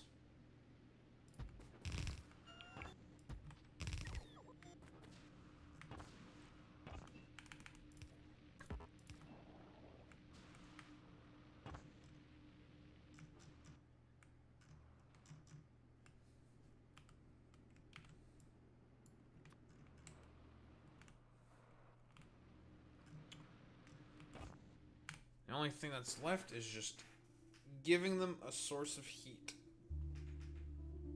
And then a consistent source of heat. Then if I move all this shit, I can flip this on the other side.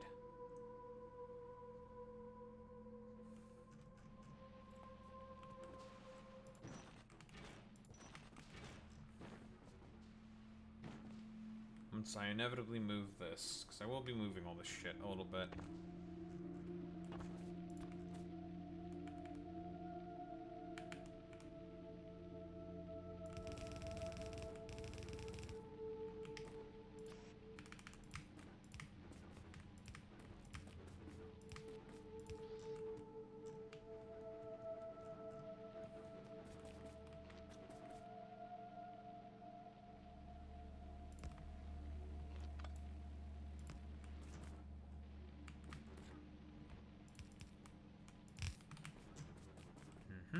Perfect.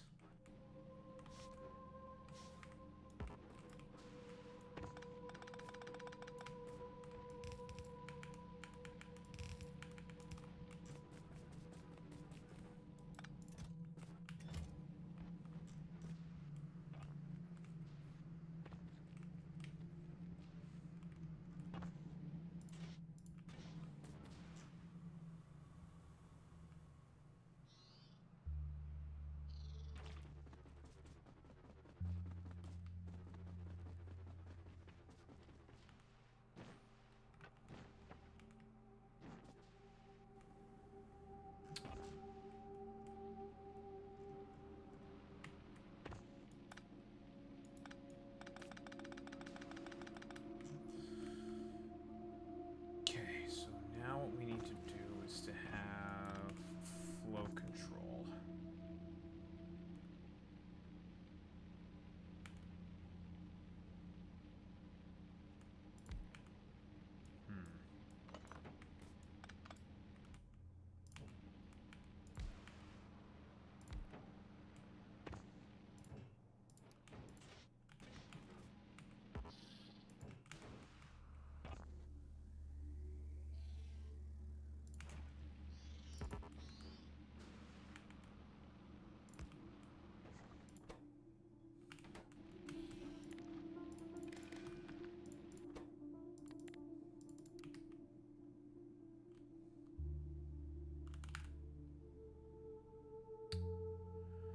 Water.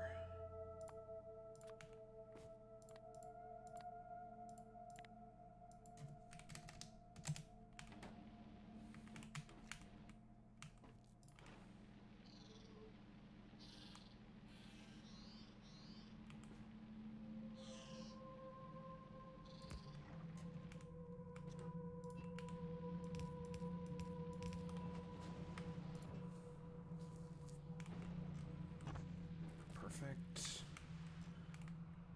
Now for all the condensed steam.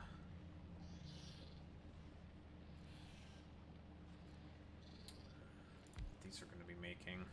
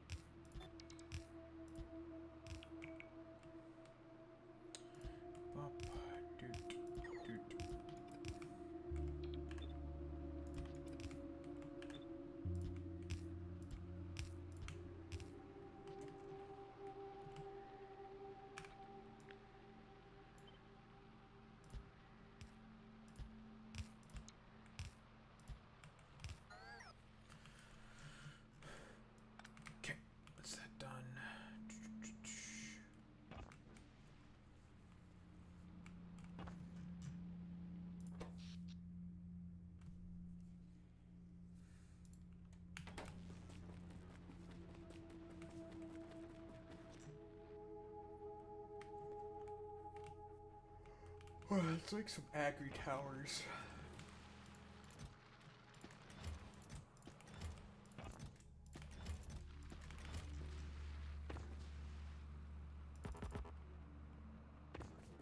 I had to steal the circuits.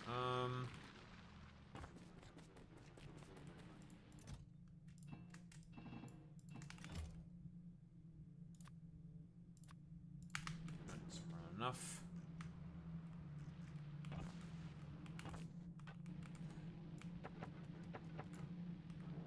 Start burning away this damn wood.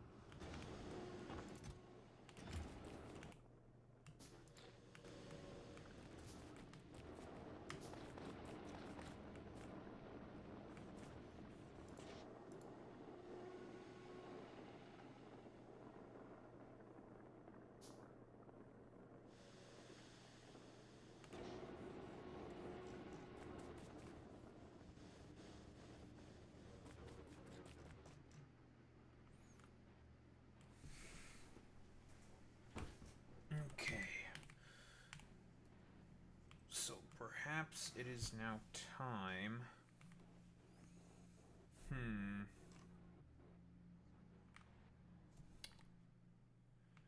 We need to start processing of some actual useful stuff. AKA jelly nuts and Yamako. Here's our jelly nut.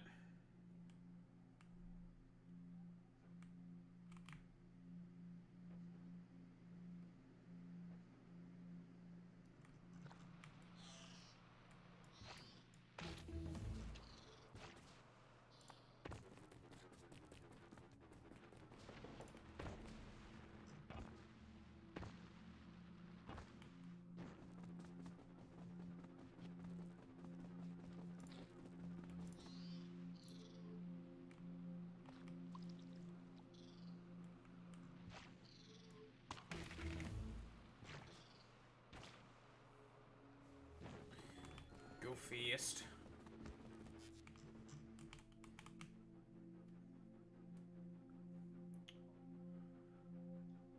And that is jelly nut and Yamako. Lovely.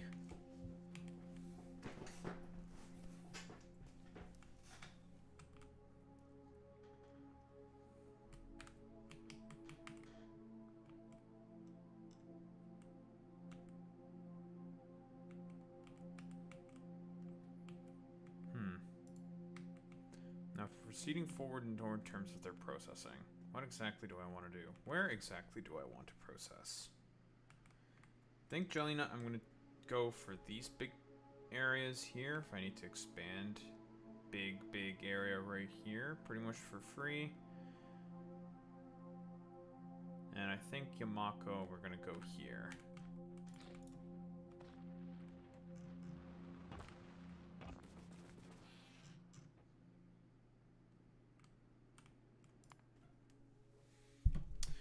Now we need to start making some fucking nutrients.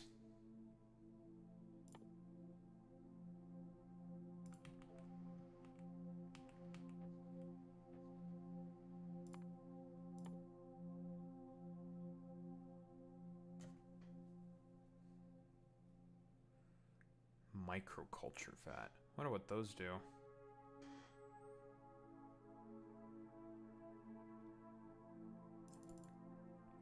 So what we really want, we want biochambers.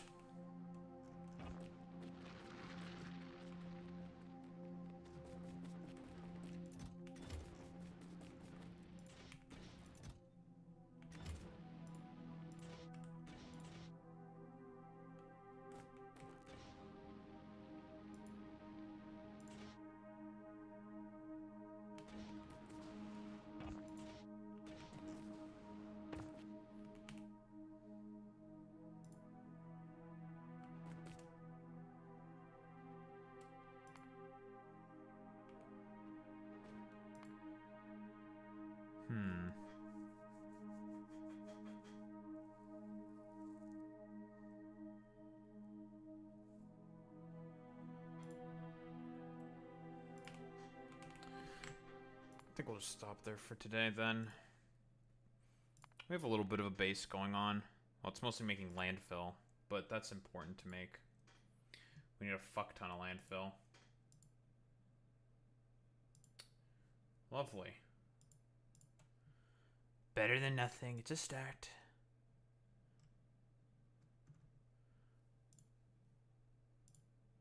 Oh boy. I'm gonna grab water, I'm gonna head to the bathroom, we're gonna do all that good stuff, and then it's time to get into the of today. Alright, I'm back.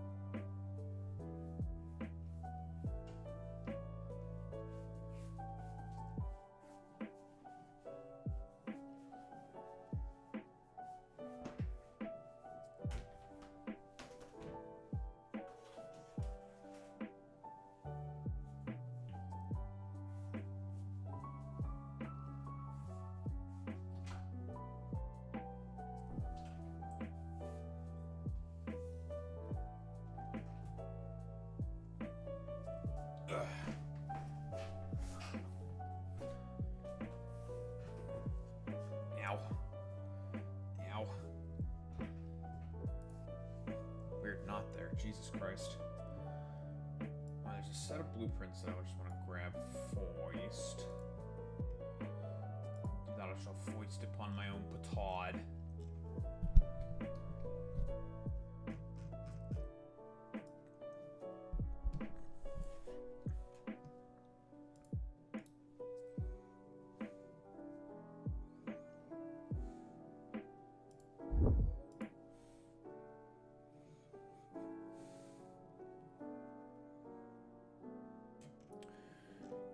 Shooter still not apprehended. Oof.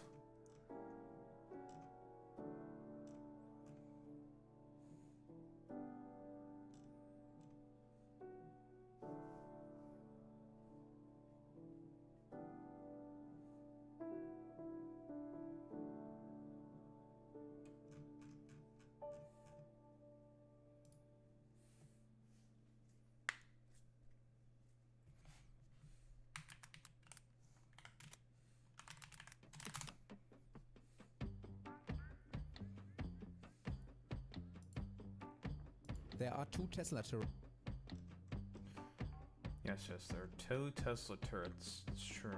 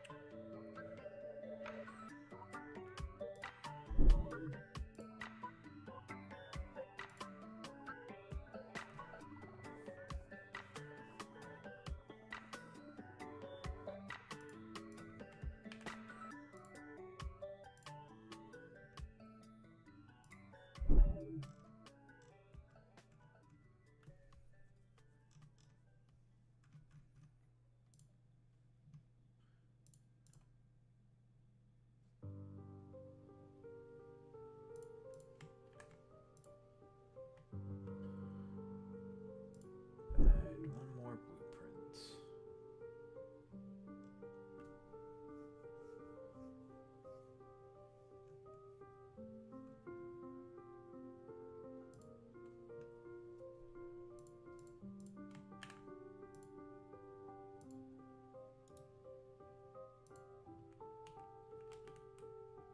Perfect.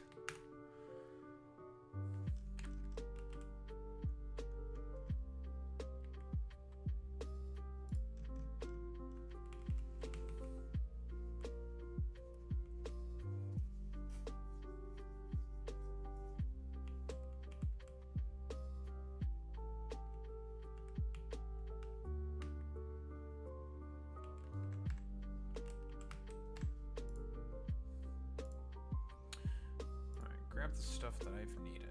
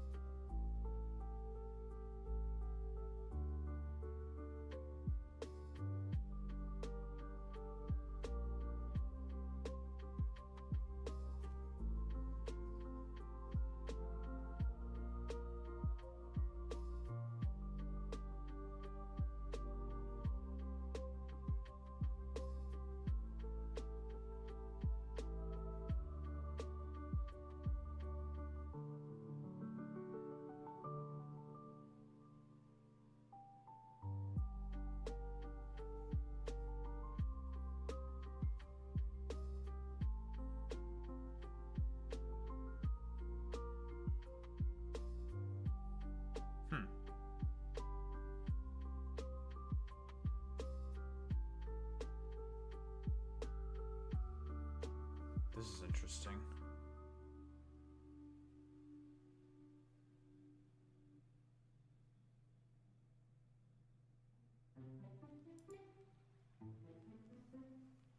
Very interesting that I just saw that.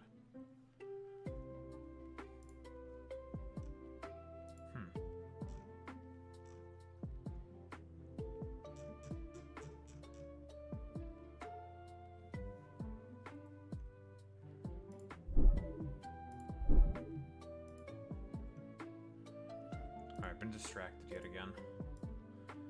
Daho being distracted? Pfft, I never would have thought such a thing could be possible. Holy shit. Incredible. A lot of shit to talk about. A lot of shit to fucking talk about.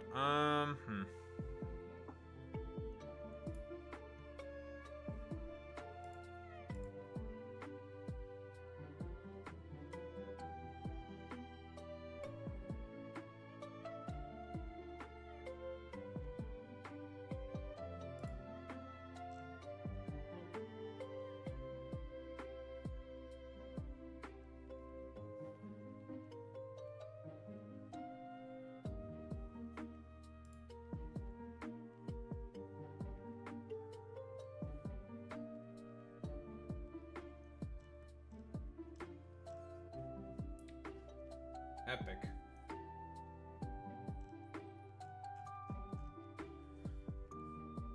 Benning Road Power Plant in Washington, D.C. is also... There's an explosion there.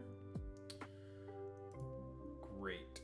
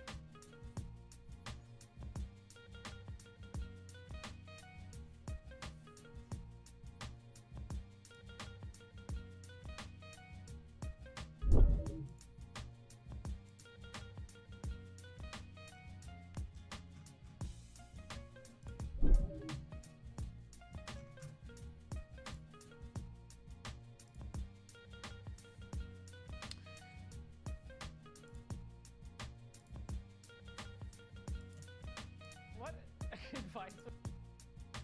It's gonna be a lot of Charlie Kirk today, huh?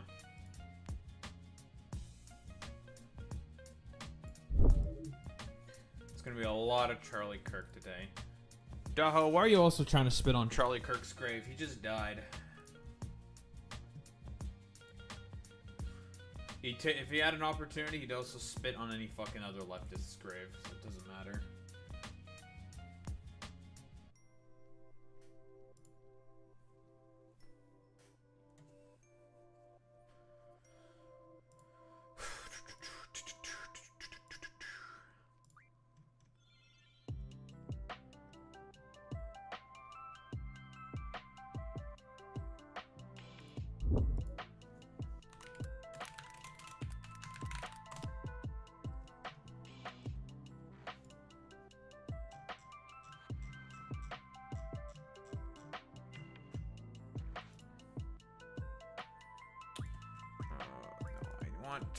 What Gen Z values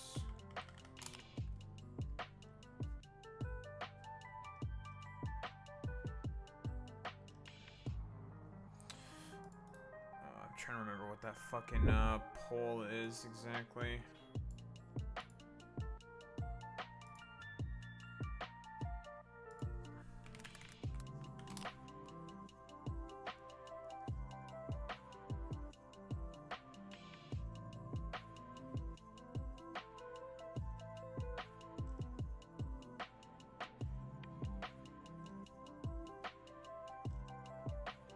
I forgot this man also does have a gaming channel, eh?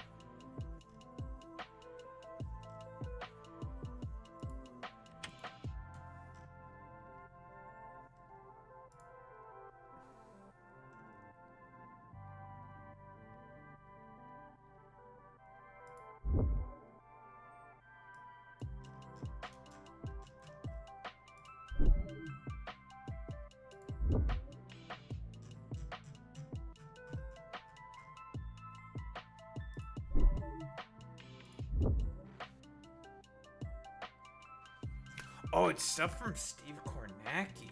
Our boy.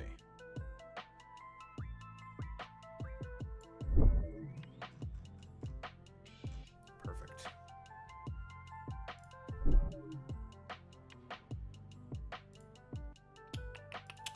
Exactly what I was looking for.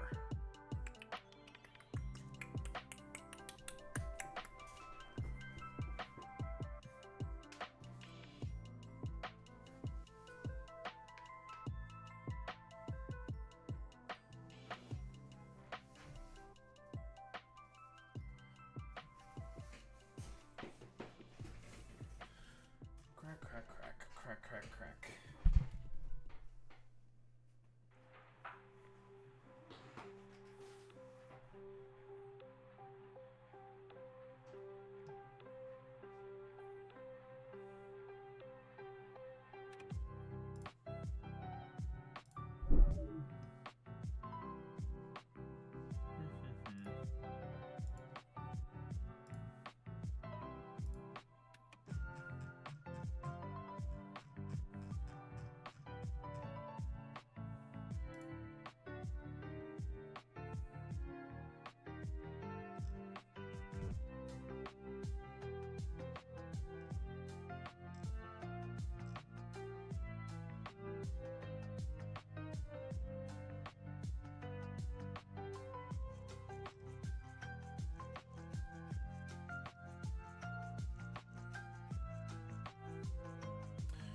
The Yankees holding a moment of silence for fucking Charlie Kirk, bro. Nice fucking meme.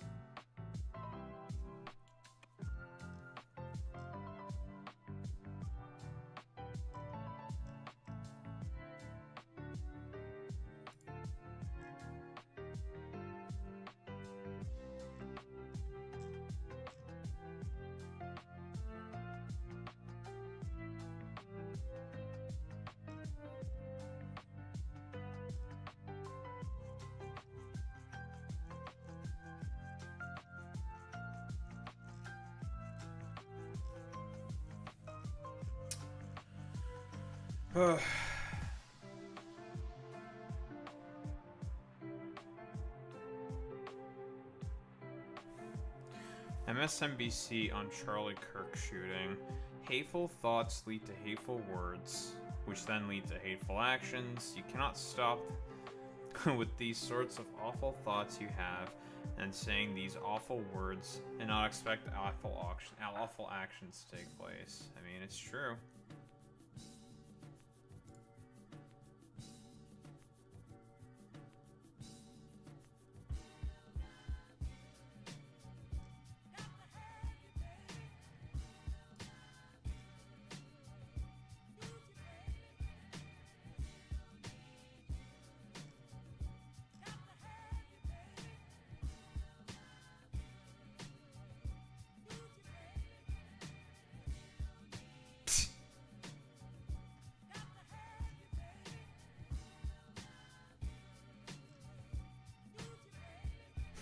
Breaking Charlie Kirk loses gun debate.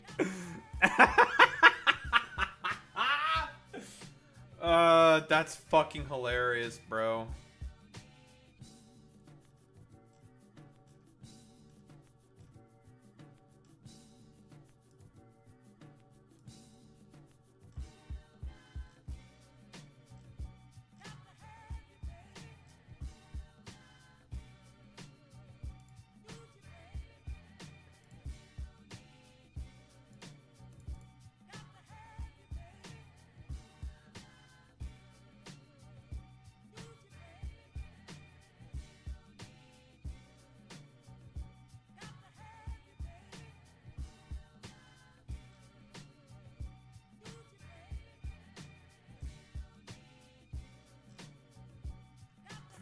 fucking funny, bro.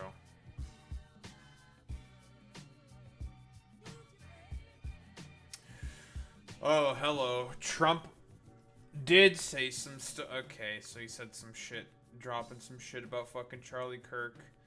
For years, those round compared wonderful Americans like Charlie to Nazis. Okay. I mean, he only wants to have like all the exact same shit as fucking Nazis, but whatever. He only agrees with all their policies.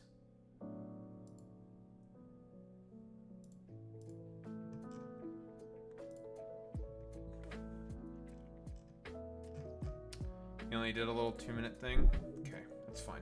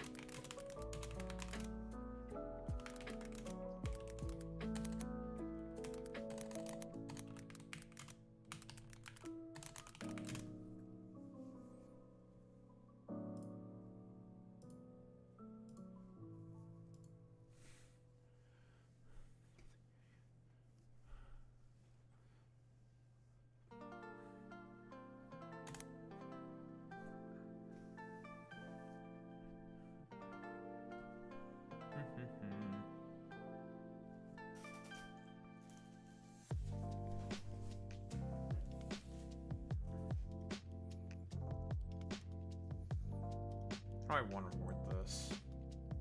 I'm not sure.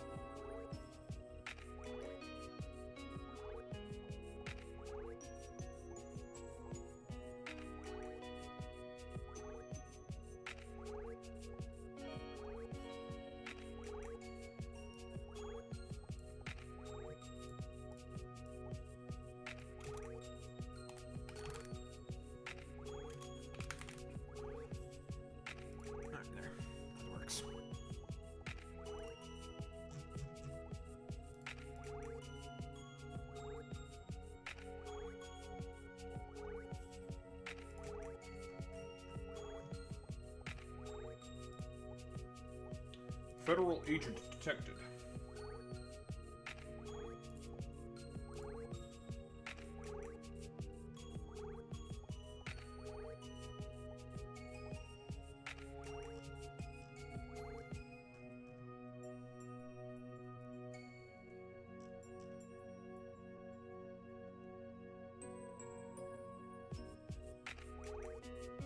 The fuck is that?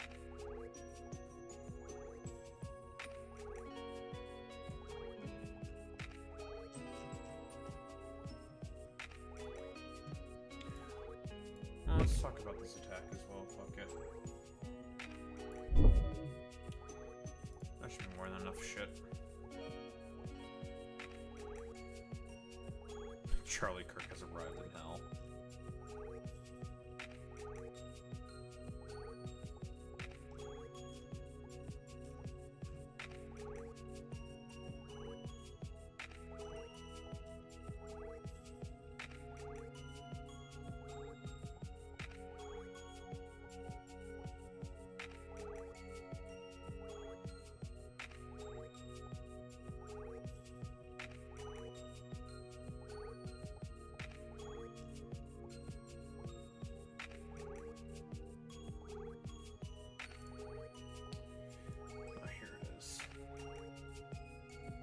Full response that Trump has said.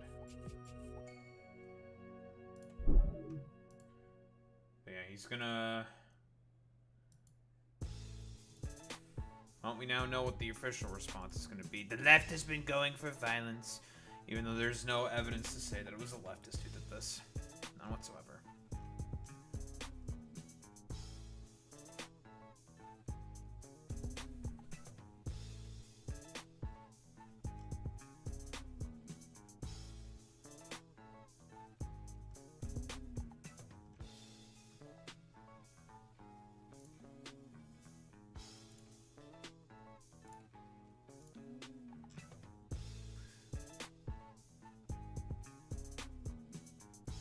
God, all the fucking conservatives saying, like, it's the left who fucking did this. It's just like, bro.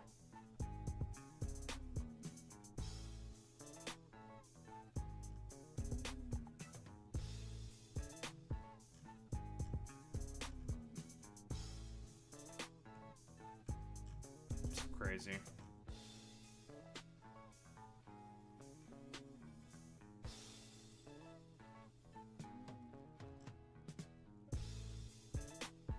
Dude, it's all the left's fault. The left is the only one who's done any of this stuff.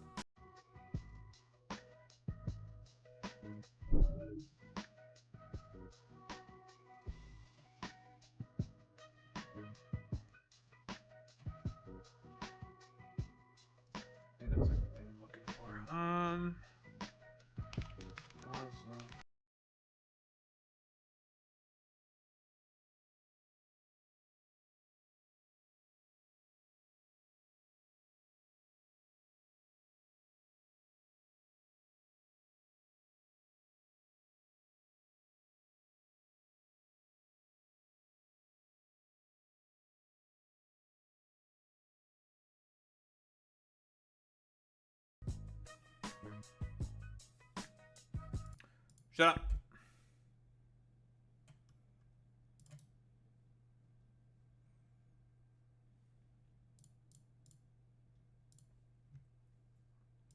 Oh, that needs to be adjusted.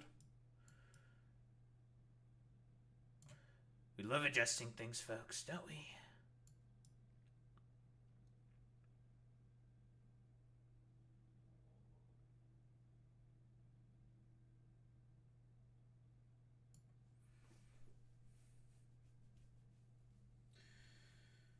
Oh boy.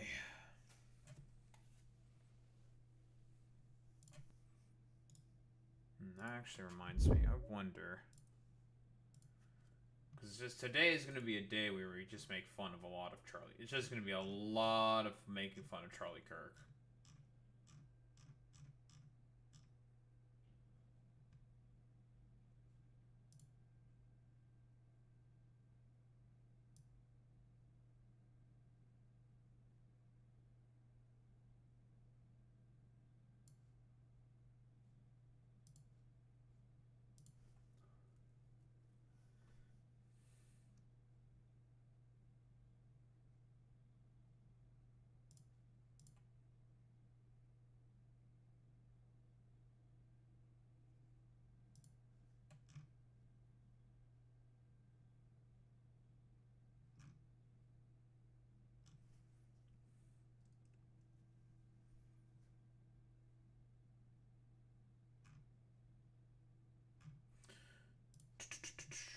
Lovely. All right.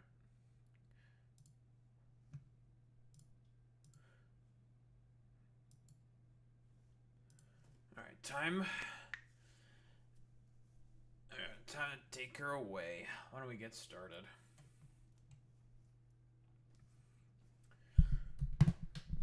What do we have here? Farmers crying to Donald Trump trying to get some form of reprieve from his, like, really stupid, idiotic economic policies. Well, this was the exact same thing that's also happened during the first Trump administration, right? When he decided to do his random trade war with fucking China. He had to bail out basically the farmers who were selling, I believe it was soybeans, specifically soybean farmers. He had this bail out. He had to bail them out, give them a subsidy to make sure that they don't, well, collapse in on themselves, and basically just restore trade relations. Well, trade relations with China, but like mitigate some of the tariffs that he did really idiotically. What do we have here?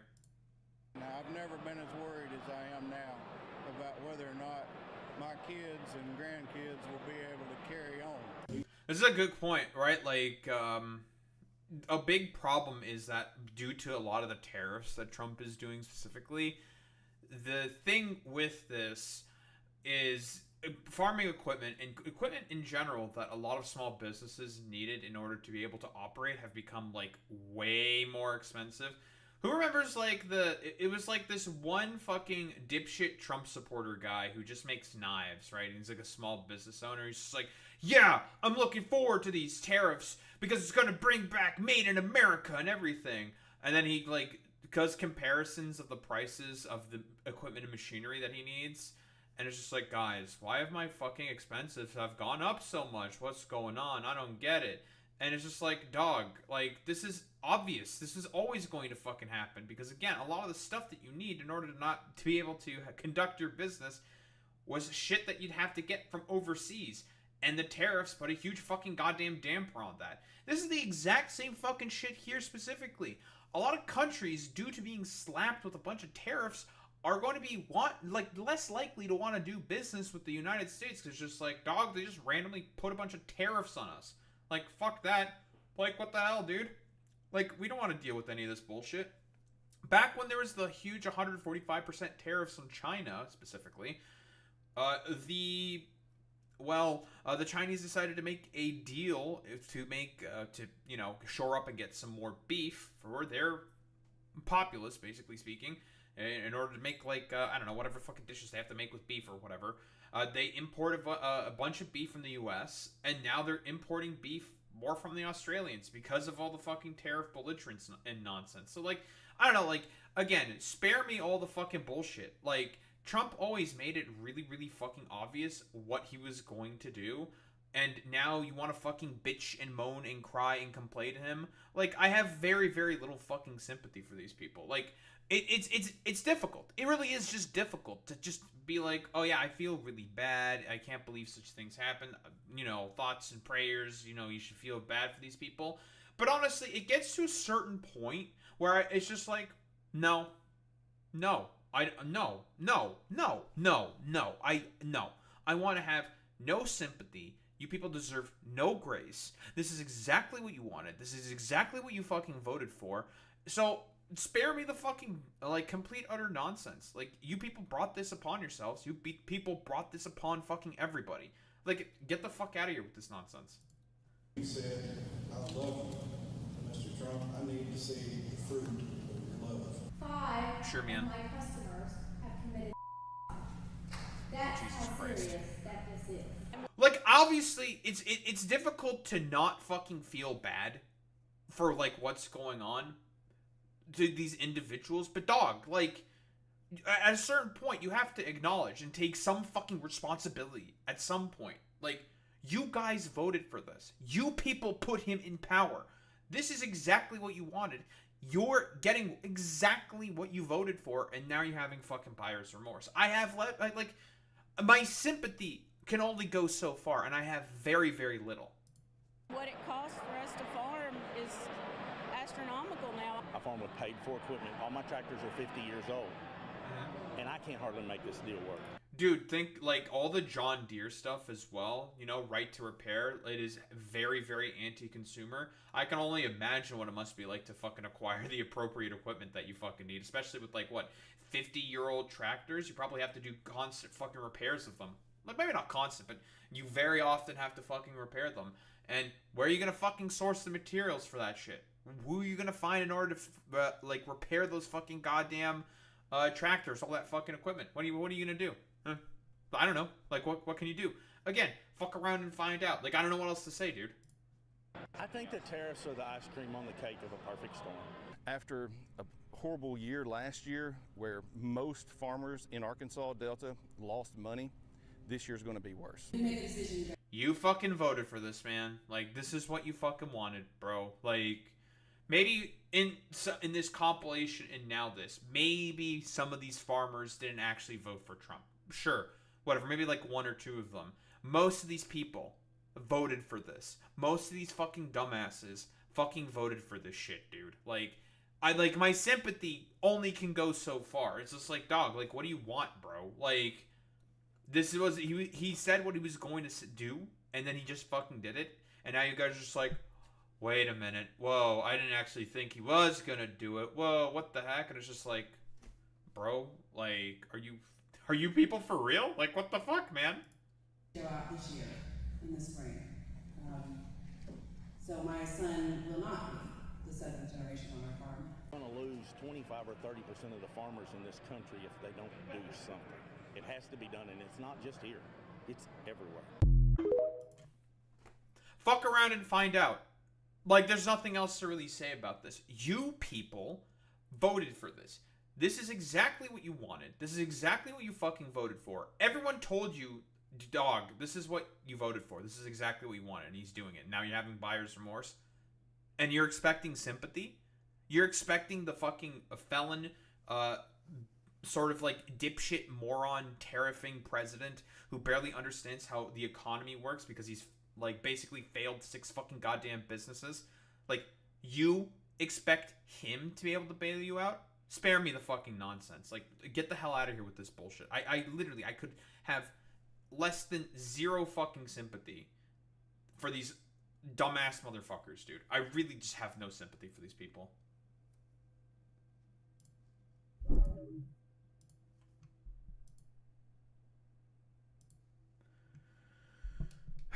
Oh boy.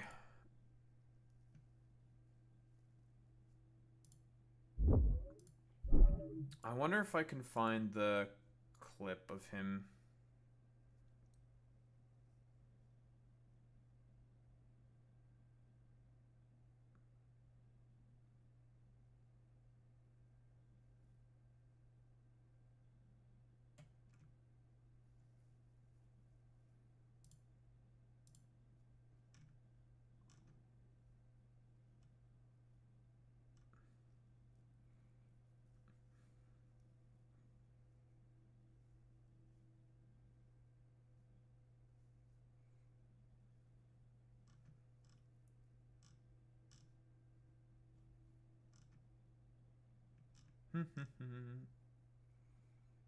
Yeah, it's gonna be a lot of dumping on fucking Charlie Kirk, dude. Deservedly so.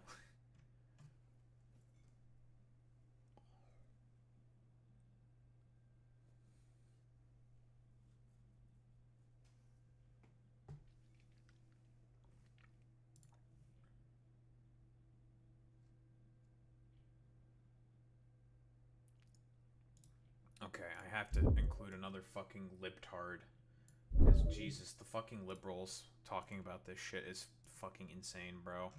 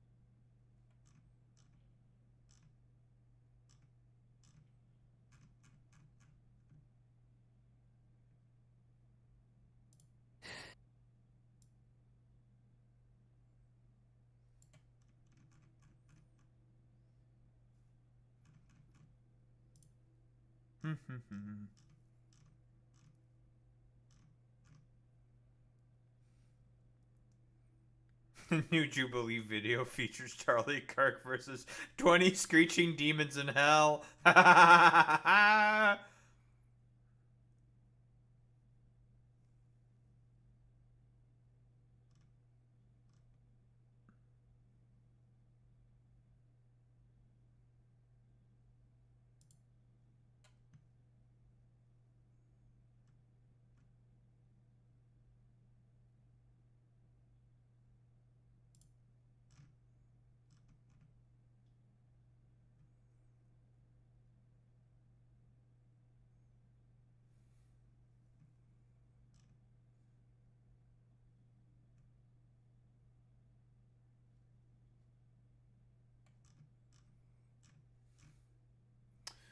Very, very fucking goofy, bro.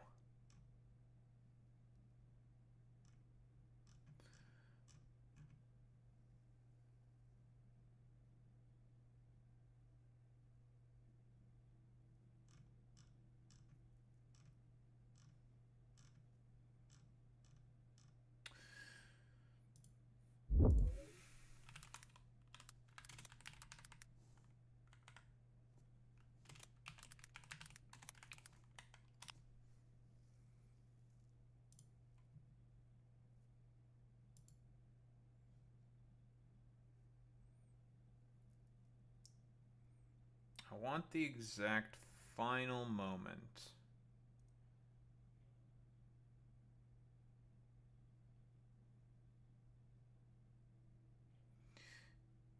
Because what I want is the clip of Charlie Kirk where he was... the debate he was fucking having. Talking about fucking mass fucking shooters before he got fucking shot. Like...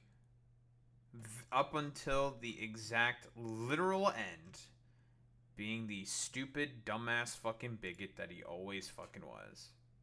It's just like, bro. Are you people fucking for real? He's gonna be murdered, folks.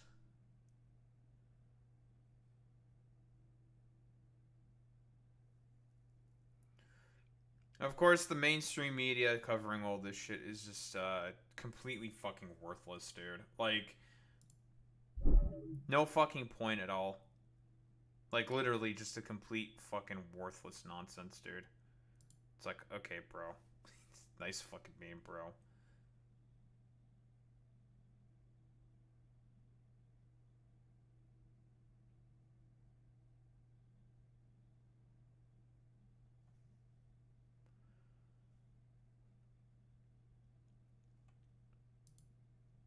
Such a fucking meme, bro.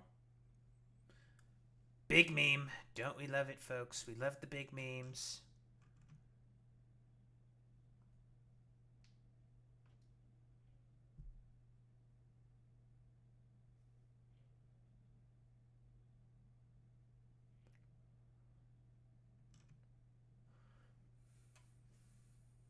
Don't we love Charlie Kirk, folks?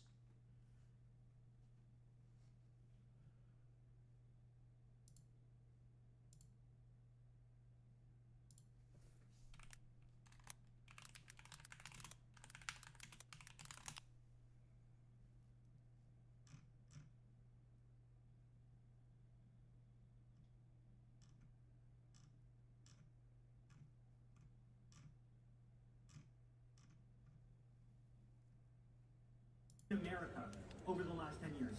Counting or not counting gang violence? Great. Oh, God. Oh, it was fucking gang violence, dude. That's what he was talking about.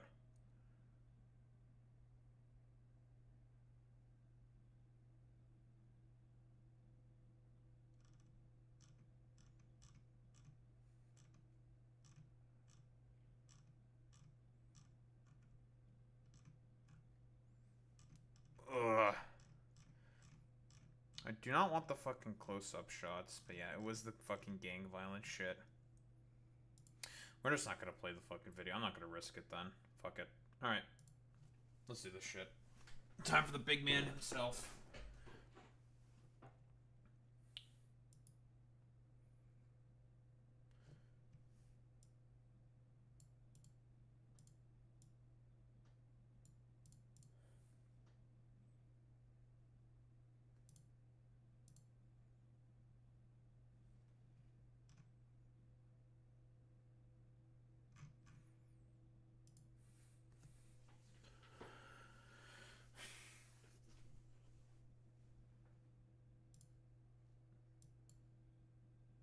Alright. Charlie Kirk. I don't know, larger than life figure, I suppose. Big conservative, sort of famous guy. I remember the days when he was like more of a sort of like fringe figure amongst like a general sort of broader online discourse. But now he's like best friends with the president and he puts out a bunch of shit. Like propaganda for the president, basically. He is one of the head propagandists. And he's died today doing a fucking debate about, well, he was talking about fucking gang violence just as he got fucking shot right around the neck. Right around here is where he got fucking hit. And he's dead. Confirmed dead by all reporting. Mostly what I want to talk about here in particular with Charlie Kirk is the shooting tragic? Yeah, sure, whatever. But there's a reason why people are going to have very little sympathy.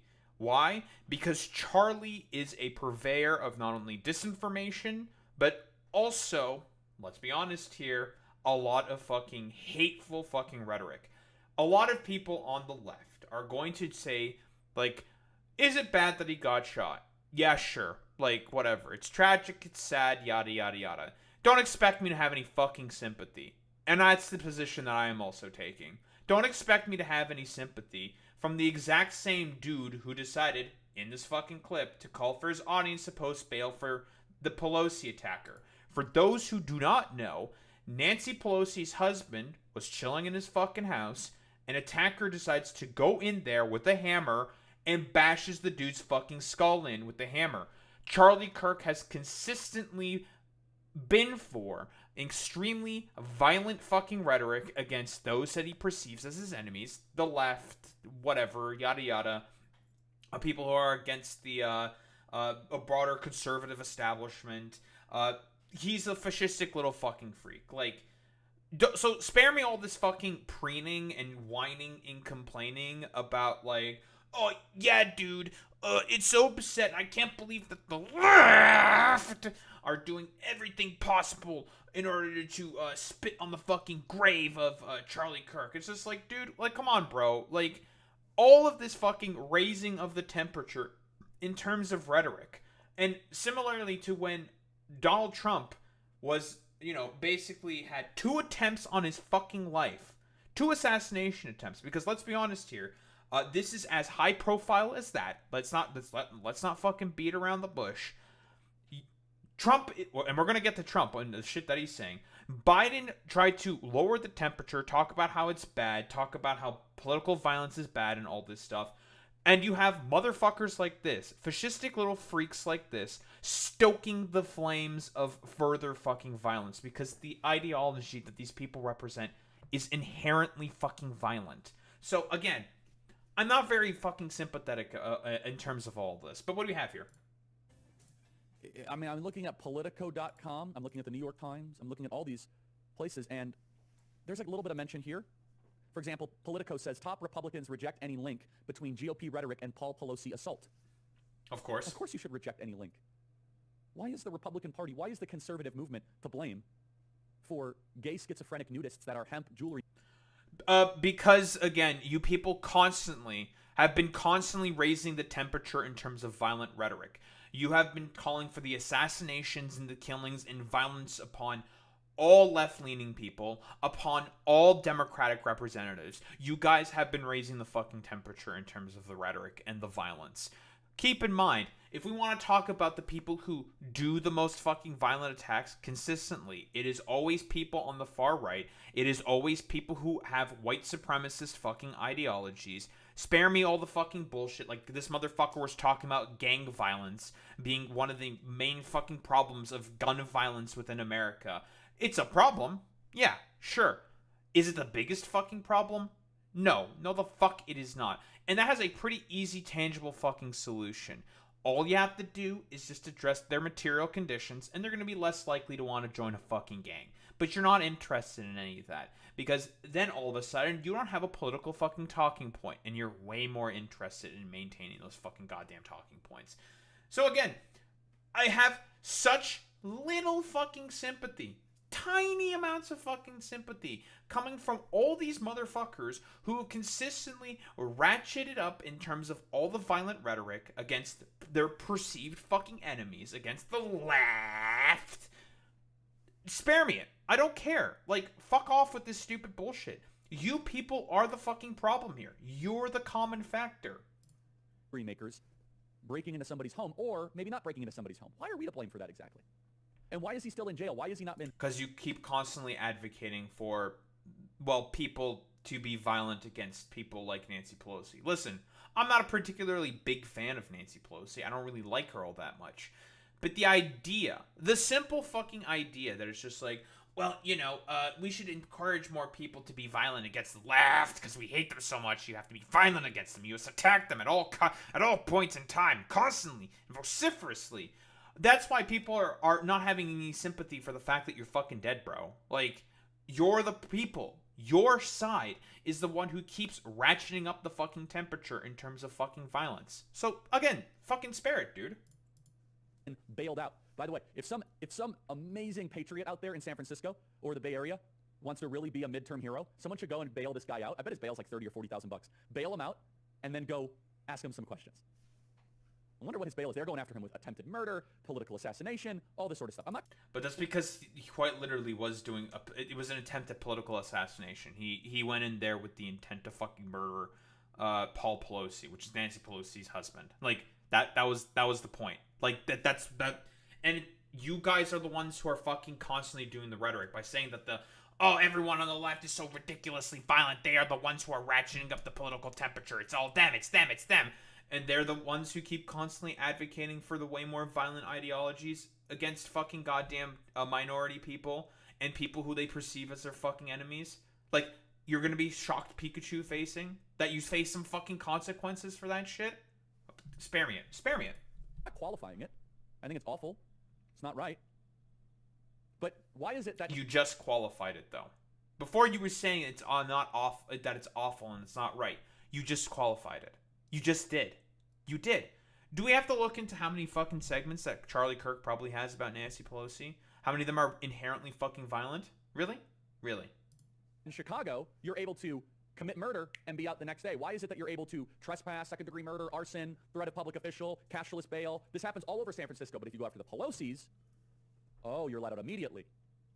Yeah, I'm gonna tell you right now, more than likely, that's a fucking lie, dude. Like, I don't think that's how that exactly works. But here, this is another fucking famous Charlie Kirkism. I think it's worth to have a cost of, unfortunately, some gun deaths every year so that we can have a Second Amendment. That is a prudent deal. It is rational. Nobody talks like this. They live in a completely alternate universe. Well, I guess those words are going to fucking haunt you in the hell that you're going to exist in now, Charlie Kirk. Like, come on, bro. The only fucking gun legislation that people fucking want is common sense stuff. That's it. They just want some fucking kind of fucking gun legislation.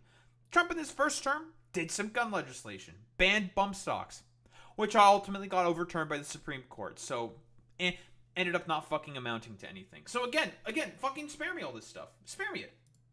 So we need to be very clear that you're not going to get gun deaths to zero. It will not happen. Right. You can significantly reduce them. Sure. Through having more fathers in the home. Yes. By having... That's not the reason why there's a lot of fucking gun deaths. Hey, Charlie, the federal assault weapons ban, which got fucking not overturned, but basically was allowed to expire under George Bush, thanks to the fucking NRA. This is why it's been easier for a lot of people to fucking acquire guns. It's not because there's no fathers in the home, you fucking incel. Like, what the fuck are you talking about? That has nothing to do with it. It's because firearms and assault-based, assault weapons, that particular class of fucking weaponry, is becoming way fucking easier to acquire. That's the main problem, especially in red states who have way more lackadaisical fucking gun laws. More armed guards in front of schools. Yeah, armed guards are totally gonna fix the problem. Hey, quick reminder, Uvalde had a bunch of police, and a bunch of other state forces come in and not do anything. It took the fucking National Guard to come in order to be able to apprehend and take care of the shooter. After the shooter was allowed to fucking run around in an elementary school for about an hour and a half. An hour and a half! But you're going to tell me that armed guards are going to be the main things that are going to help? Really? Armed guards who basically are trained to basically think about preservation of their own life rather than actually protecting and serving and trying to protect the main people that they are supposed to guard? Really? Oh, okay, dude. We should have an honest and clear reductionist view of gun violence, but we should not have a utopian one. You will never live in a society when you have an armed citizenry and you won't have a single gun death. That is nonsense. It's drivel. But I think it's worth it. I think it's worth to have a cost of, unfortunately, some gun deaths every single year so that we can... This is incredibly fucking idiotic and callous to fucking say.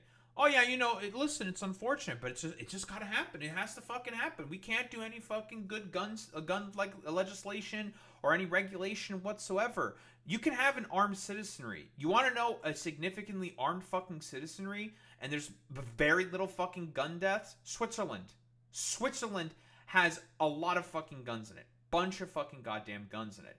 A lot of people are also trained to know how to use fucking guns. Okay?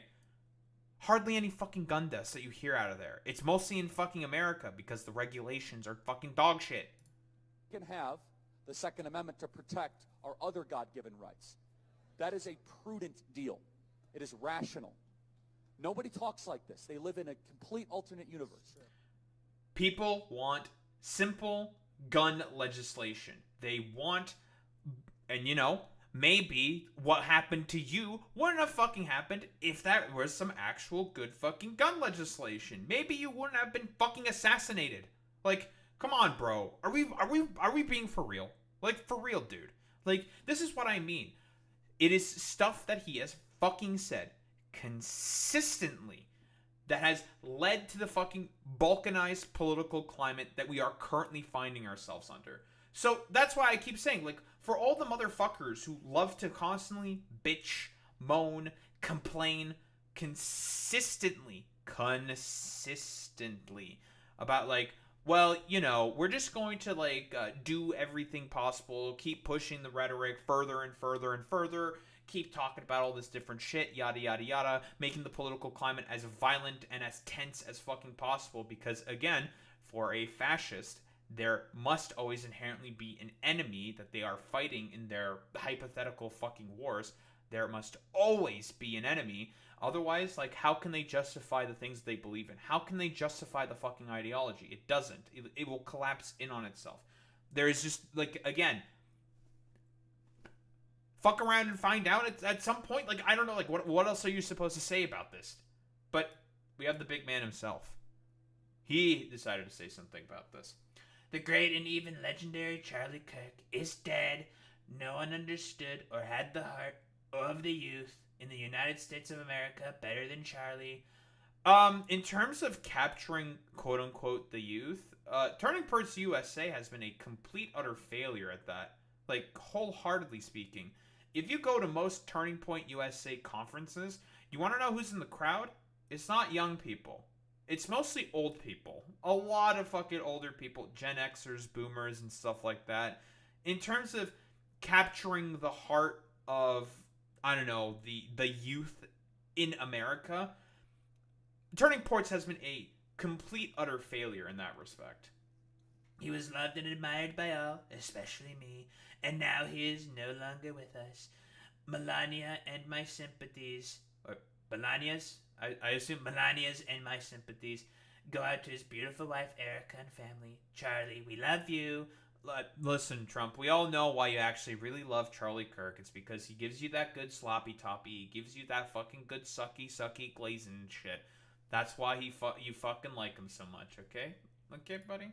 But here, the big man himself also has a response. What do we have here? To my great fellow Americans, I am filled with grief and anger at the heinous assassination of Charlie Kirk on a college campus in Utah.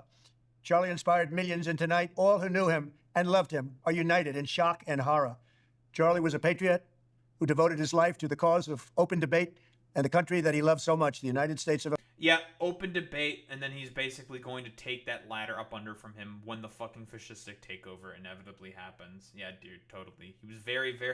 He was very for fucking open debate. Hey, Charlie, I wonder why when Dean Withers decided to fucking appear on, I don't remember which college campus it was, but it was a certain fucking college campus. He appeared there. I think it was like in Arizona or Colorado.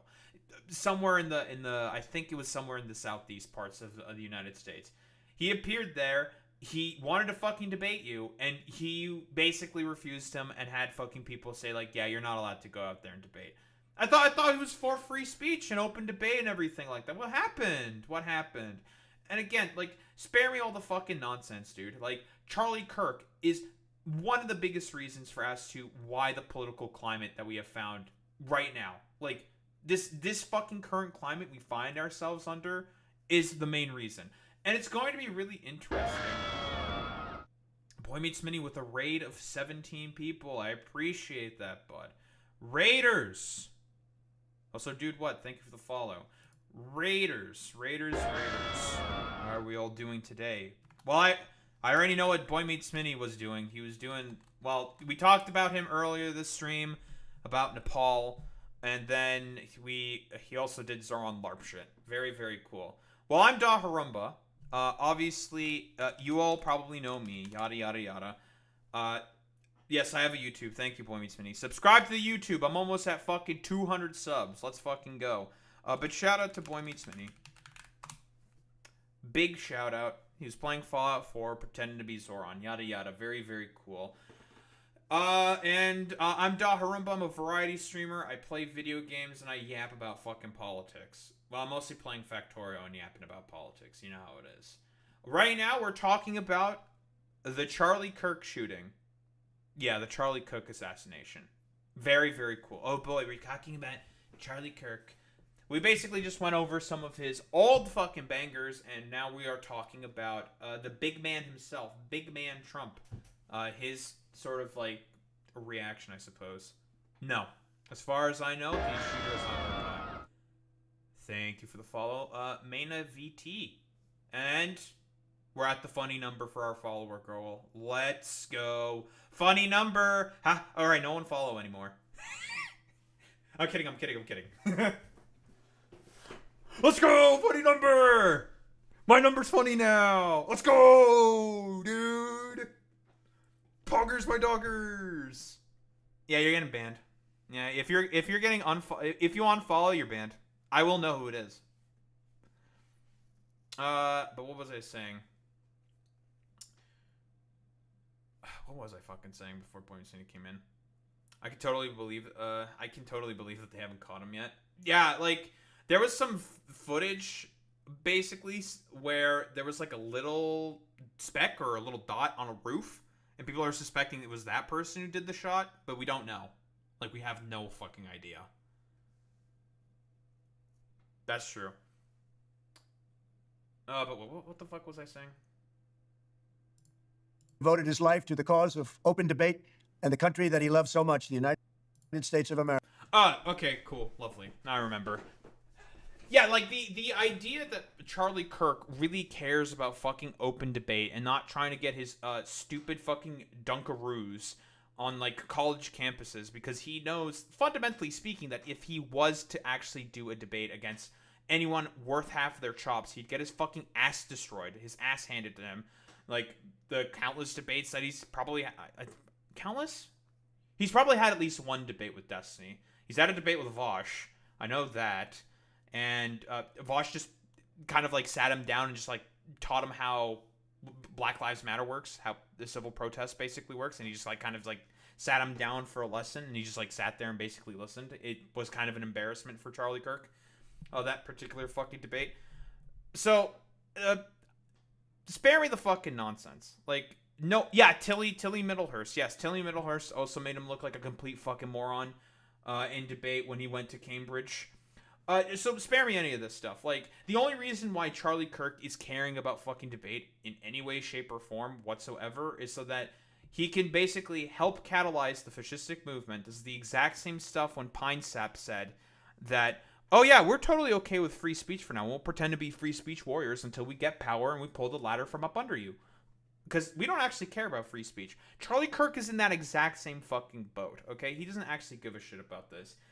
Honestly, it's going to be fucking crazy seeing what conservatives are going to do until a fucking suspect is apprehended. Like, we know that the first guy they apprehended was, like, an old white man. But basically, as far as I can tell, he was not the actual shooter. It wasn't him. I don't really know why. It's, they even went for him to begin with. I don't know, it's a little strange. And also, it's going to be kind of hard for them to try to find the fucking suspect, right? Utah is a concealed carry state, right? You have concealed carry. You can do that. That's allowed within Utah. And it was at a fucking university that had a bunch of fucking buildings around it. They know broadly where the shot came from. And it was like a 200-yard shot made by like some fucking marksman, basically. Like, It was a pretty fucking wild shot that they do. But, you know, let's just keep going with what the big man is saying here. America. He fought for liberty, democracy, justice, and the American people. He's a martyr for truth and freedom, and there's never been anyone who was so respected by youth.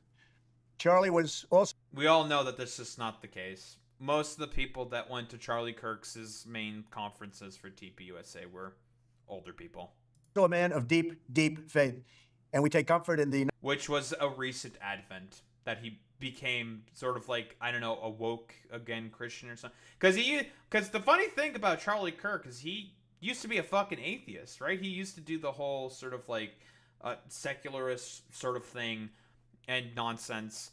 But then he sort of became fucking incredibly religious and evangelical, like recently mostly. Acknowledge that he is now at peace with God in heaven. Our prayers are with his wife, Erica, the two young, beloved children, and his entire family, who he loved more than anything in the world. We ask God to watch over them in this terrible hour of heartache and pain. Okay, it's really funny that fucking Trump is doing all the Jesus freak shit, even though he's like the exact opposite of what like a pious man should be. He's a philanderer. He's idolatrous. he hates his fucking neighbor. Like, he basically spits on all fucking Christian values at like any time possible. So yeah, I don't know. It's perfect for like I don't know, individuals like evangelicals to be in love with a fucking cult leader like him. This is a dark moment for America. Charlie Kirk traveled the nation, joyfully engaging with everyone interested in good faith debate. His mission was to bring young people. Yeah, even though he himself was never interested in fucking good faith debate. I wonder why he only goes try to do the stupid college campus fucking circuit yet again. I wonder why. Oh, because he's media trained and they're not.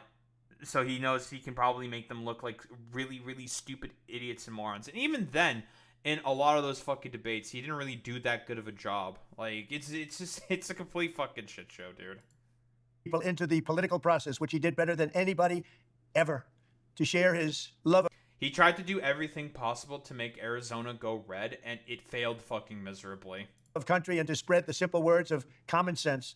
On campuses nationwide, he championed his ideas with courage, logic, humor, and grace. It's a long... Yeah, ideas like, you should post bail for Paul Pelosi's attacker. I think it's worth to have a cost of, unfortunately, some gun deaths every single year so that we can have a Second Amendment. Yeah, very palatable ideas. Past time for all Americans and the media to confront the fact that violence and murder are the tragic consequence of demonizing those with whom you disagree day after day, year after year, in the most hateful and despicable way possible. That is incredibly fucking rich coming from you, motherfucker. You consistently go after people in the most despicable fucking ways. You are the person who fucking raises the temperature on fucking violent rhetoric consistently. You, Charlie Kirk, and every other fucking conservative pundit. So please fucking spare me the complete utter fucking nonsense when it comes to like, oh, I can't believe that people are, that the left are the only ones raising the temperature in terms of violent rhetoric that's going on right now. No. You motherfuckers are the main ones who started all of this shit. Because your ideology is inherently violent. Oh, we're gonna get to the fucking liberals that have been saying stuff. We got some big liberals. Because basically with every fucking liberal, like, let's be honest here, they were basically sort of doing the whole glaze fest, saying that it's all tragic, blah, blah, blah, blah, blah kind of a deal, saying like, well, you know, the sort of like, Charlie Kirk, I didn't really agree with him, I didn't like him all that much, but it's really tragic and terrible, it's just awful, blah, blah, blah. It's just like, nah, dude, you should be fucking pushing back on shit that he's said throughout the fucking years and being like, man, I wonder why people didn't really like him all that much. I can think of some fucking reasons. I mean, like, yeah, sure, America was there. Yeah, I don't disagree with that, Sarah. But the thing is like, in terms of the ratcheting up the fucking volume, is mostly what I'm fucking talking about. And it's all... as soon as this motherfucker came down those fucking escalators, riding off of the coattails of fucking Gamergate, that's when it became a lot more active and aggressive in terms of the violent rhetoric. For years, those on the radical left have compared wonderful Americans like Charlie to Nazis and the world's worst mass murderers and criminals. Charlie Kirk vociferously has defended the Palestinian genocide. He has vociferously defended stuff that fucking Israel has done to the Palestinian fucking people. So I wonder why people may not be too particularly happy about a lot of the actions that Charlie Kirk has advocated for and spread and done as a fucking political commentator. Spare me it. This kind of rhetoric is directly responsible for the terrorism that we're seeing in our country today, and it must stop right now. My administration will find each and every one of those who contributed to this atrocity and to other political violence, including the organizations that fund it and support it, as well as those who go after our judges, law enforcement officials, and everyone else who brings order to our country. And there it is. There's the fucking pretense being done by the President of the United States of America. This is it. He is trying to help catalyze I guess, Civil War II fucking electric boogaloo. This is exactly what they fucking wanted. The fucking goddamn conservatives, that is. This sort of like, hey, you know, we're just going to ratchet everything up now and make everything fucking worse. Again, I bring this up to the comparison of Joe Biden talking about when Donald Trump was almost assassinated twice. Instead of talking about the radical right going after right-leaning organizations and stuff like that, you know what Joe Biden said instead? He ratcheted down the fucking temperature, talking about how this is really bad, it's upset, you shouldn't be doing stuff like this. Because in reality, should stuff like this be done? No. Obviously not.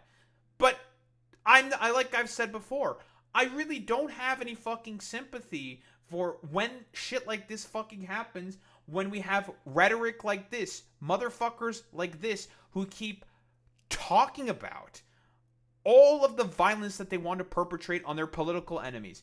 Trump, you consistently go after your fucking enemies all the fucking time, and now you're gonna shocked Pikachu face when someone decides to go after one of your fucking political allies? Like, it was going to inevitably fucking happen. Like, complete utter nonsense.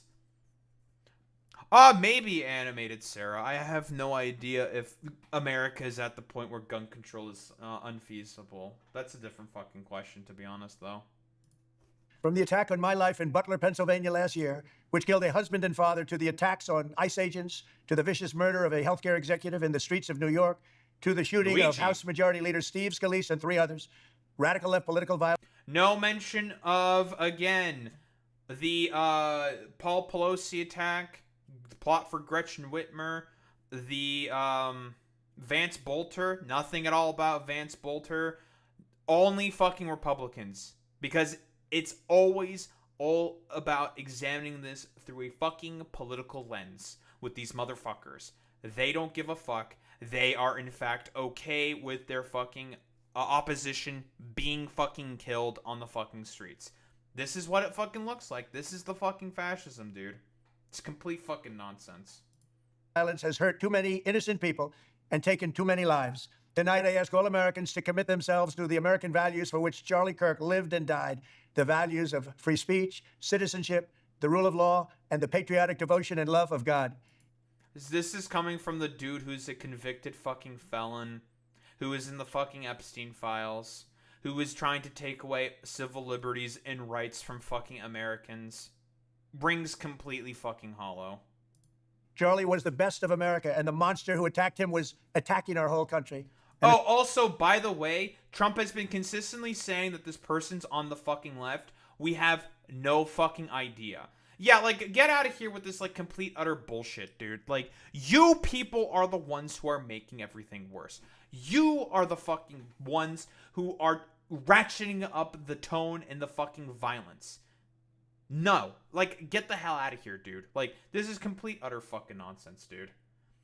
Charlie said the Civil Rights Act was a mistake and that he would deny abortion access for children. Yup. 100 fucking percent there, Maina. Like, are we, like, you people are the ones who are doing the violence. You people want to take away people's civil liberties and civil fucking rights. You people are the ones who are doing all of this. So, get the fuck out of here. Yeah, we don't even know what the shooter looks like, and he's gonna talk about, like, the radical left, the shooter, like, the radical left is the shooter, it was all the radical left. We don't even know what they believed in. You don't know. And let's be fucking honest here. All of the most previous assassination attempts that happened on this motherfucker specifically, they were all on the right, and they were very far to the fucking right. An assassin tried to silence him with a bullet, but he failed, because together we will ensure that his voice, his message, and his legacy will live on for countless generations to come. Today, because of this heinous act, Charlie's voice has become bigger and grander than ever before, and it's not even close. May God bless his memory, may God watch over his family, and may God bless the United States of America. Thank you. I think he was talking about himself there, Sarah.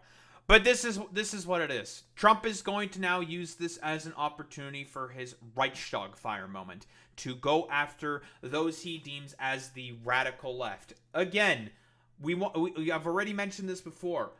The people who do more violence are far right, they are white supremacists, and they are fucking racists. Like, these are the motherfuckers that are doing this. They are all dipshit fucking racists. Not far right, like far left political fucking extremists. Like, we can even bring up the fucking goddamn fucking charts on this, okay? What is it? Mass shooting statistics US by ideology. Right-wing extremists account for the majority of ideologically motivated mass shooting fatalities in the United States. Whoa, who would have thought that with an inherently sort of like violent ideology that they would be the ones who are more likely to do fucking violence. Even murders connected to political extremism. White supremacy, 55%. Anti-government, which can broadly be right-wingers, 14%. Other right-wing, 6%. Islamist, this I would also throw in as fucking right-wing, 20%. This is about 90 fucking percent of the murders and ideological fucking shootings that are carried out by extremists. They are a vast majority carried out by the right. You are the motherfuckers with the violent ideology. You are the fucking motherfuckers who have ratcheted up the fucking temperature, the rhetoric, and the positions that people have had for the past several fucking decades. You are the motherfuckers that have brought this. You are the enemy within. Spare me it. Well, we got fucking Jesse Waters. We're gonna go over some stuff here. Listen, we're just a couple of things. Trump gets hit in the ear. Charlie gets shot dead. They came after Kavanaugh with a rifle to his neighborhood. They went after Musk's cars. They just shot 2 Jews outside the embassy. Think about it. What are you fucking talking about, dude? Okay, again, Paul Pelosi. How about what was some of the other shootings? I know that Ezra Klein has the fucking example. Storming of the fucking Capitol and pipe bombs left the RNC and DNC. The plot to kidnap Gretchen Whitmer. The break-in to kidnap Nancy Pelosi and the brutal attack on Paul Pelosi. Really? The assassination of Minnesota House Speaker Melissa Hortman and her husband, and the shooting of the state Senator John Hoffman and his wife. Really? We're gonna get to the fucking liberal cope and not cope, but utter fucking nonsense they've been talking about this. But you are the motherfuckers that have ratcheted all about this, dude. Like, are you people for real? Are you people fucking for real? Police got shot, barely survived. It's happening. You got trans shooters. You got riots in LA. They are at war with us. Boy Meets Mini, is there fucking more riots in LA? Is there riots in LA? Can you tell me what's going on in LA? There's still protests? Are there riots? Were there ever riots within LA? As far as I know, again, the reason why they justified the sending in the National Guard and cracking down, trying to do the military occupation within Los Angeles is because 5 Waymos got fucking turned over and burnt down. That's why they fucking justified it. It's complete nonsense, dude. Like, please. Yeah, the riots are what they are. They're calling ICE kidnapping brown and black people. Yeah, exactly. Oh, sure, you can share the song. You can post the link. I'm pretty sure anyone can fucking post links. That's fine.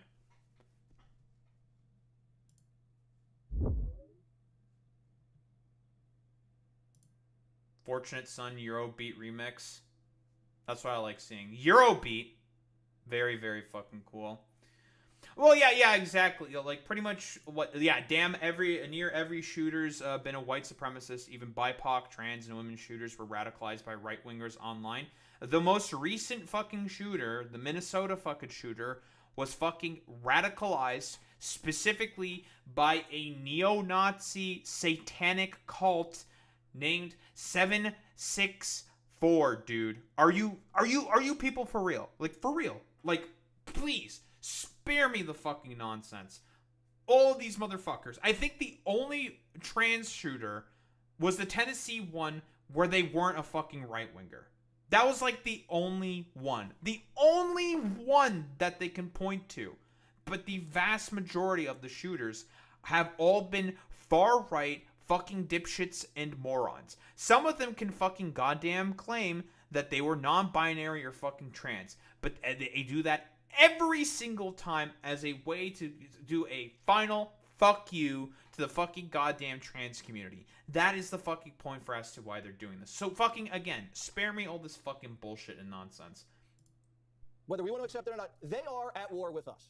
And what are we going to do about it? How much political violence are we going to tolerate? And that's the question we're just going to have to ask ourselves. Now, Charlie... Mostly coming from the right. ...to put as much pressure on these people as possible. Dana nailed it. This is unacceptable and has to stop. And it has to stop now. And everybody's accountable. And we're watching what they're saying on television. And who's saying what? The politicians, the media, and all these rats out there. This can never happen. Oh, clearly. Yeah, dude, you literally did a fucking schizophrenic screed about Robin fucking Westman not that fucking long ago. And you think that you should watch the politicians, the fucking media, and all that stuff? Fucking, please, spare me the fucking nonsense, Jesse Waters. Again, this is coming from the exact same motherfucker who slashed the tires of his wannabe fucking wife / girlfriend in order to basically force her to stay with him back during Fox News after slashing her fucking tires so she couldn't fucking leave after work, dude. Nonsense. Spare me this. We got Laura Loomer being hypocritical as well. I don't ever want to hear Charlie Kirk claim he's pro-Trump ever again after this weekend.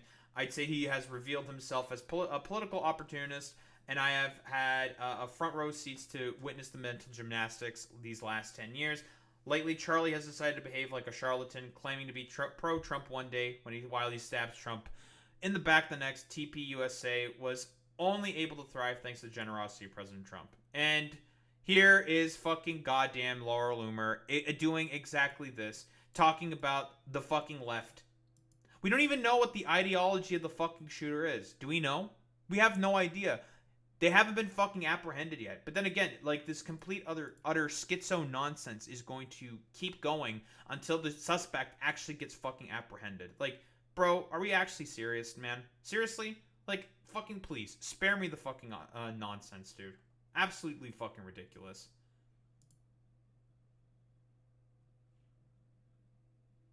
Yo, that X video was graphic and instant death god. Goddamn. I'm a little confused, Waffle Master. I don't know what you mean. Ugh. Yeah, I'm a little confused. Yeah, cinema. But here, we're going to get into some of the stupid shit that liberals have been saying.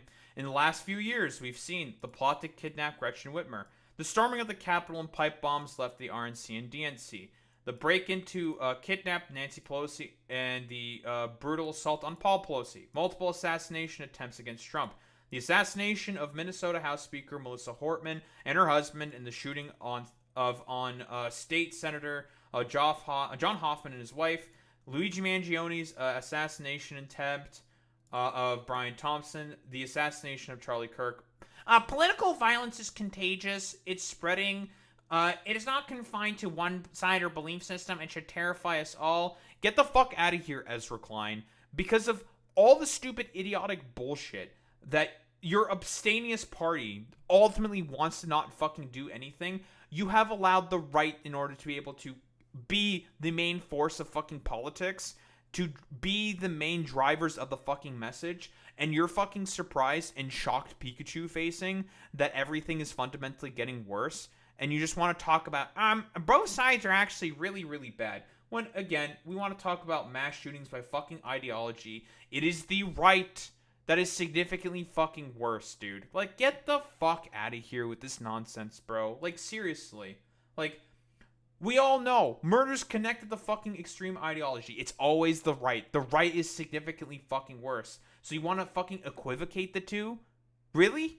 You want to equivocate the fucking two? Fuck out of here with this stupid bullshit. You stupid, liberal, abunda fucking stupid, dumbass bitch. Like, fuck out of here with this nonsense. Oh, I've seen the close-up video, Waffle Master, of him getting shot. Whew! That's, it's wild, bro. The foundation of a free society is the ability to participate in it without fear of violence. Political violence is always an attack against us all. You have to be so blind not to see that. Bro, get the fuck out of here, bro. Like, No one fucking disagrees with that point. But there is one side that is 10 times fucking worse in comparison to another one. Shut up. Like, what the fuck are you supposed to say to this? Besides, shut the fuck up. Like, what the fuck are you talking about? Like, we know who are the main factors that are doing fucking polarization. We know the main fucking goddamn side who is making everything worse, and that is the right. And they have been making everything worse ever since the fucking 80s, dude. Like, so fucking spare me all this nonsense about, like, well, political violence is actually really bad, guys. No fucking shit, dude. Like, whoa, very cool, Ezra, that you are saying political violence is bad. That vigilantism is also fucking bad. No shit, dude. But it is a symptom of a much greater fucking rot. Something that you and your ilk and all of the fucking conservatives that fucking broadly agree with your stupid LARPy abunda fucking bullshit fucking agree with.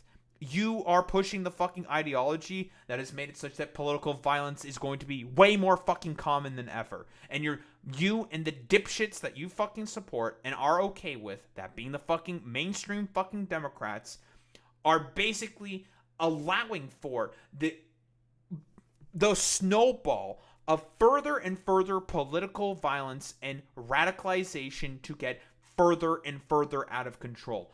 You have a fucking part to play in the sort of rise of further political violence. Fuck out of here with this nonsense. We got some stuff here from our boy, Sam Cedar. We love Sam Cedar. Shout out to Sam Cedar, obviously, of the Majority Report. Practically the entire government of Israel is tweeting about Charlie Kirk. Notably, they aren't adding in political violence is never acceptable. Of course, everyone in fucking Israel being supportive of fucking Charlie Kirk, saying it is very tragic that he fucking died. And we can say that, is it a bad thing that he died? I'm not for fucking political, like, vigilantism. Yeah, sure. But don't be fucking surprised when shit like this continues to happen. Again, with all of these fucking killings that are happening more and more, the ratcheting up of the fucking temperature while not addressing any material conditions on the ground to help people. This is obviously going to fucking happen. Was inevitable for it to fucking happen. So spare me the nonsense. And of course, Democrats rally behind MAGA star Charlie Kirk after shooting. Political violence is never acceptable. This has basically been the entire line from every fucking liberal outlet, mainstream fucking Democrat, is just this. Are you fucking for real, dude? Like, Charlie Kirk has had a hand to play in all of this. You should be mentioning how it has gotten worse because of people like Charlie Kirk. Because it is because of people like Charlie Kirk that the temperature has been ratcheted up and everything has been getting worse. Like, spare me the fucking nonsense. Yeah, like, they say the same thing still happens again. Oh, I wonder why. There's a funny little quote there by a certain man named Albert Einstein. You want to know what he said? If you keep doing the same thing and expect a different result, that is the definition of insanity. Whoa, the Democrats keep saying the same things, keep trying to do the same things, and not actually addressing any of the problems, and not trying to fucking change anything, and nothing is fucking changing or happening to address the fucking issue? Oh, I guess they're insane or something. One more fucking moron to make fun of. We've already made fun of this loser, Z. Cohen Sanchez, the unfucked Democrat, stupid dipshit moron, who thinks that, who agrees with morons like fucking Asmongold, saying that the main problem with the Democratic Party is that they're too woke. Like, fuck out of here with this bullshit. But let's see. I was supposed to debate Charlie Kirk next week, and I was excited to meet the man that built the Turning Point Empire. Oh, I'm sure that you would have done such a wonderful job in that fucking debate where Charlie Kirk would bring up, like, so the Democrats are, like, really woke, you know, maybe that's, like, a bad thing. He'd be like, yeah, you know, I totally fucking agree with that, Charlie. And it's like, so, like, you know, all this different leftist stuff that's happening is, like, really, really bad. Like, what do you think about that? It's like, yeah, I do think it's, like, really bad. Blah, blah, blah, blah, blah. Shut the fuck up, you stupid fascist. Like, get the fuck out of here. You are okay with most of the fucking bullshit in reality that Charlie Kirk would fucking speak about. Spare me. Now I will be debating an empty chair in a family without who will be without a husband and father. Although our views were diametrically opposed, I was a great admirer of what he accomplished.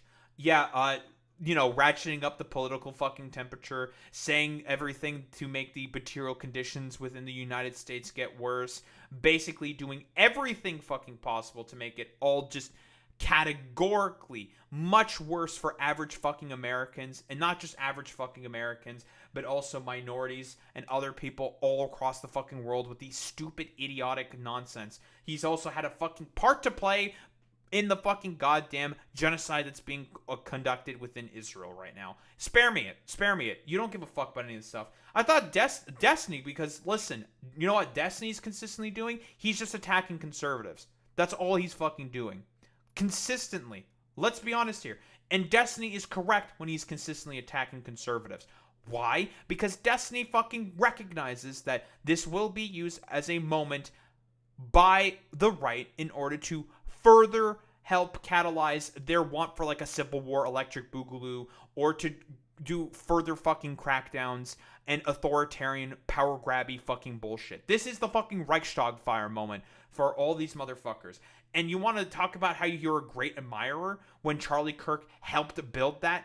Get the fuck out of here with this fucking nonsense. Yeah, he was a worthy adversary and I'm heartbroken.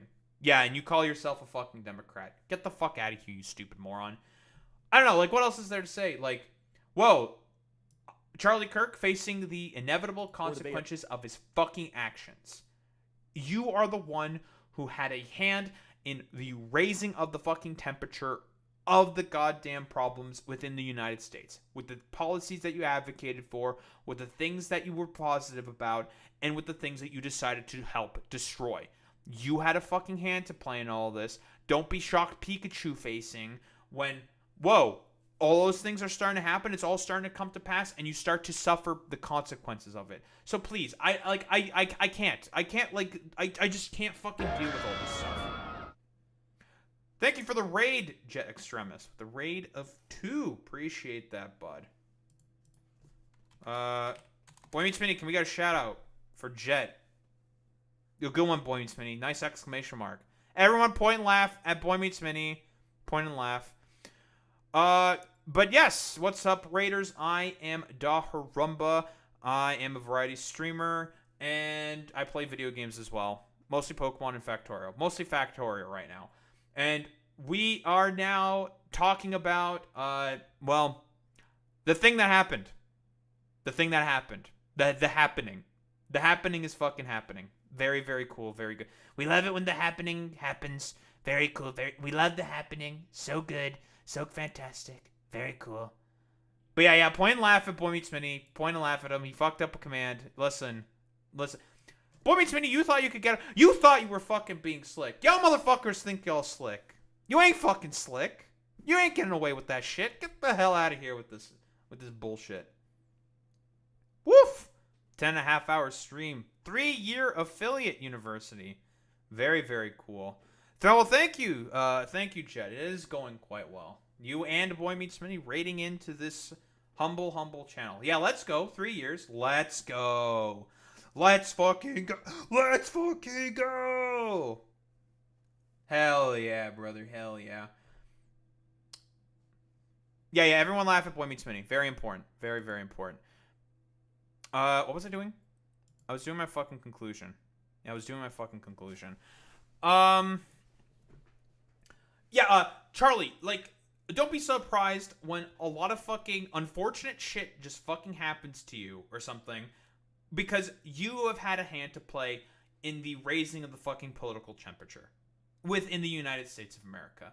You had a hand to play in this. Don't be shocked Pikachu facing to me right now, dude. Like, get the fuck out of here with this bullshit. Because now, what's going to happen inevitably? He's going to be made a fucking martyr, or at least attempted to be made a fucking martyr. People are going to try to talk and spin everything that he's done as being positive. When in reality, him and all the policies and positions that he's advocated for has had, quite literally, a hand to play in the worsening of the material conditions that are currently experienced within the United States of America, and a fucking worsening of the these rhetoric and sort of discourse that happens, broadly speaking, within American political fucking discourse. You have had a hand in play to this. Don't fucking come here being like, oh, I can't believe that more violence and everything is getting fucking worse. I wonder why that is fucking happening. When you constantly have rhetoric saying, like, they're attacking us, they're gonna come after us, they're gonna take away your family, your kids, your guns, your everything, they're gonna come after you, constantly, always coming after you, and talking about, like, oh, well, you know, it would be really heckin' epic and cool if someone decided to post bail for Paul Pelosi's fucking attacker. Like, spare me it. Spare me it. I have such little fucking sympathy. And I'll reiterate the same point again. Yeah, sure. Is it sad that he got fucking killed, that he got fucking assassinated? Yes. Yes, that is sad. It is tragic that it fucking happened. But I'm not going to ignore the role that he has had, the role that he has fucking played. When Michael Brooks tragically fucking died, when he tragically died due to medical complications that he had, was Charlie Kirk being sympathetic? No. Were anyone on the right being sympathetic? No. They were not. They celebrated his fucking death. So spare me it. And I'm not going to really morally preen and preach and cry and bitch and moan about all the fucking left-wingers that are also celebrating the fact that Charlie Kirk got fucking assassinated.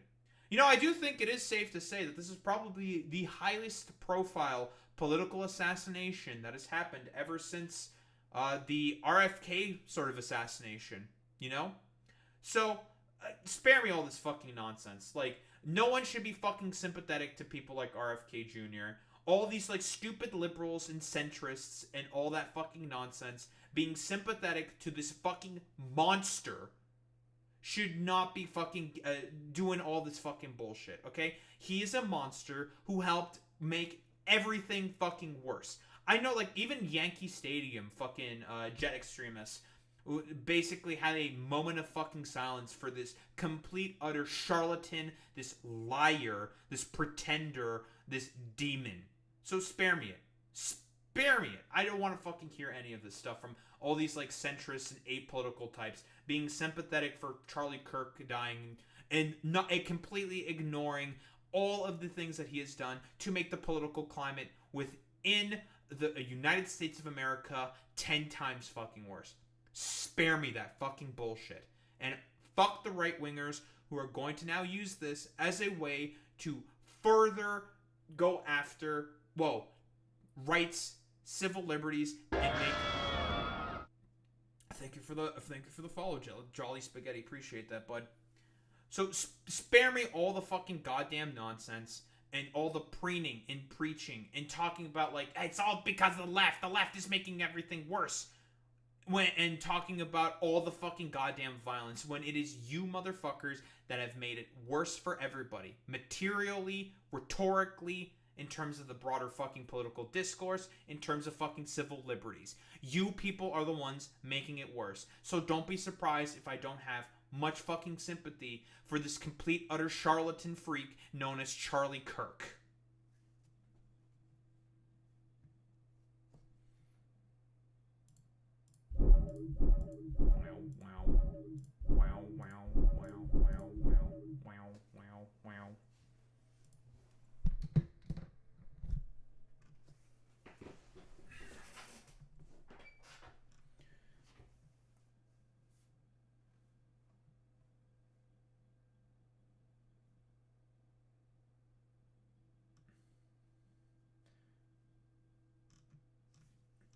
God, I hate these people, man. Dave Portnoy. It doesn't matter what your opinion of Charlie is or his politics. If you don't view this as one of the darkest days in American histories, then you are part of the problem. Spare me it, dude. Spare me it.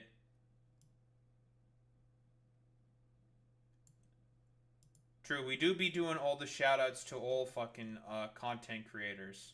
Real and true. I'm totally you know what I'm heckin' expecting for?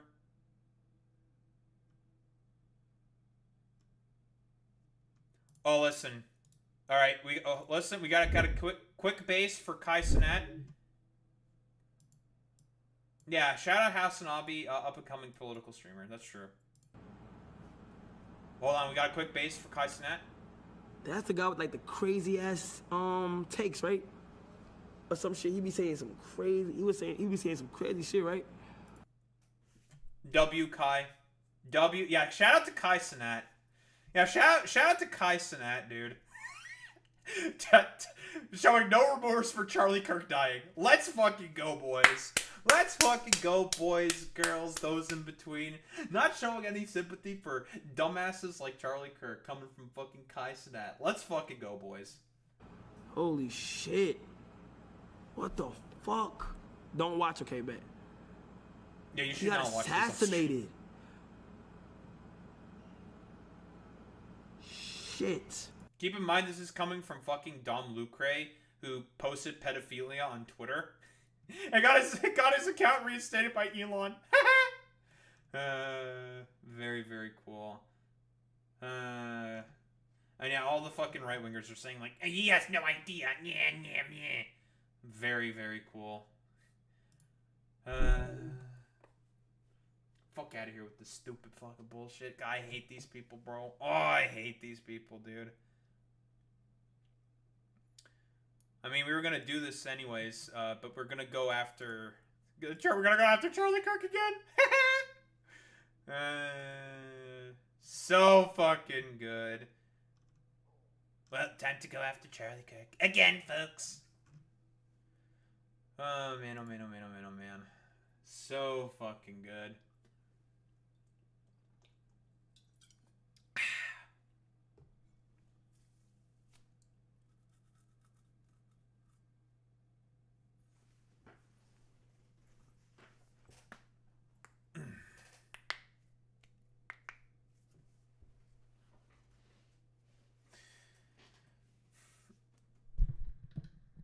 I'm gonna make a punk album with that pic of Charlie Kirk as the album art. Do it! Do it! Do it! Do it! Also, I should probably... What is this song? Now I can listen to the song. Yeah, Rip Bozo. What's this? This is by Animated Sarah.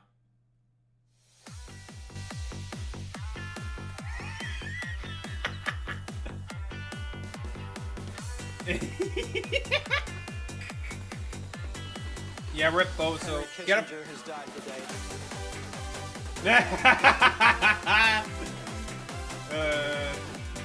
Not Kissinger. No, you have a good one, Kid Experiment.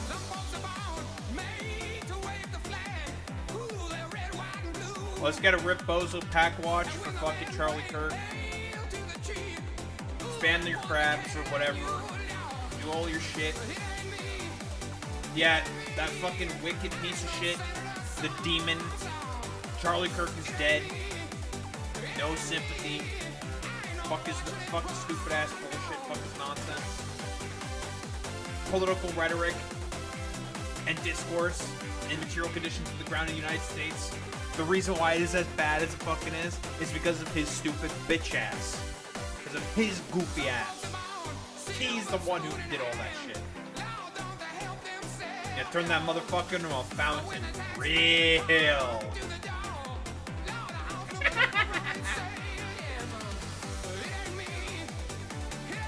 Fucking Kissinger.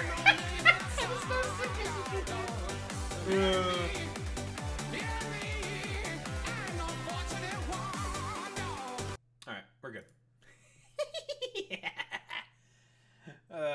Man, dude. Yeah, Rip Bozo pack watch. Oh, man. It is fucking hot, bro. Let me turn on the fan. Today is a good day. Oh, man. It's a good day. A shaitan has been fucking killed. A demon of the warp. A creature of the immaterium has been destroyed. Sent back to the hell that they crawled out of. Wonder what old Carl's looking up at us from the other side. Or if old Carl's looking up at us from the other side. Who the fuck knows?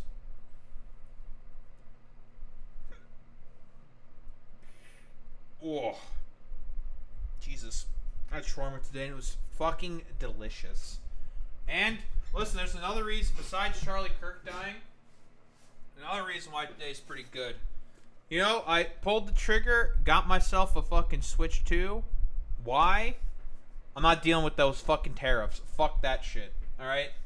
Listen, I wanted to hold off until the Legends ZA bundle was going to be made available.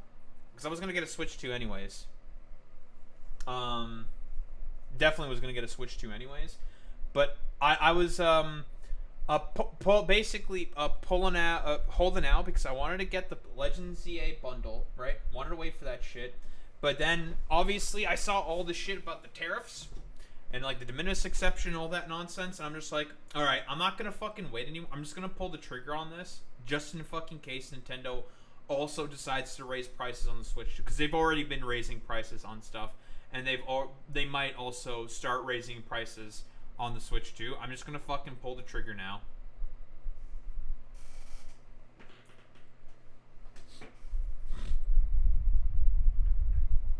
Oh, what's up? Sorry, you're blue. Ice showed up. We know how to deal with ice. We know how to deal with ice around in these here parts. Where is this? New York? New York. Right, because you live in New York, sorry. That's right. Federal law enforcement agencies were on the scene in Rochester this morning during an ICE-led investigation. It included U.S. Border Patrol, an IRS criminal investigator, and ICE agents. A crowd gathered in protest as roofers refused to come down from the top of a multifamily building. News 10 NBC's Aaron Mahin was there. Aaron, what was it like there this morning? Brett, things escalated quickly out here. I was out here around 10 a.m. There was a crowd of about 20 people gathered in front of that house there. By 11, this was a full-blown rally with nearly 100 protesters. Yeah, listen, those roofers were a little too brown, so therefore they have to be apprehended and deported, right? That's how that works? Right? That's how it works, right? People brought in signs, they brought in water for both themselves and for the workers who are on the roof.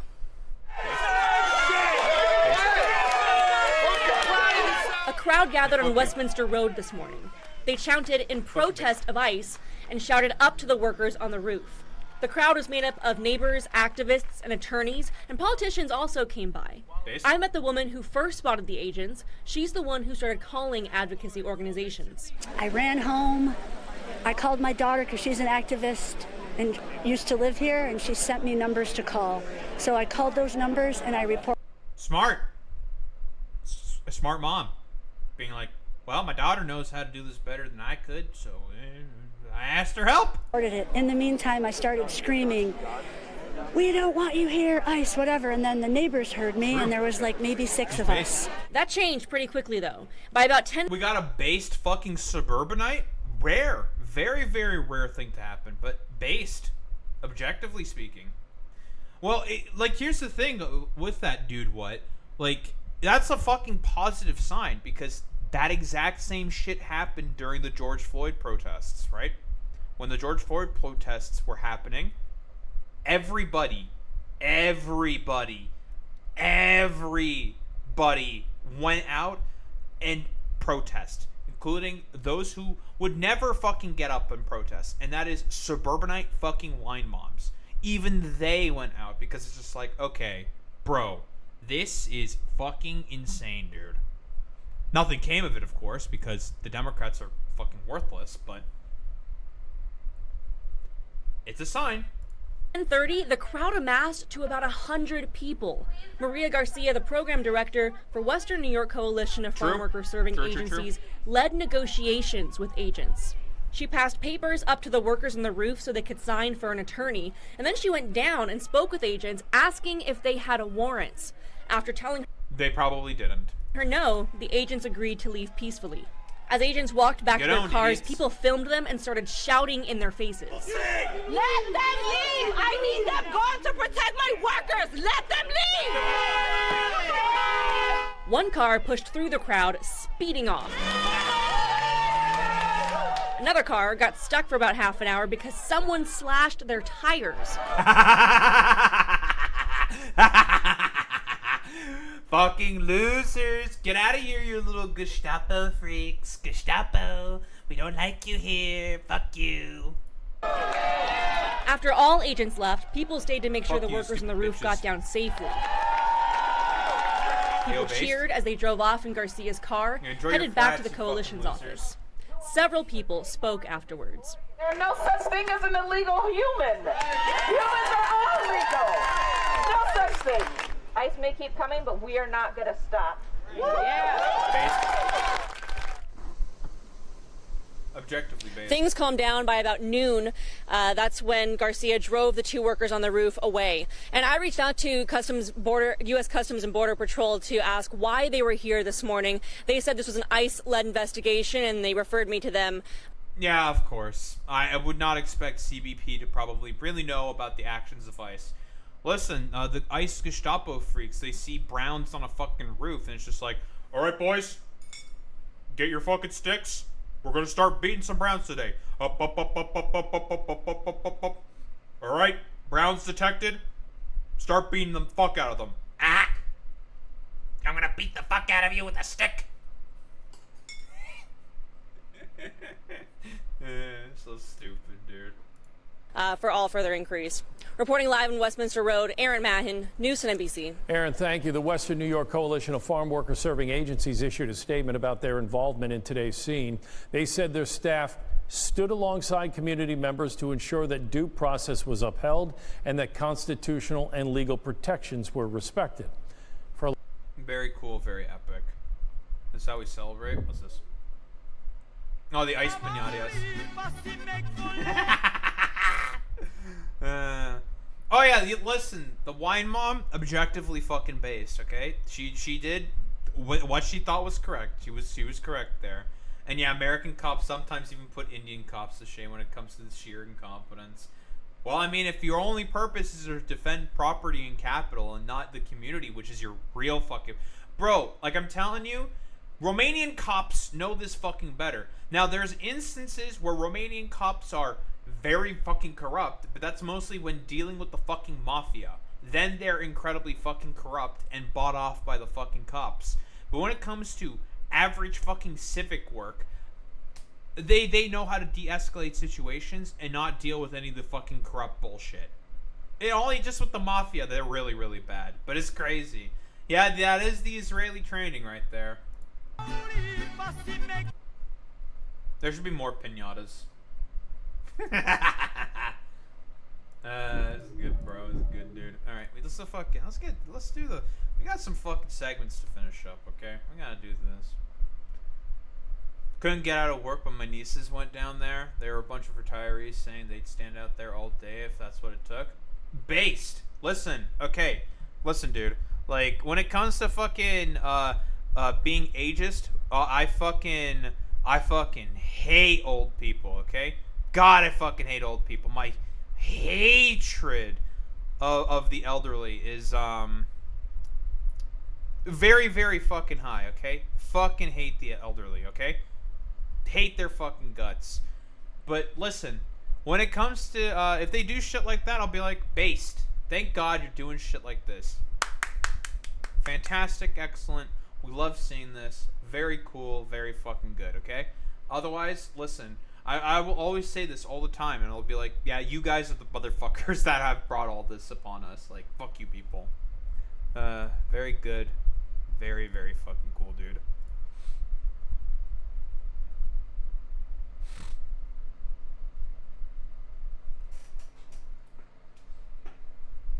Oh yeah, and fucking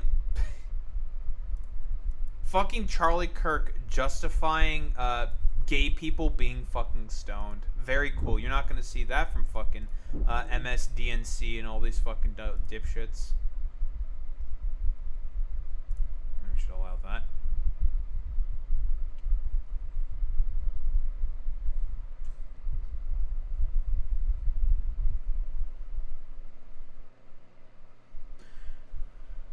Alright, let's get started with this. Turn that shit off. What on Instagram, Epdius?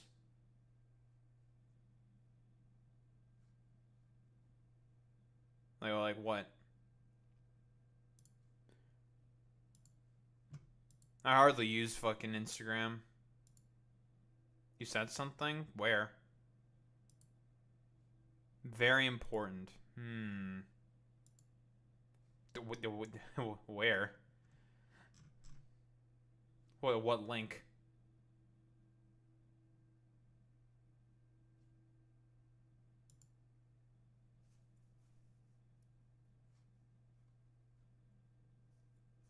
I'm so confused.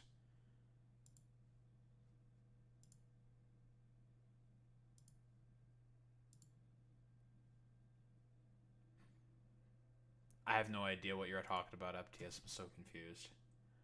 On you. Let's just get started with this shit.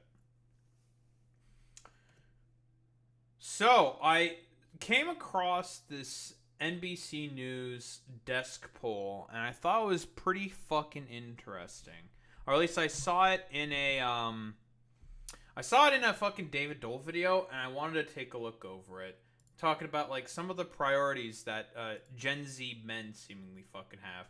They really want to have children and financial independence, having a fulfilling career and job. Okay, cool, great, fantastic, very epic, very cool. Having emotional stability, and not really caring about retiring early. That's very interesting. That having emotional stability is like ranked as fucking last. When, guys, if you want to have children and have financial independence, very fucking important to have emotional fucking stability. Yeah, this is a pretty big fucking tell, right? Like, if you are incapable of having goddamn emotional stability, then it should be a fairly fucking obvious problem. Do you really expect that you're going to be able to have children with women if you're not really emotionally fucking stable? Really? Really? Do you really fucking expect that? We all know, broadly speaking, what is leading to this sort of, like, I suppose, like, epidemic of people becoming, like, basically worse versions of their fucking selves. I mean, it should be fairly fucking obvious why. The main issues should be pretty fucking obvious. The fact that suburbanization is getting worse. Obviously, I've talked about the wage productivity gap. Pay is getting lower and lower. Jobs are getting shittier and shittier. You need to have a car to get anywhere. It's more expensive than ever to go out and do things. And you're acting, all these people are acting like completely shocked Pikachu facing, right? Like, people are like shocked and dismayed that there's like a lot of problems with like mental health within America. And here's the thing. This is from women who fucking voted for Harris. Gen Z women. Fulfilling job/career. 51 fucking %. Having money to do things that you want. Because again, the infamous little thing that I love to constantly bring up. Wage productivity gap. Productivity soars, wages stagnate. And people are shocked Pikachu facing that a lot of material conditions and a lot of like mental health episodes are getting like worse and worse and worse. This is why it's getting fucking worse and worse and worse. People are not able to pay their fucking bills, man. Like, people can't pay their bills. They can't do everything necessary to have a successful, fulfilling life. And people are shocked and surprised that conditions on the ground are getting fucking worse and worse and worse, dude. And you know what they're going to do? Seeing shit like this with having children and being married, for these women being at 6% apiece and having a fulfilling job/career, having money to do the things that you want. You know what they're going to fucking say? They're going to blame the women for this instead of reflecting inward. But there was also one for women who voted for Trump and men who voted for Harris. Exact same fucking shit. Money to do what you want. Fulfilling job/career. Financial independence. Owning a home. Fulfilling job/career. Financial independence. Every fucking person except for the goddamn men who voted for Trump, whose brains have all seemingly been fucking broken by a ton of fucking propaganda, broadly speaking, all of them fucking understand that, hey, you know what needs to fucking happen? We need to have money in order to be able to do stuff. Like I've said before, it's about the economy, stupid. Look at this shit. Wage productivity gap. Productivity has been fucking soaring, but wages have hardly fucking gone up since the fucking 70s. It's been $7.25 for how long? Like 20 fucking years? Are you for real? And every survey and estimate has been saying that basically for people to be able to even make a fucking living nowadays, the minimum wage has to at least be fucking like $25 an hour. And you have all these like fucking dipshits and morons coming up with literally every excuse in the fucking planet in order to not justify any of that stuff. But here's someone who has been directly playing into that exact fucking problem. Charlie fucking Kirk. Because he's going to do exactly the fucking things that I've been saying. Specifically, hyper fucking fixate on the fact that Gen Z women who voted for Harris, which tend to be most fucking women, don't want to have children, get fucking married, and would rather have a good fucking job or career. He's going to hyper fixate on all of that shit and do the fucking incel shit. All right, what we got here? Charlie, what advice would you give young women who've been taught to put their careers first before even thinking about settling down or having kids? I wonder why they might be being taught that. Why? Like, is it like, do they need to be able to put food on the table and have a roof over their head, be able to pay their bills, be able to pay utilities, be able to have a life before being able to sort of just like start taking care of another person, start even thinking about being able to get married and have children. They have to have some kind of stability for themselves. Seriously? Like, oh, but it's all the fucking women's fault. The sexual revolution. Women being able to have a fucking credit card and a bank account now or some shit. That's the main fucking problem. Like, seriously, get the fuck out of here with this stupid bullshit. Like, hey, Laura Ingraham, maybe you should instead, if you want to live by your fucking values and principles here, you should fucking leave your cushy Fox News fucking anchor job, get in the fucking kitchen, barefoot and fucking pregnant, start producing a bunch of babies for your fucking husband, and stop fucking working at Fox News. How about them apples?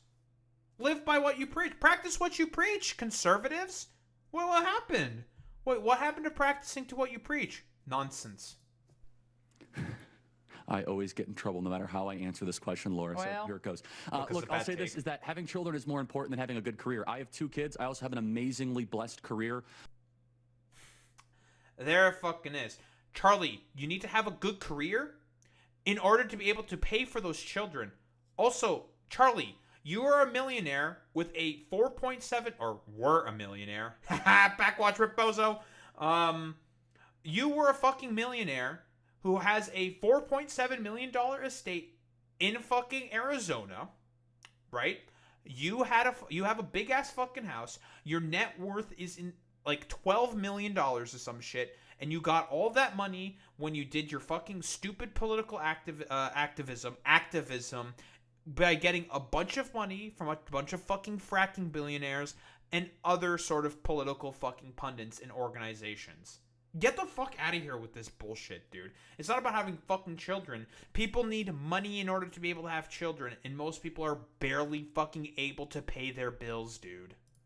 Our podcast is doing great, but my kids matter way more than how many social media followers that I have. And I would also tell young ladies, you can always go back to your career later, that there is a window.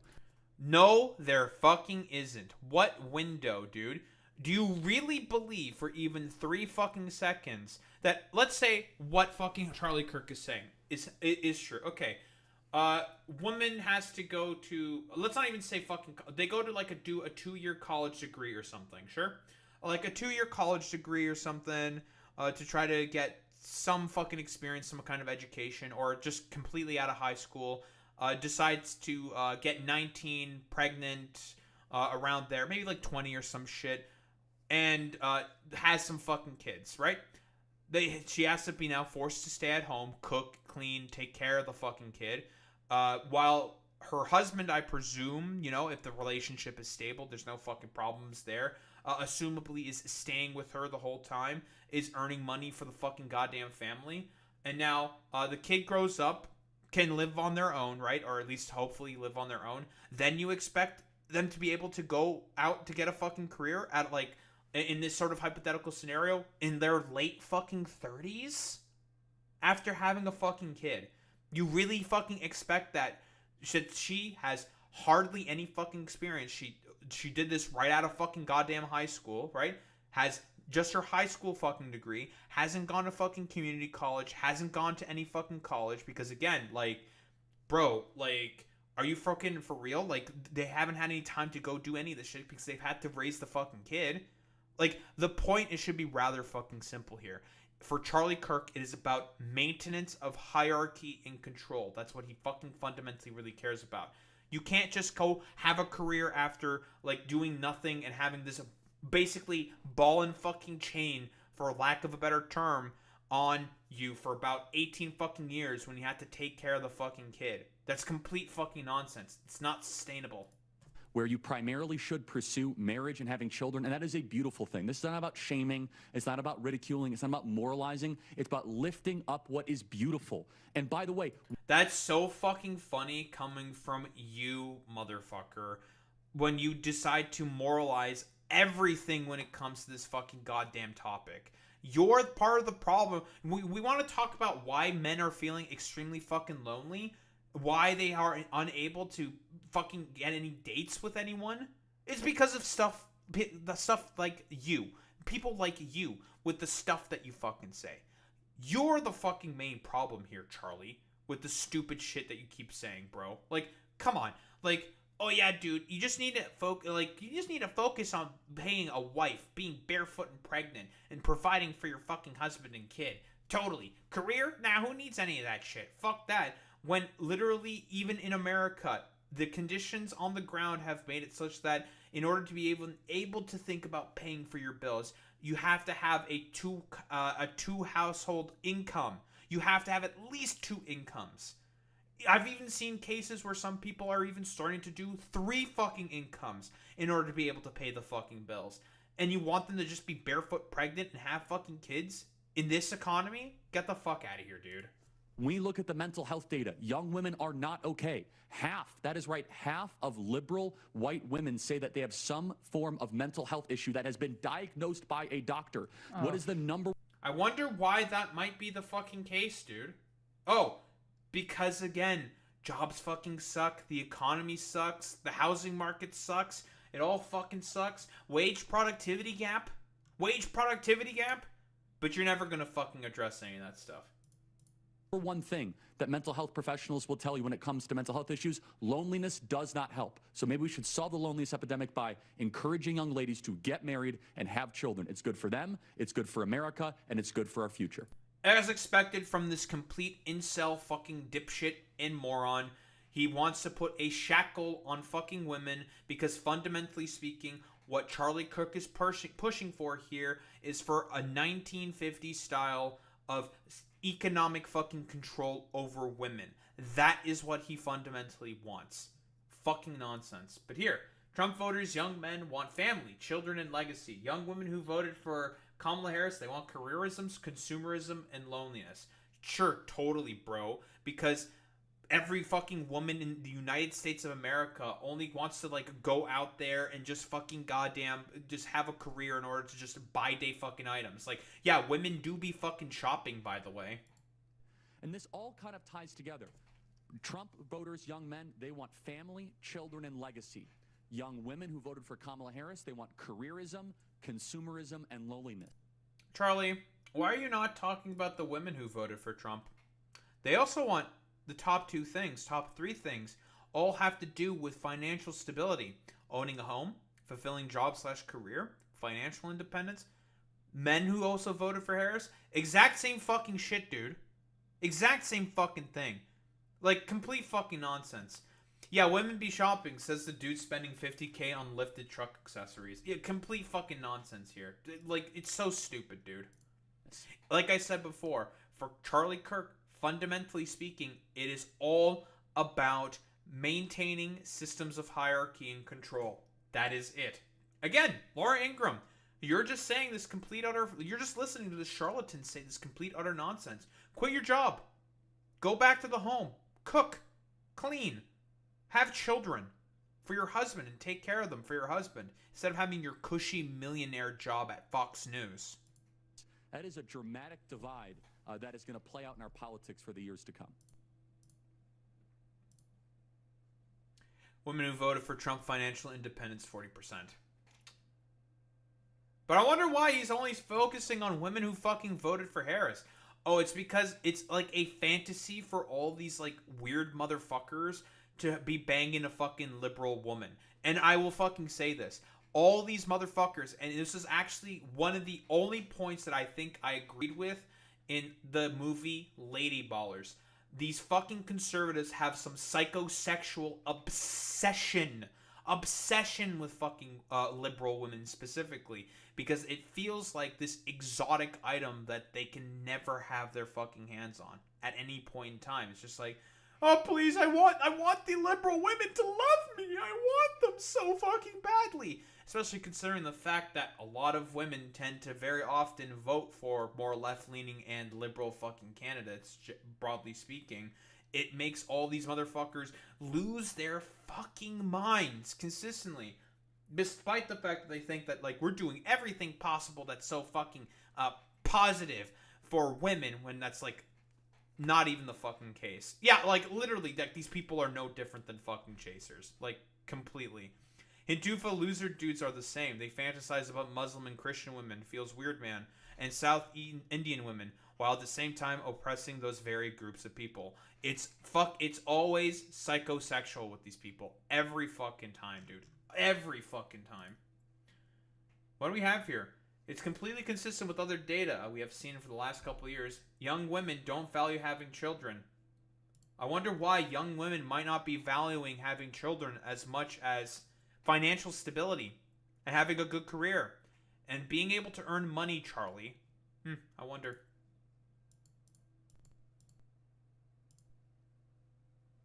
Yeah, this is a pattern that I've seen time and time on these college campuses where young men are ordering their life correctly. They want to first and foremost have children, get married, and then have a nice job or to be able to travel. If you look... You can't have children and then have a nice job and be able to travel. If an employer hears you at like 24 years old after you have finished college or university or whatever, and then you have a fucking kid, you are likely not going to get hired. Why? Because you have to spend time with the fucking kid to take care of the kid. Complete fucking nonsense. Deeper into this data, it's completely consistent with other data we've seen the last couple of years. Young women, they don't value having children. And this is one of the reasons why we are seeing a fertility collapse in the West. We're seeing less and less young people get married. I'm going to keep bringing up the fucking goddamn graph every single fucking time because, again, it reiterates the point every single fucking time. Wage productivity gap. Hey, Charlie, instead of your goofy ass having, let's see, I've done this before, but last time I checked, Charlie Kirk's net worth was about $12 million. Charlie Kirk net worth. Charlie Kirk has amassed an estimated net worth of $12 million. Charlie, I wonder why you keep saying the things that you're saying. Why is that? Huh? Because you can afford to have fucking kids right now. It says, like, literally, this is coming from the dude who has like a $4.7 million estate within fucking Arizona. It's complete nonsense, dude. We're seeing more and more people go into their 30s to have children. Now, mind you, this is starting to change the last 18 months especially. We are seeing a little bit of a turning of the corner, if you will, as the country is starting to get more into traditionalism and young people are starting to go back to church. Get the fuck out of here with this, like, 3 IQ LARP shit. That's not the fucking reasoning why. What the fuck are you talking about? No, it's because they were starting to finally get some more financial stability because of Joe Biden's fucking goddamn policies to address the economy. Which now, since Trump has basically torched all of that shit, financial stability? What fucking financial stability? Complete utter fucking nonsense. But as expected from this, like, incel freak, Charlie Kirk, he obviously has to misappropriate the data and has to avoid some parts of it and not talk about it. Again, conservative women also have the exact same fucking concerns as liberal fucking women. Whoa. It's almost as if this is just consistent with everyone within Gen Z except for young white men who voted for fucking Trump. They are the only ones that have broken with this because they have been propagandized too. That is the main problem, because a lot of them are in depressed, doomerist fucking spirals, sort of acknowledging that there is nothing they can do, that there's literally nothing left for them, and so they have to try to become a fucking fascist in order to try to do something about it, right? And they think that Trump is going to be the main guy who does that, even though he passes things like the one big fucking beautiful bill and all of these other fucking policies to make, broadly speaking, their fucking goddamn lives way worse. Youth unemployment rate is fucking going up. General unemployment is going up. Everything is getting worse. There has been constant losses of jobs because of dog shit, terrible, conservative fucking policy that is meant to do one thing and one thing only: funnel up as much money as possible from the hands of the many to the hands of the fucking few. Don't think there's really much else to say besides, Charlie, you're a fucking stupid, dumb fucking incel pushing stupid, dumb fucking incel talking points and propaganda. Get the fuck out of here with this bullshit. Nepal's birth rate dropped off their 1990. Maps up with the 20% youth unemployment rate. Yeah. Guys, I wonder why a lot of people are not having fucking kids around the world. Because material conditions are getting worse and worse. What is this thing that Eptius? What the hell is this real? Oh shit, it's Batman in Romania. Let's fucking go.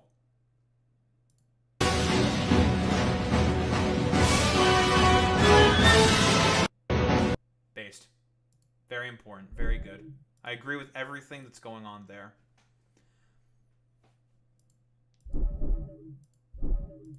That says that's Romanian Batman right there, dude. That's Romanian fucking Batman, bro.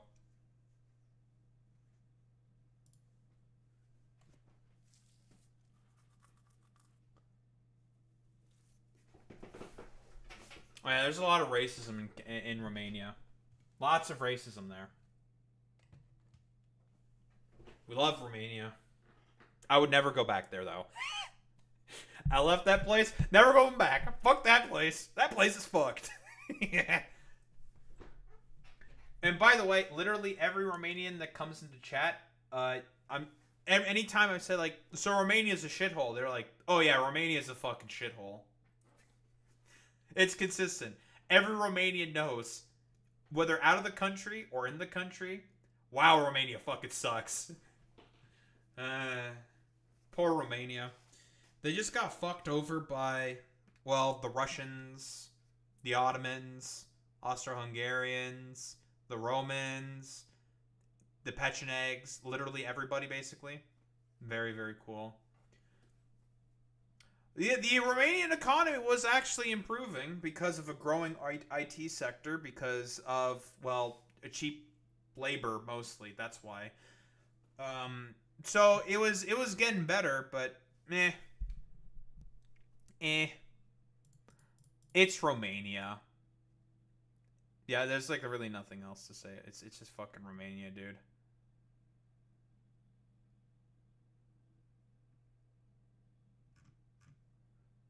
Romania.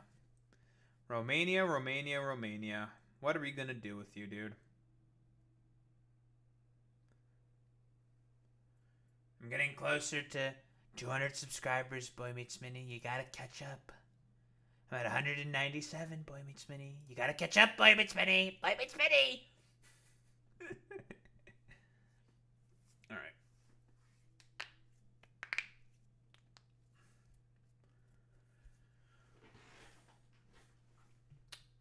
Well. The Gaza aid flotilla carrying Greta Thunberg reports second drone attack in 24 hours.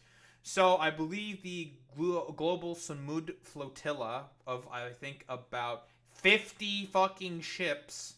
I'm going to say that again. 50 ships with people from 44 different goddamn countries. Crazy. It's a fucking fleet, bro, of people trying to break the aid blockade within Gaza trying to give in aid to the Palestinians. Now, obviously, all the 3 IQ LARPers and fucking dipshits are going to be like, that's like going to basically do nothing, barely put a scratch. Listen, it's not about giving all of that aid. It's about sending a message. We do a little bit of Heath Ledger's Joker.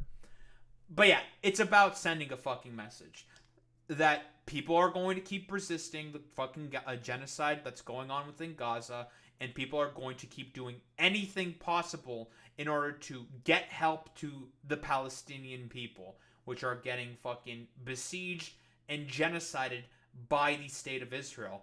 And I wonder why Israel is deciding to do drone attacks. I know they did an attack earlier in Tunisia, in Tunis, which is obviously illegal. They're attacking a boat in someone's sovereign fucking territory, but then again, this is to be expected from fucking Israel. They love randomly attacking people and random shit in other people's sovereign fucking territory. Israel loves doing that fucking shit consistently when it comes to this fucking freakazoid, genocidal, fucking apartheid fucking state. They will consistently break the international law if it means getting what they want. I wonder why they're doing a fucking drone attack on this fucking flotilla. Must be afraid of something,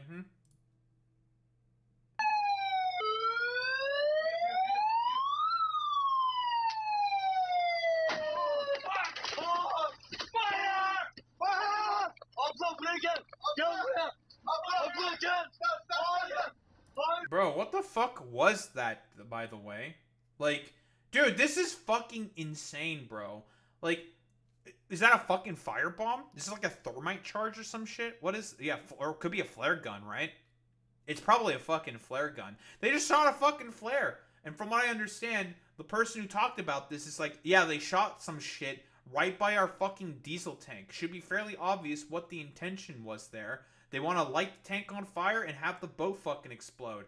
Again, keep in mind, I did not think that Israel was willing to do something like this. Because again, 44 different countries. Do you know how many fucking people, if they hit Greta's boat, for example, everyone's going to be up in fucking arms and even more pissed with Israel than they already are. Like, everyone's going to lose their fucking shit. Insane. Like, people think it's bad enough with fucking Charlie Kirk. If they fucking do this to the aid flotilla, like try to bomb the fuck out of them with representatives and people from 44 different countries, do you know how fucking pissed all those people are going to be? It's insane.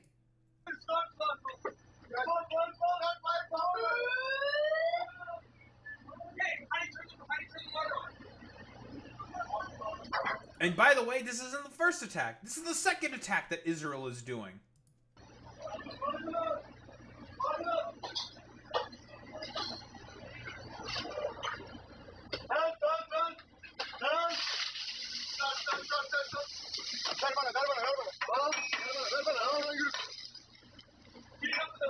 They do begin with a fire hose.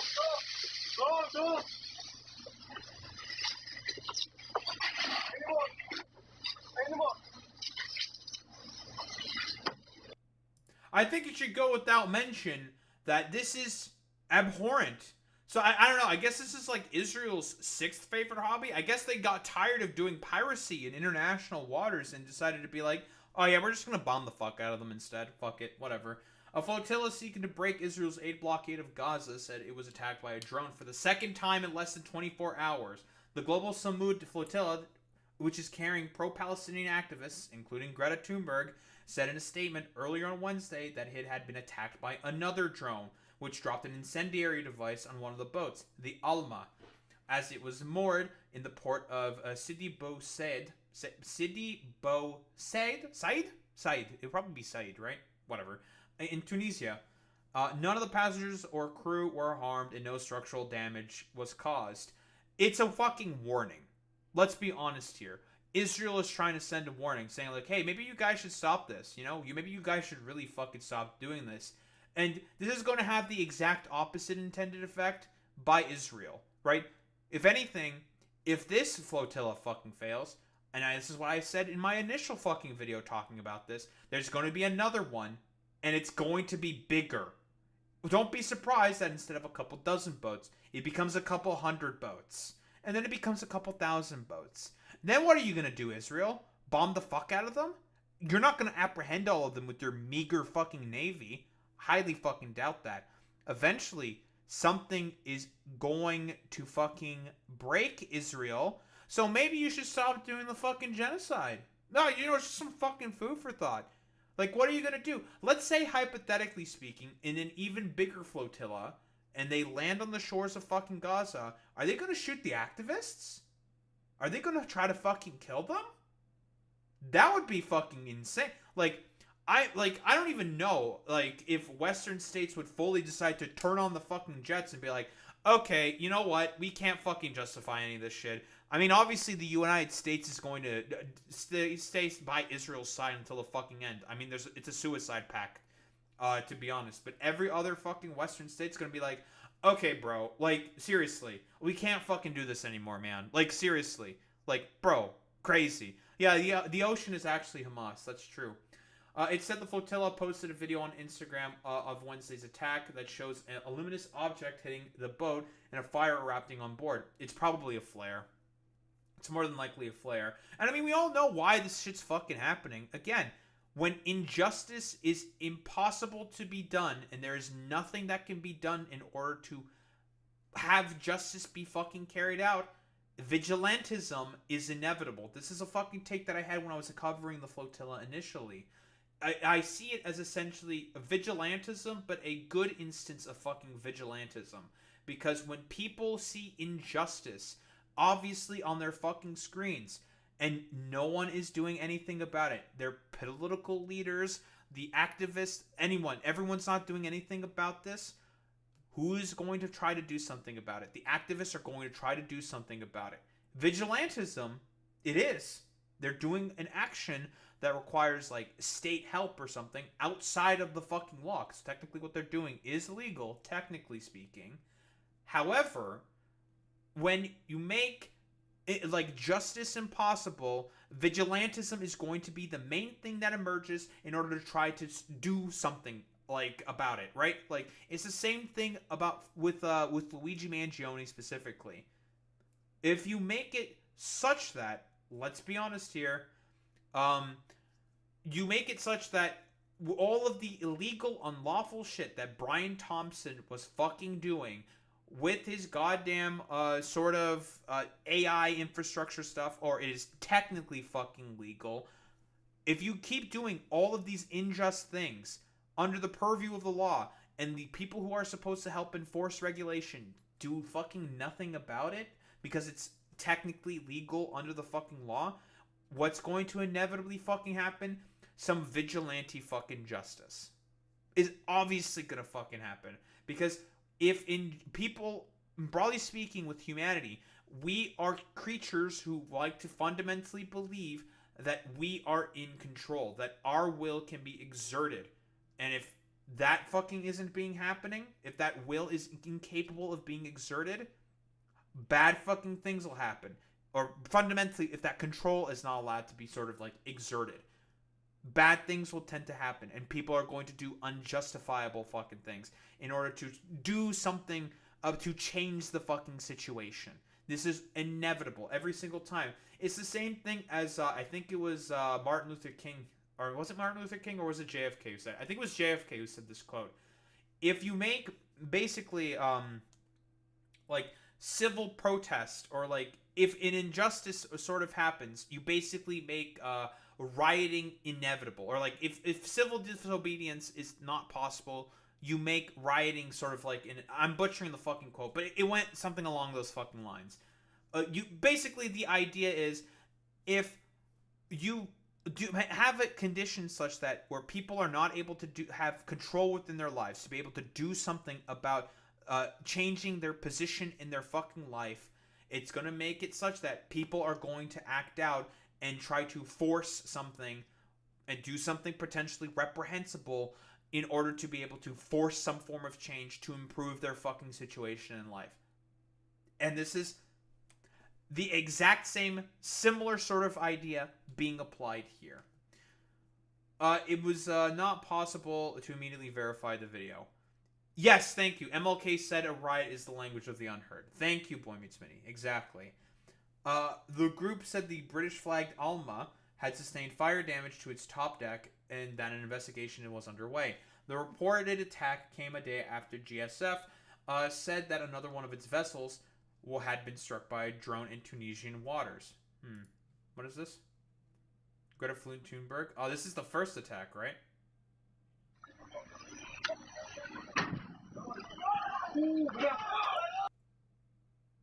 What is that? Some kind of fucking incendiary device. Looks like it was dropped from somewhere. Interesting. So this is the first attack that happened, because this is not the first time. This is the second one they've done.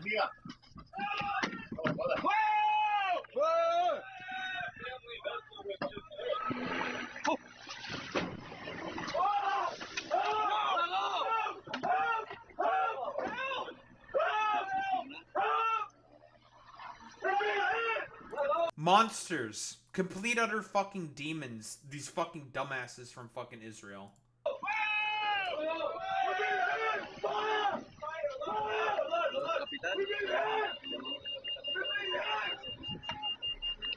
Now, by the way, sailing under the Portuguese flag, all 6 passengers and crew are fucking safe, and they're just doing random fucking fire bombings. Yes, thank you, Mina. Yes, if you make a peaceful revolution impossible, you make violent revolution inevitable. Yeah, something like that. Something like that.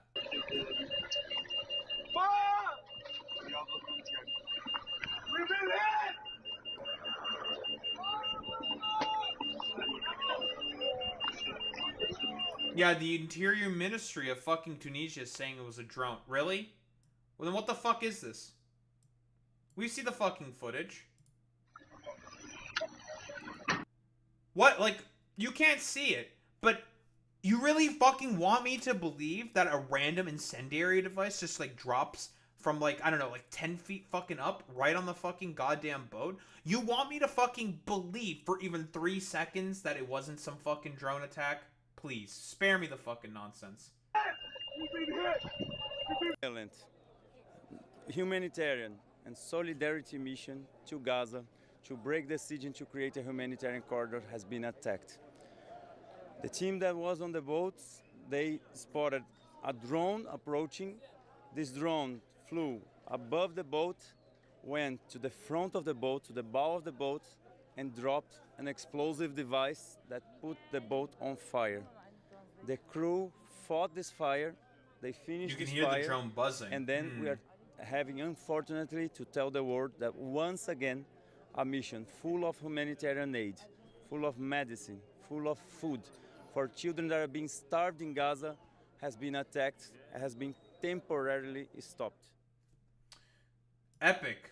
Great work, Israel. Very cool. And this is the second time that they've done this. So spare me the fucking bullshit, Tunisia's Interior Ministry, that it's basically, has no basis in truth. Yeah, totally. No basis in truth. Very, very cool. Tunisian Ghost Card spokesman did not respond to requests for comment. Oh, I'm sure. Later, the GSF later posted an image of what it said has a charred electronic device recovered from the deck. While a full investigation is ongoing, the presence of such a device provides a further indication that the boat was deliberately targeted. Francesca Albanese, the UN Special Rapporteur for the occupied Palestinian territories, posted a video of the burning Alma and said it indicated a drone attack. Video evidence suggests a drone with no light, so it could not be seen, dropped a device that set the deck of the Alma on fire, she wrote on social media.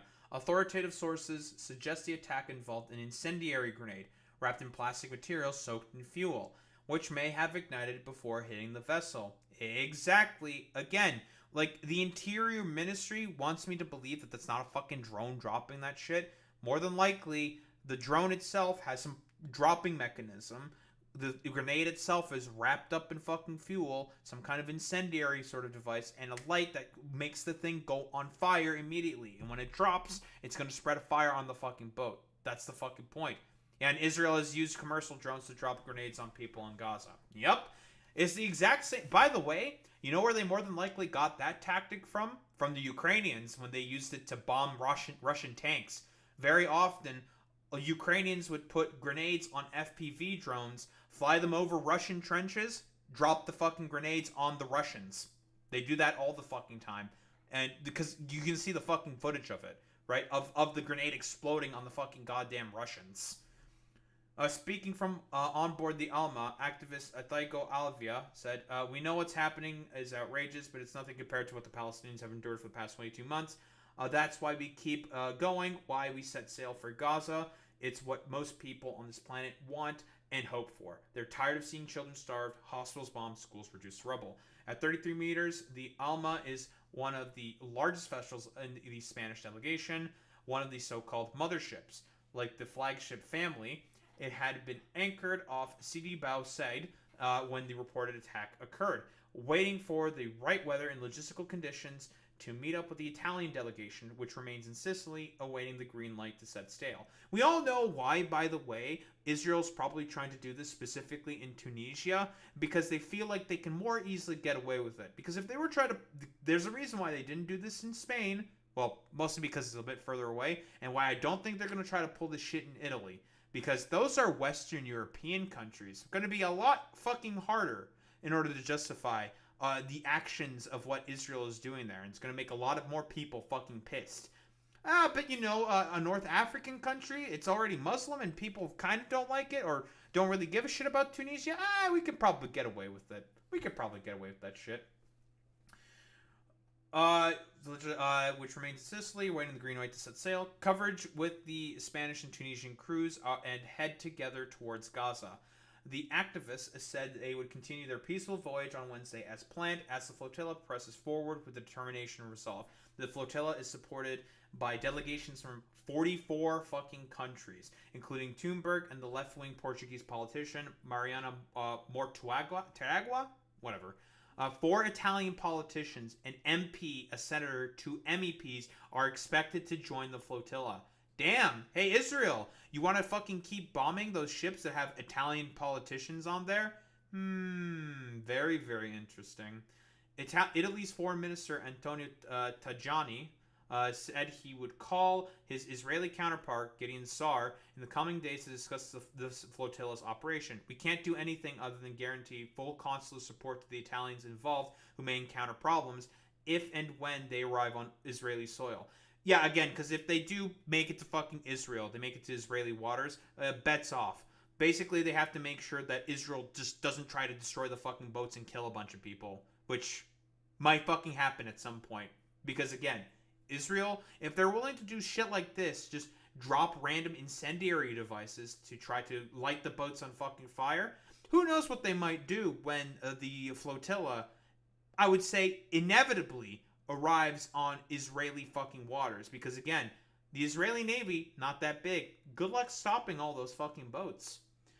Israel has maintained the blockade on the coastal territory since Hamas seized control of Gaza in 2007, saying it needed to prevent weapons smuggling. Oh, I'm sure. The blockade on food and other aid has been tightened throughout this current war. A global hunger monitor said in July part of the enclave was suffering from famine, and that would be in the northern parts, where they are currently conducting military operations. And they decide to put their stupid fucking save face aid centers in the southern parts, where those Palestinians are now forced to have to walk about 8 to 12 kilometers in order to be able to even get some fucking semblance of food. Hey, Israel, if you really want to stop weapon smuggling so bad, you can do that without having controls in terms of the water that goes into Gaza, in terms of the food that goes into Gaza. You can do that. You can. There won't be a problem with that. But again, the point is the apartheid. The point is the fucking genocide with these evil fucking monsters. In June, Israeli naval forces boarded and seized a British-flagged yacht carrying Thunberg, among others. In Israel, in 2010, Israel killed 9 Turkish activists when it raided the Mavi Marmara, which was also trying to break the blockade. The Israeli military did not respond to requests for comment.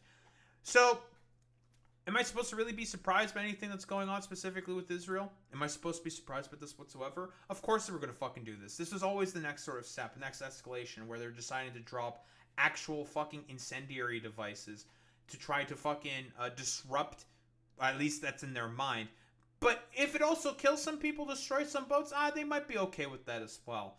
As expected from this wretched, terrible, evil fucking apartheid state of Israel, they are willing to do anything and everything possible in order to, well, make the lives of Palestinians worse. And if that means potentially having to do some bombing runs on fucking aid ships that are trying to break the fucking blockade that they're currently doing, to break the siege that's currently going on in fucking Gaza, they might be okay with that. They don't really give much of a shit about that. They're already an international fucking pariah. Everybody hates them except the US. So they're just like, yeah, whatever, fuck it. Who gives a shit? So, I don't know. What else is there to really say besides, well, the state of Israel, Benjamin Netanyahu, Itamar Ben-Gvir, Bezalel Smotrich, all these fucking wretches, these terrible, terrible fucking people are all miserable demons, and they should be tried and thrown away into the fucking Hague for the rest of their lives, just as they fucking deserve. It's 3 in the morning!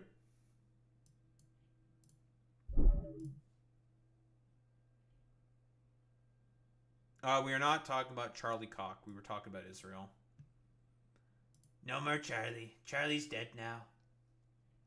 I did see the important video. Batman. Romanian Batman. Based. We love Romanian Batman. Yeah, hell yeah. Very good, very important video. I agree. I agree. Incredibly important video. The most important video, you could say. So important. So important. Many people are saying it is the most important video on the planet.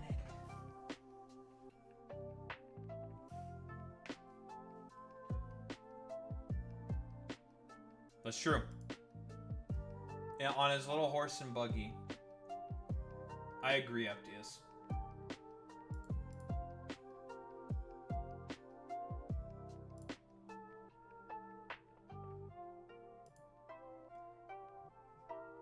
Yeah, dead as a doornail. Exactly. Alright. Who do we raid out to today?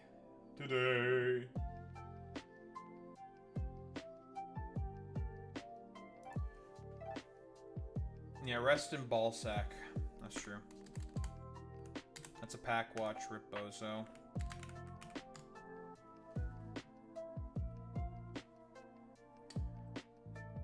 Why don't we raid out to...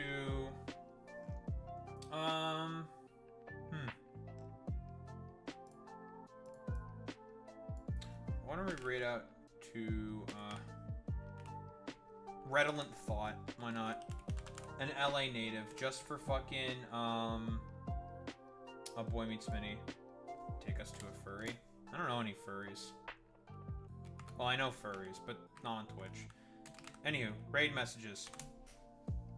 Alright, dorks, you know what to do, you know what to say. Transcribe with the Daho Rayba if you're a sub. If you're a non-sub, you do the WoW with the Daho Rayba. That's how we show appreciation. Those are into any case gamers. I will be back tomorrow.